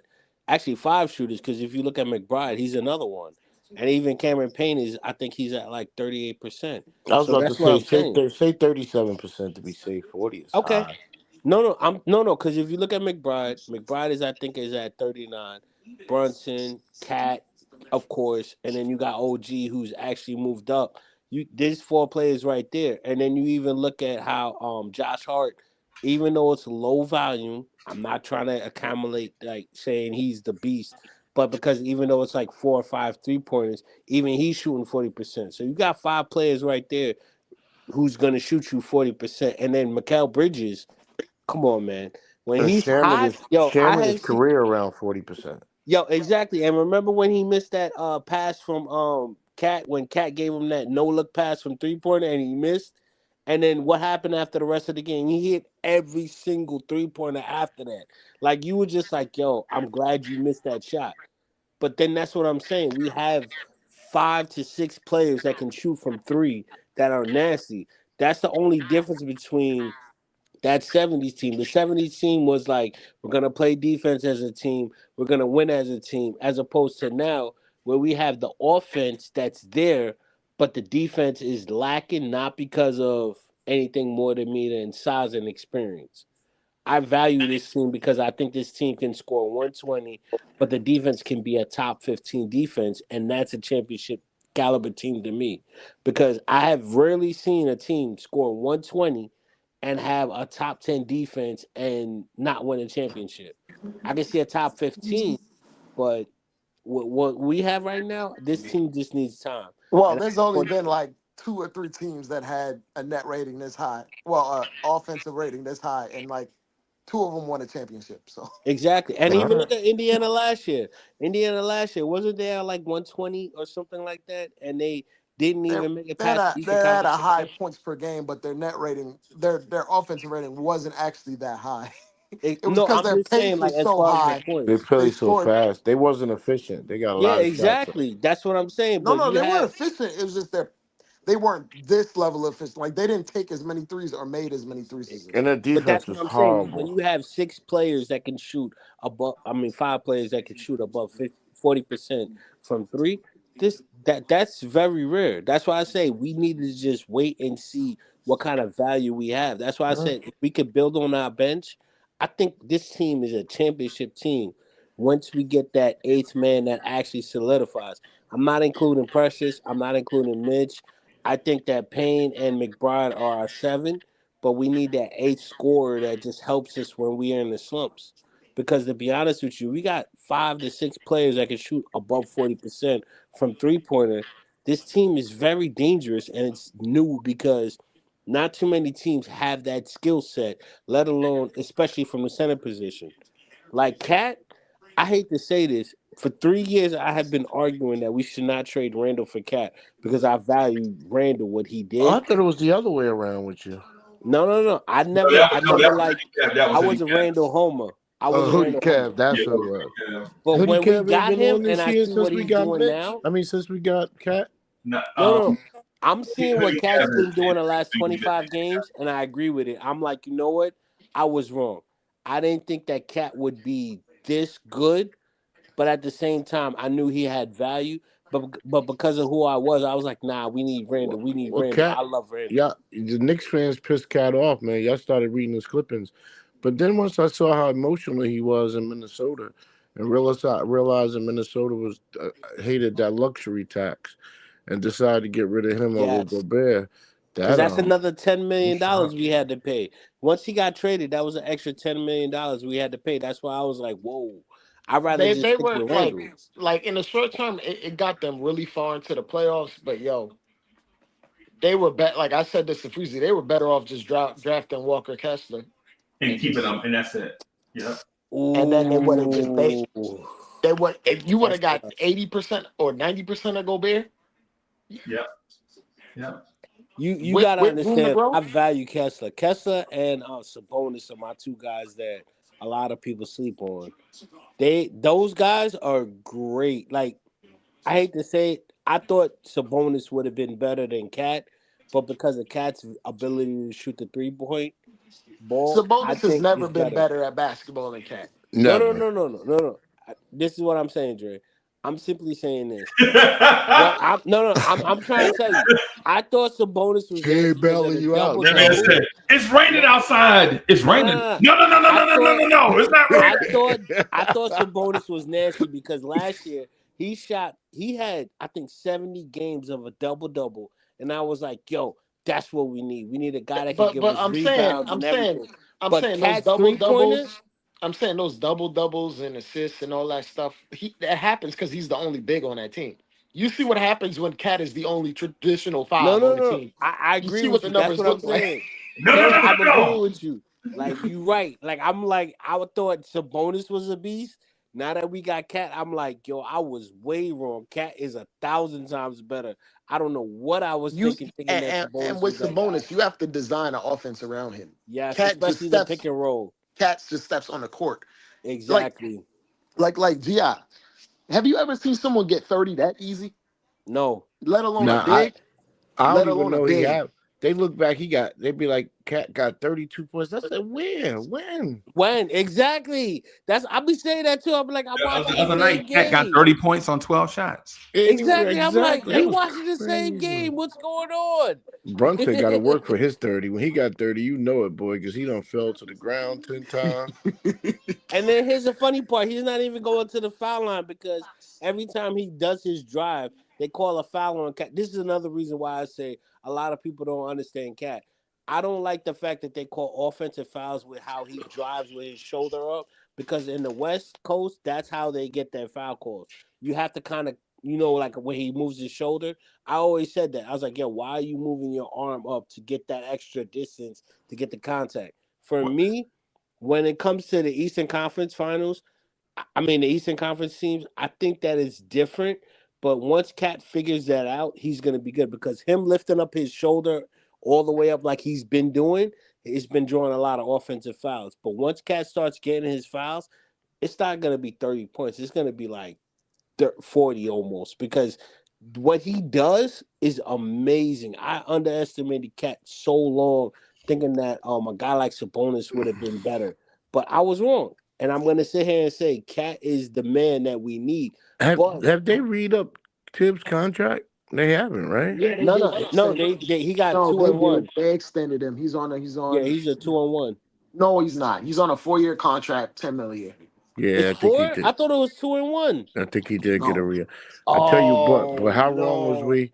How wrong was we saying that Cat would never want to play Tibbs again? Boy, Tibbs' coaching cachet went through the roof this year. No, but you gotta look though. Anytime Tibbs and Cat were together, they had the That best. man He said, had the "Yo." best stats. He had the best stats. Let's be Yeah, honest. but Tibbs was telling him he was soft. Tibbs was saying he was soft. You know what? I hate to say this, Gi. I hate to say this.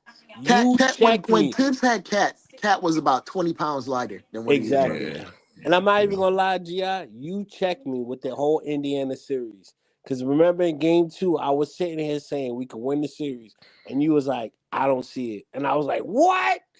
And you called me on it. And even then, even now, I'm still like, you know what? He was right. I got to give him his credit. He saw something I didn't see. But that's the thing Yeah, about being challenged. I saw them running the host of 6-7 guys at Brunson, But this is what slowing I'm our saying, offense though. down. This is what I'm saying, though. When you look at how players get the best out of a coach, even though we don't agree with the Tibbs and the Cat Hey, matchup, what do you mean? Cat's bench up. What do you mean? Players get the best out of a coach? What do you mean? What are you saying? No, that's what I'm saying. Like Cat's best numbers at the 5 was from Tibbs when he was the coach. Cat's best ability to be who he was So the when Tibbs players was get the coaching. best out of the coach. Yes. Okay. Nah, Tibbs get the best. Look at Dante and Brunson. I mean, look at Dante and Randall. I was talking about Minnesota. I was It talking go to about the show you Minnesota Tibbs years get the when he was best the out of 5. guys, man. I was talking about Cat being the 5 at Minnesota. Tibbs got the best out of Cat, even though he had the whole Okay. soft thing and Good everything point. under him. He got the best out of Cat at the 5 than any other coach. So now that he's with the Knicks, I think that it's going to be a reunion to where it's not as, how do I say, as toxic, so to speak, but it's more like, hey, you guys respect one another. It's like me and Dre. I love Dre to death. But every time I say something, Dre checks me on it, and I hate him for it. But you know what, though? I go back to the lab, and I try to Damn, come hate back him? better. That's a strong word, hate. No, not hate like as in a negative way, like as in hate like, damn, this dude called I me know, out because on there's something. positive hate every day, right? Freezy? Exactly. Like he makes me better. Like, no. Like I'm being real. Like I'm not gonna lie to you. Like this is the first time I can actually say me and Dre actually are on the same page with a lot of things, and it's not normal for me. But I Don't respect worry, I'm Dre. not trying to do it. I'm not trying to do a show with Dre. You don't got to save your boy. All right? Nah, Dre hold his own. I ain't gonna lie. As much as he hates on Hart, as much as me and him get conflict, I respect Dre. But the thing Dre is, is one of the. Dre makes this network great, man. exactly. So does It used That's to what be I'm trying me to and say. Free Keith, but Free Keith don't do shows no more. Oh man, I miss Free Keith, Ain't man. counting money, bro. I miss Free Keith. You don't understand. Like Free Keith was talking about how soft Cat was earlier, and then now I wonder where Free Keith is. Like You I'm notice, yeah, seeing you Cat. think. Oh, so you think Free Keith ain't doing shows because he's scared to deal with the takes, huh? No. Yo, let me. I Yo, think where he my making phone? money. I gotta call I him think right he now. making Like, money. dog, what you doing? Let's go, Freezy. Freezy, I let's think go. Free Keith is making money. Like I think Free Keith is like, I ain't worried Nah. You about nothing. said, I'm rich. nah, that's not what you said. Clip that, Freezy. Nah, Yeah, Clip I don't that, want no Freezy. problems with Free Keith. Nah, you don't understand. I don't want no problems with that man. That man is an old Nah, school gangster. I don't want no problems nah. with him. That's got to be the intro. That's got to be the intro for our first show in January. I think Free Keith scared to show his face because he said, "Cat is soft. Where's Free Keith now?" Yeah. Whoa! I didn't say that, Free yo, Keith. where is Free? Keith, do not put me on that hit list, bro. I know you connected. Do not put me on that hit list. Yo, that is crazy. Yo, Do not put me on that hit list, Free Keith. Yo. I'm sorry, Oh, Free Keith. Coach. What's up, Coach, Coach? the legend. What's up, Yo, by the baby? way, I wish I could screenshot my hey, phone to you. I ain't afraid.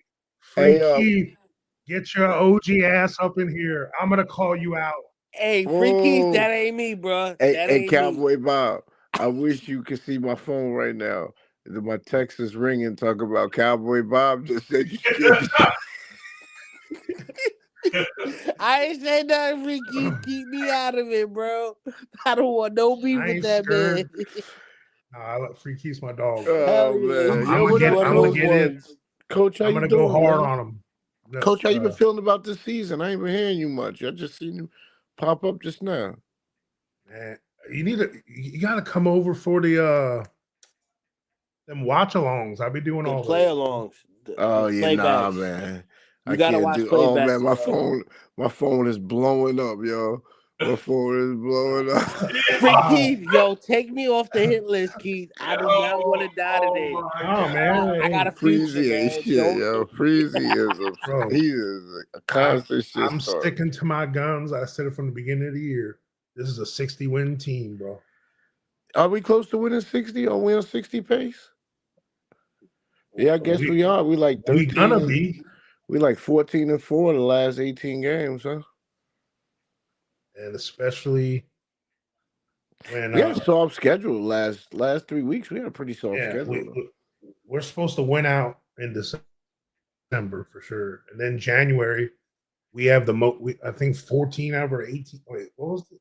I think Yeah, we gotta get some home games now, boy. we got a bunch of home games in We've been January. on the road, man. We've been on the road. Well, that's what's been amazing about, like, see, that's something that a lot of people don't talk about or look at. Let's We've go. had Let's go. so many road games. That's a thing, man. It's hard to win on the road in this Oh league. man, let me go to sleep, man. Free Keith about to wake up, boy. Hit this link. My phone is blowing up I'm with good. Free Keith. Cowboy Bob Keep text. me out this, bro. I ain't want no Oh beef. my Well, god. That's the coach, one dude I don't want no beef from. well, coach, thanks for bailing me out. Let me act like I got a job tomorrow. I can't pull a great night grave shift like y'all. I just need to come on and talk about the network not renewing my contract. I don't know what the hell's going on. But now I hear I'm getting a half a game season at a max contract. I don't know how I feel about that. I gotta What? call my account. Yeah, me too. Hey, bro. Hey, man, I was told in what was it? What? Yeah, when was it? When did the stuff It's like go down? Was right it? before Thanksgiving. Was it? I thought it was October. It was even earlier than that. Yeah, it was. Yeah. October. That's when the contract negotiations broke up. We said, all right, I'll just see you in Bro, January. y'all started rocking 4 hours ago? Yeah, they've been on. Where you Yeah. been? I added another hour. You know how I am, coach. They've Bro, been I on had to tonight. do my sons are home from college, bro. I had to see them. All right, well, good night, guys. Thank y'all for having me. I did Thanks, IG, Yeah, I man. did a We'll see you, takeover bro. show, and y'all allowed me to take over. I I wish appreciate it. I wish I could have rocked with you, but GI, like I said, man. Thanks for being on, bro. All right, Dre, good to hear from you, bro. I got to work on Christmas Eve and But Christmas. Dre So fell asleep. Oh, that's messed up, bro. I had to see my boys, All right, peace. today, and All right, bro. Peace, bro. I ain't gonna see him much on Christmas. Damn, that's messed Yeah, I gotta work the rest of the week till Wednesday, so I know what you mean, coach. Yeah. Hey, that's messed up, bro. So what did I miss? No, I was kidding. Hey, yo, they were calling. They basically said, Cat is soft, and you got to trade Tyler Kolek to get Lou Dort. Wow. What? Wow. Basically, to sum up the conversation. Who was still saying Cat is soft? Cowboy Bob said it. I ain't say yeah, Cat I heard that soft. part. I ain't say that.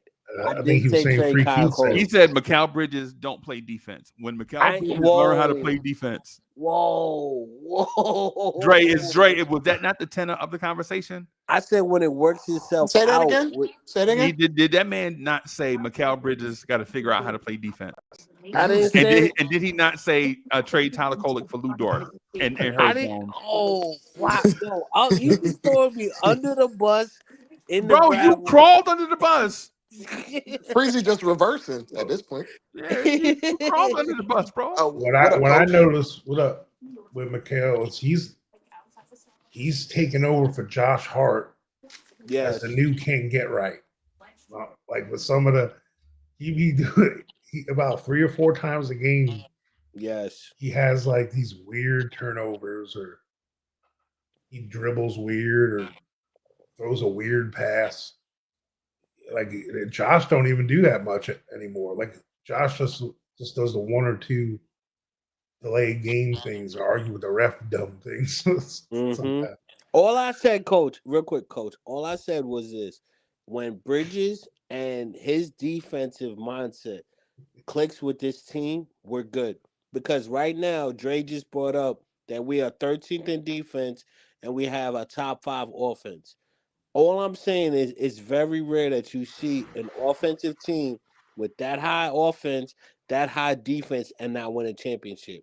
So all I'm saying is if we're 13th and Mikal Bridges defense clicks, we're gonna be a top 10 defense and we are a championship team. And we need to just add to our bench. That's all I was saying, coach. Go ahead. I mean, I think Mikal Bridges' defense has already been. I mean, it's not like it's not clicking. I mean, when you're It's a lot more improved. when you're having to defend the best ball handler, the playmaker on the other team, there's a reason the guy on the other team's the best ball handler, playmaker, because they're freaking talented as hell. And when you have talented as hell guys in the NBA, I don't care how good you are, you're going to get beat sometimes. So that's the hit and miss about being. It's just like that whole conversation about when you're a really good shot blocker, do guys challenge you or not? You know, Right. or if you're playing defense in the NFL as a corner, they don't throw to your side. You know, so the stats and all that don't always It's match. key. You don't get a lot of interceptions because you don't get Right. chances. And so I think with Mikhail, a lot of the things with him, I didn't really. First of all, pause. That man's built funny. Like I didn't realize how long he was, bro. Like that dude's got some. That dude's got some long arms. I couldn't believe how like. And sometimes he looks like he's not defending a certain guy that well, but I think his range is he's defending because the angle we're watching. Sometimes it don't look like he's defending, but he is. It maybe doesn't always come up as steals and blocks on the stat sheet. He's being a nuisance. He's like affecting the play. Okay. Yeah. Same Okay. thing with like OG. OG sometimes. Like I even see like OG, he's aware of his physical gifts.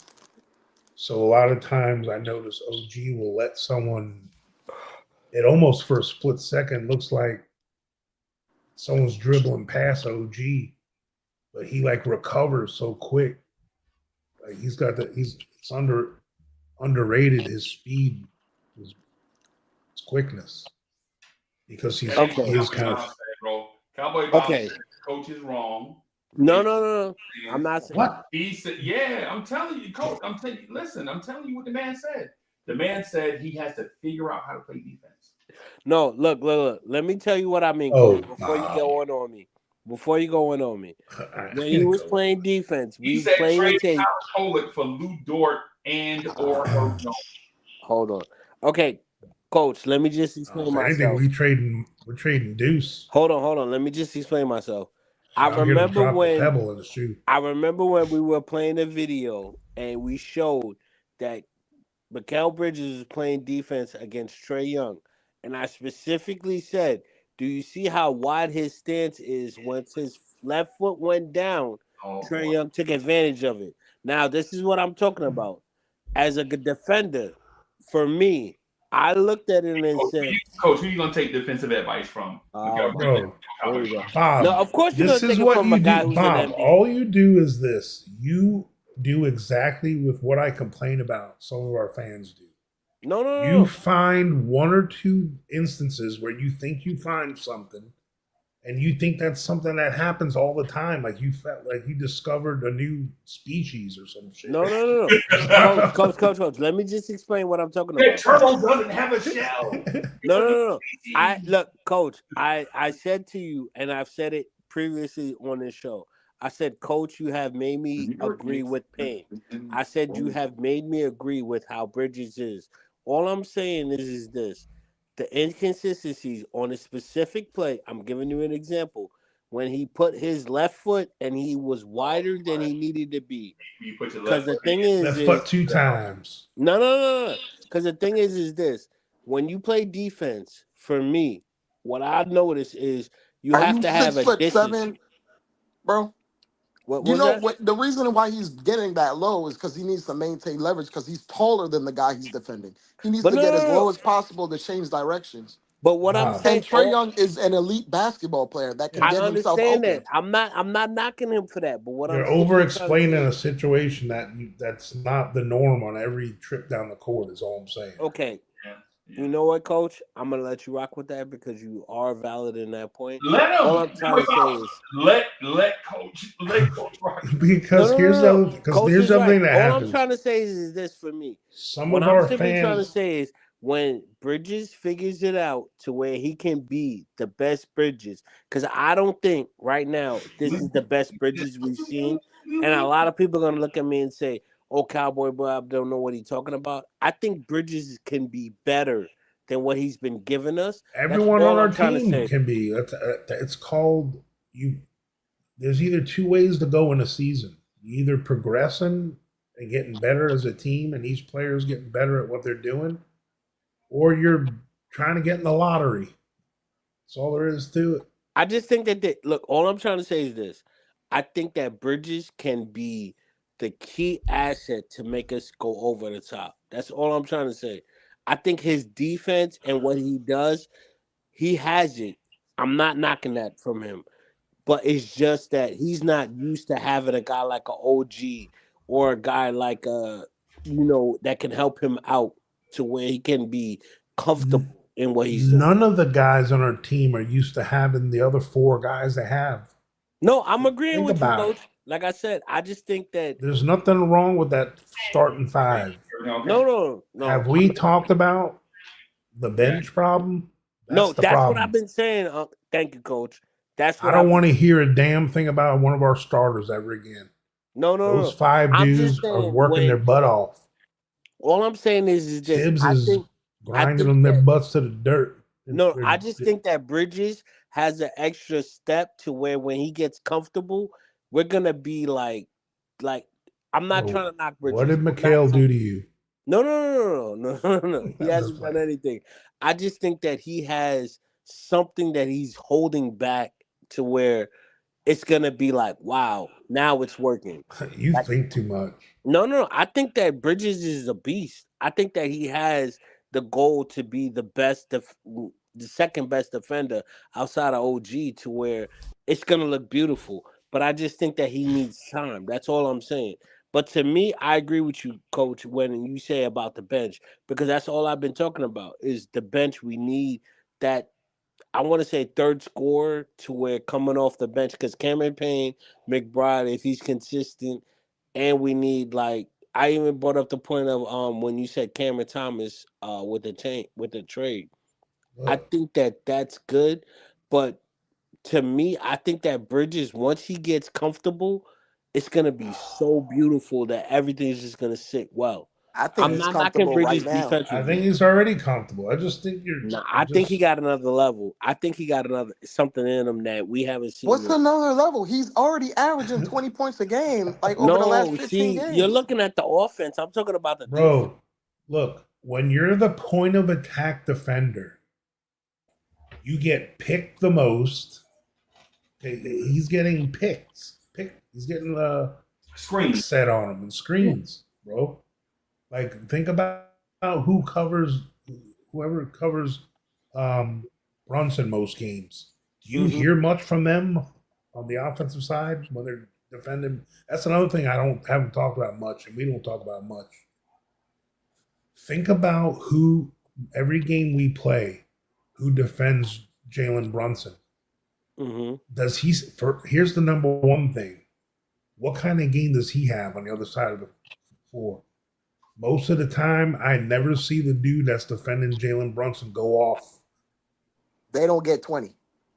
They don't get 20 on offense. Okay. Number two, usually they start off defending them, and then they're like, well, this ain't working. They cycle through dudes. Like, they started off with Herb Jones in that game, and then he disappeared. I don't know. Right, because when he did that pseudo trap, and when Mikal Bridges started knocking down those threes, Herb Jones back way off end. But it's too late, because by that time, Jalen Brunson was hot. I mean, really, the Pelicans were lucky that Cat had foul trouble that game. They were lucky. Referees were terrible. Yeah, the referees were just straight terrible. The infamous words of Charles Nick Hader Barkley. That was just terrible. Terrible. That was terrible. And watch, let them mess around and not pick Cat or Brunson in that All-Star game thing. Why do they let them dummies be a part of picking teams? I mean, they let the media in general. It's not just them. It's a lot of voters. I know what they should do is this. What they should do is this. Yo, what's good? They should have the top 4 or top 3 vote getters be the captains and let them pick teams. Right back, Tell me that wouldn't be better. Wait, say that again? Let the top 3 Well, because one of them's the Rising Stars team, so I don't count. But the other 3 teams, let the 3 top vote getters pick a team, pick teams. Well, it's always like in the park. Well, they did it before. It was always just the 2 top vote Yeah, getters. like LeBron and so and so. You can still do that. But then at that point, it would just be like for instance, it'll like if Giannis was the number 1 guy, he would put Dame to start over Brunson for certain. Well, only if Dame gets picked. But he will from the All-Star team. He's gonna make the All-Star game. No, I agree with Dre. He's gonna do that because they already. Dame is gonna make the All-Star game. Yeah, they already have a. And let him. That's his. But who gets chosen as the starter? It's a combination of fans, media, and coaches. Yeah. And fans get. I think. What was it? Coaches and media get 50%, and the fans get the other 50. Like coaches get 25, media gets 25, and then the fan vote is 50%. Right. You guys and that think was the differentiator why Brunson didn't start last year. Yep. Because he didn't have enough fans to actually vote him in. Do you think OG has a case? Yes, I think in he the does. East this year. Yes. Do we have more than one All-Star on the team this year? We have 3. If it ain't, the question is, we have 3. We have a definite 2. The question is, do we have I say 3. No, I say 3 because OG, how he's been playing, he had 2 OG's numbers offensively is falling off, and it's an offensive game. Oh my God! They're not gonna put you in there with 16 points per game. Nah, man, I'm telling you, he had 2 bad games. OG to me, it's been more than just 2. No. I'm saying 2 bad games after he had his career high. He had 2 bad games back to back, and then it went back to being normal. But for me, you have Cat. Well, hold on, Bob. That's a lie. First off, OG has he's fallen off like 6 games in a 20% row from 3 since that game. No. I'm talking about how he played, like how he's played up until that point. How he's played up until that point, he has been one of the most improved as far as defense and as far as offense. And then you're right. After those games, when he got his career high, he fell off like he let's say improved the next 6. defensively. Was he ever good defensively before? He's the same defensively to me. Bro, which is elite. The All-Star game isn't a most improved thing. It's a popularity contest. That's not what I want. But I think we have 3 in OG, Brunson. I mean, I'm gonna be realistic. It's Cat and Brunson. Yeah, okay? But I know that too. But the other ones and Brunson's a stretch right now. What? Brunson's averaging like 20. You gotta look at his averages, bro. Just his averages alone. And Brunson's averaging like 6 assists. Like, come on. More than that. I'm 7.5. sorry, Coach. Thank you. 7.5. See, perfect. Thank you, Coach. He's averaging that and as well scoring 25. And then you got Cat doing a double-double. Come on, man. That's it. Not just a double-double. If Cat's not in the top 5, in the East, we don't got like I don't know. We got the kid in Atlanta. It's a couple point guards out there. He's better than Trey. Who? He's better than Trey. He's giving you okay. There's only not necessarily the actual impact. I'm just saying, like, what is popularity numbers? Okay. Let me explain. Last I checked, New York has more fans than Atlanta. We didn't vote him in correctly. We didn't vote him correctly. Brunson, we need to go out and vote. Period. I've seen Brunson get 30 points, not even 30 points. I've seen him get 25 points or 15 shots. Like, I have never really seen him average throughout the whole season 20 shots. He's been getting his points from the free throw, plus also as well as assists, and is also contributing to the team.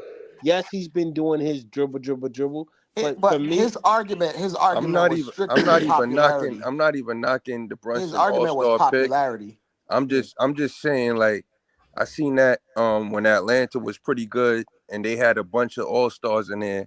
I just want our guys to stay focused and maybe let's get Cat in there, let him just shine, and let the rest of the guys stay at the breakfast table.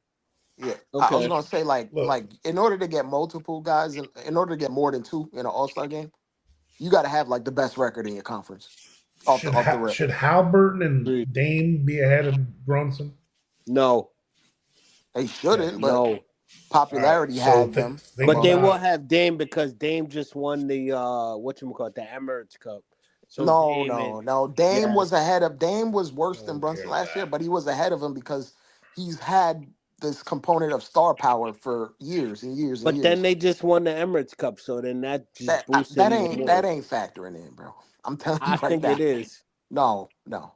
People don't care about it like that. Look, Dre, I'm not gonna knock you. You and me and everybody on this channel may not, but I've heard plenty of other channels. They put it as if that Giannis is gonna win another championship because of what he did with the whole Emirates Cup. That's Giannis. Giannis is one of the best players on the planet. That ain't got But nothing to What? do with Dame. if you're gonna include Giannis, you're gonna include Dame. No, no, That's the same no, thing with Brunson no, and no. Cat. Giannis and Dame are in two different tiers. They're Okay, not the hold same. on. So you're telling me that you're not gonna include Dame off of how good Dame was because let alone I've seen Dame in the cup actually go 10 3-pointers and just go sick, hit all his shots, be nasty, and then all of a sudden you're gonna tell me that that's not the same effect as Is Cat Dame and a Brunson? top 20? Is Dame a top 15 player on the planet? No. So what are No, we talking about? but no, it's not that. It's the whole thing, like you just said, about the fan base and with the whole Emirates Cup. This is what I'm trying to say. Oh, Dame why has do been you an think established people star are? for years. No The one even Emirates Cup is watched not that. changing that. You're Okay. Dame has acting been an like that established was star for years. He's NBA top 75 the ever. Lakers won the Emirates Cup last year. They barely made the playoffs. What the hell does that mean? Nothing. No, it's just because, like I said, I watch other channels and a lot of people boost up how Dame and Giannis are, and they're already saying that they're gonna be the ones to worry about in the East. Yeah. I mean, they're Hey, always hey, going to be a Cowboy threat. Bob. Cowboy Bob. Everybody Yes. with a mouth don't need to be talking. You ever heard that saying before? I love you, Unc. Yes. You know what I'm saying? So just because you watch somebody else and they said something, don't mean this is fact. Exactly. Correct, Unc. Thank you. Last I checked, the average American has got a 12-year-old mentality. So Right. just And, look, yeah, everybody with a mouth don't need to be talking, bro. Everybody, yeah. everybody, You're what, everybody Coach? don't necessarily need to be heard. Just because you can spend $15 on Amazon and get a microphone and a camera, don't mean you know what the hell you're talking about. Right. And some of the people here probably think that about me. I don't care. Let them. But I've been a coach and a sports fan my whole life. I'm 49 years old. And a celebrated athlete. Yeah. So Yes, sir. all I do is Win. spit facts about what I see, how I see stuff. Right. And if you want to align with me, that's cool. But I'm not gonna pound my fist on the table about a subject unless I did some research about it. I don't play like that. So Okay. I like to back my ish up with. That's why I'm a nerd about it. I go in and look at the advanced stats, and I really actually watch the games. I don't just watch the highlights and look at the box score. You got to watch the game with people that know basketball in case you miss something. Yeah, like because some people they'd be like, "Oh, how come Cat didn't block that shot?" Well, because he was defending the top of the key, and Precious or Josh or Brunson was supposed to get the backside rim protection because of the way Tibbs drew it up. It's not his fault. Sometimes, it's like, all because you see the other team's center or the other team's four make a block or a rebound, they're running a different scheme than we are. Okay, so it's not the same. If you don't watch the game properly and know what's going on, you just make yourself sound stupid. Hey, Coach Malpica. Yes, sir. I know there's wins and losses, but do you think that seeing things from different objectives is a part of the game or no? Yeah, I mean, and here's the thing: if someone differs with what they see than me, I respect that. But when someone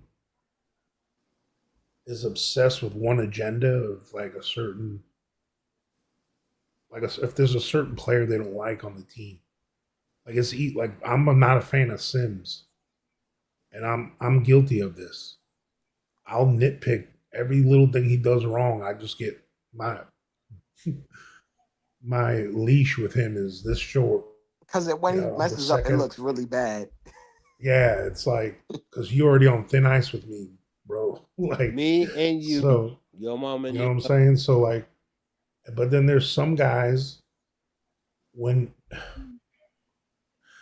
people get mad at Tibbs for not we got mad at Tibbs when they punish Huck Porty or one of the young guys for messing up on defense. Well, I'll tell you right now, Brunson, Cat, they both mess up more than them the young guys do defensively sometimes. You don't see Tibbs pulling them out of the game because We had Julius Randle for 5 years coach. yeah, exactly. So like you got to take the good with the bad.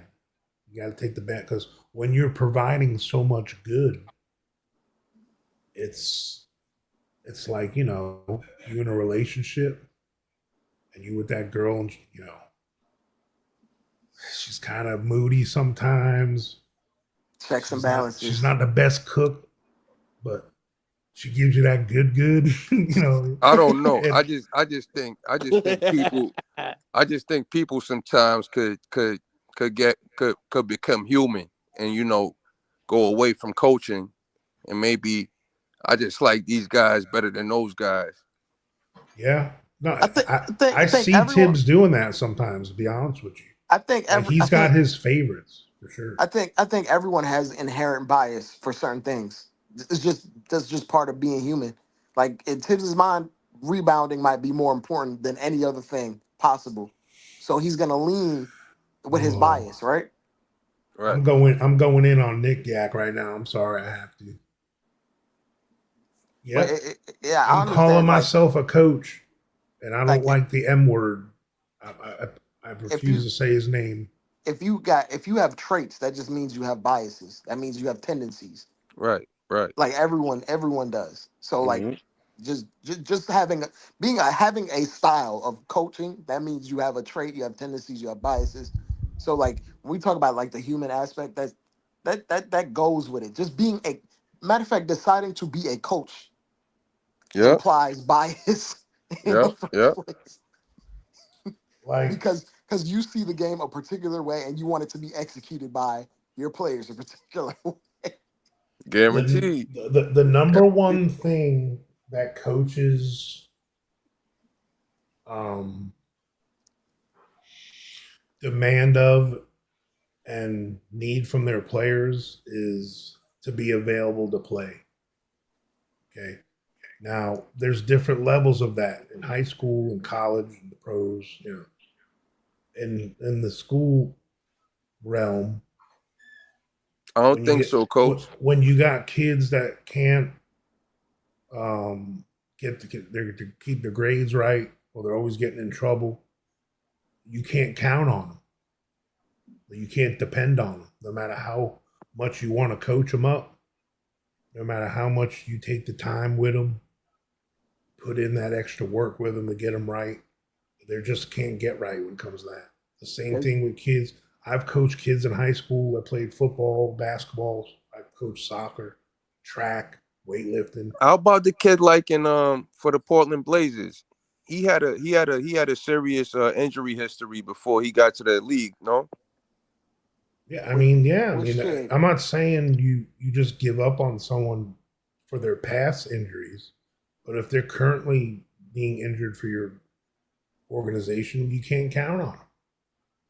What kid are you talking about? He was a lottery pick maybe a couple years ago. Are you talking about Greg Oden? No. Recent. Recent? Yeah, maybe 2 years ago. He didn't play in college, but he was like a. You talking about the dude that got blind? What's his name? Oh You man. talking about Shaden Sharp? Because he went No, to not college and he Shannon quit. Sharp, the other dude. What is it, Shaden Sharp? No, the Shannon other Sharp dude. basically. Remember the one that Shannon Sharp Anyway, found basically out he quit. was injured with his eyes, he couldn't see well when No, he it was played in Shaden the Sharp, NBA. I believe. so Shannon Sharp quit on college. Okay. Like so the said, point I'm I was not doing trying this. to make, No, but not necessarily the injury history of that, but just saying that being Atlanta got an a impactful kid that player did the could same thing impact the too. team and still have guys like, you could be on the bench and still be, if guys know you the guy and they know you're the guy on that team, they want that team to still hold up to that leverage. I don't know. right. I don't. No, I'm just I'll but say, surprised. what I'm saying is though go is ahead, this: Coach. like when I've seen kids in high school and college that they're just predisposed to always getting injured. There, some guys, part of the magic of actually being a professional athlete, one of the things that they have a superpower at is their body can withstand the damage. It's Yeah. durability is because there's been so many careers and players. I mean, look at Bo Jackson. Yeah. Like there's guys out there, Gale Sayers. There's Example. people out there that were supposed to be the best ever, but their Grant body Hill, let them down. Tracy And as McGrady. a coach, I'm sorry, there's a point where you finally have to say, I can't count on this dude. Who you talking about, bro? You talking about Mitch? I'm trying not to say his name and go down the rabbit hole. I'm trying Tracy to speak McGrady, in Grant Hill. generalities. You trying not to sound like a Trey Songz song? Yeah. The What was Mitch? same topic over and over again. And Mitch was a it's not second that I round don't. pick. Mitch was a second round pick, with potential. And he's surprising a lot of people, but we can't. We gotta just count the blessings with Mitch, man. Like, and the only reason why we are hanging on is that reason. He's technically, as far as starting level, above average centers in the league, his salary is pretty good. Yeah. But now that we have Cat and he's only a backup center, technically, the salary's not good. Bro, For a backup center. first of all, Mitchell Robinson was always a backup center. Let's just establish that. I mean, right? Mitchell Robinson has always been a backup center. You don't bring in a center every year to start if you already have a starter. That makes zero sense, right? Guaranteed. Secondly, we're talking about a second round pick that averages 8 points and 7 rebounds. It's not like this dude is borderline all-star, borderline anything. He is what he is, and we appreciate him for what he is. But when we start anointing him as something that he has not proven that he is, that doesn't make him look bad. That makes us look bad, right? We're out here talking about moving all-star center off his position, so a second round pick that averages second round pick numbers can start. Right? I mean, what are we doing out here? This is crazy talk. Yeah. Right? This is crazy. Now, if it was a thing where it was Jalen Brunson, who was also a second round pick, also picked in that same range in his draft, then we have a conversation. A borderline all-star that made the all-star team once, a franchise player that looks like the future at his position is him, then we can have that conversation. Yeah. But when we talk about Mitchell Robinson doesn't have the Jalen Brunson career arc. Right? He don't have the Nikola Jokic career arc. Mitchell Robinson is a backup big from a decent team. When he started, we were terrible. When we're good, he doesn't start. He don't even have the Isaiah Hartenstein arc, bro. Right. Ihart is averaging 13 and 13 with 4 assists, a block, and a steal on the best team in the West. Mitchell Robinson's the backup center. Stop playing with yourself, bro. And they were wanting Sound crazy. And they were pooing on iHeart because he had a rough series and the Cavs. I mean, I did, bro. Yeah. I'll admit. That was me. He had a couple bad games. I was mad at him too a little bit before. But you can't tell me Mitch is better than him. Sorry. If he was better, then he wouldn't have lost the starting spot to him. Mitchell Robinson always loses his starting spot, bro.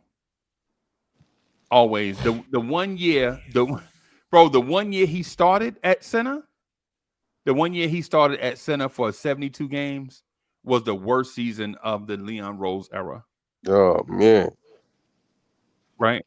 That man started 58 games last year, and one could say you could say that started 58 games last year? Yeah, he started. Yeah. You sure he didn't play 58 games? Oh, I'm sorry. 21 games. He started 21 games last year. I'm sorry. Yeah, I'm sorry. 21 games. I'm sorry. He started 20. If we put Cat at the 4, he's gonna be better. No, man. The dude is This dude, he's a backup center. Everybody, why can't we just embrace realism? There's nothing wrong with that. Like, it's probably going to prolong his career and his value, only playing 16 to 18 minutes a game. Why can't we just embrace realism, bro? There's nothing wrong with that. Like, just keep it a stack. He a second round pick that's getting playing time. Why can't we just embrace that? We need him for Embiid. He single-handedly beat the Cavs in that one playoff series. Remember? No, I don't remember that. I remember him having 2 good games, and in the other 3 games he was just running around. He had 1 great game, 1 good game, in the other 3 games. You know, Mitch is the underdog, man. You know, those amazing blocks, and so is Campaign. Yeah, that's so is Deuce McBride. Of course, but so is Precious. They're all underdogs. Underdog. He's been a underdog since we started this whole. Has been away from the game for more than 25. Underdogs don't win championships. Unfortunately, thank you, Coach. No. I totally agree, but I'm just speaking to the argument. That's all. I'm here to make a take that no one wants to hear. I'm gonna take it off the Mitch train. Deuce McBride needs to get traded, bro. Boy. I'm tired. What are you doing? All right. I'm tired. I'm tired of a 6'2" wing, bro. All right. Tired of it. We done had too much eggnog, everybody. Somebody take that. Coach, you're making me look good, man. That's not good. Bro, I'm tired of not having another play, a 6'2" short dude. I don't know who's talking to me. That gets shot. That gets shot threes over. I'm tired of all these short guards getting threes shot over their head all game. Bro, tired of it. Yeah. It was bad enough we got Brunson for that. And then Campaign and Deuce comes in, and they got 2 guys that are doing it over. Now you got Kolek waiting in the wings to get shot. I like Campaign, and he's provides some things, and he's pesky. Yeah. But when Deuce is just a 3-and-D guy, a wing, that he's got no playmaking ability at all. Okay, so if there was an ideal trade for Mitch, would that lead to us winning the championship? Look, the reason why I asked what ideal is because Mitchell Robinson, for his career, as long as he's been here, Mitchell Robinson has only played 17 playoff games in his entire career. The Knicks have been to the playoffs 3 times in the last 4 years. Right. And that man's only how many of those was he the starter in the playoff team? 11. See, here's the thing. I think if we ran with this team, when Mitch comes, even with Mitch there and Mitch playing, I think we're good enough to make a championship run. Hey, and Dre, guess what Mitch shoots from the free throw line in the playoffs? 36%. 39%. I was about to say 28. It's close. That was close. Wow. Yeah, yeah. And so guess what guess what his average rebound. So he averages 5.2 points in the playoffs, averages 8.4 rebounds and 1.4 Man. blocks. How many minutes per game? 24.3. 8 point whatever rebounds is decent for 24 minutes. Like if he played Yeah. 30 minutes, it would expand out to like But 11. when that's all you got to Nah. worry about, But that's the thing. Tom Thibodeau already said playing Mitch more minutes doesn't make him more productive. Oh no. Exactly. That's my point. I'm saying like I wouldn't play him that many more minutes, but over the course of those 24 minutes, you're getting a guy that can get around 10 rebounds if you extrapolated it. Yeah, because Tibbs said he's a high energy guy and he's going to give you all he's got while he has it, and that's generally about 24 minutes, 25 minutes. Mm. That's not going to be 35 minutes Yeah. or 30 minutes. This is when the Knicks have problems.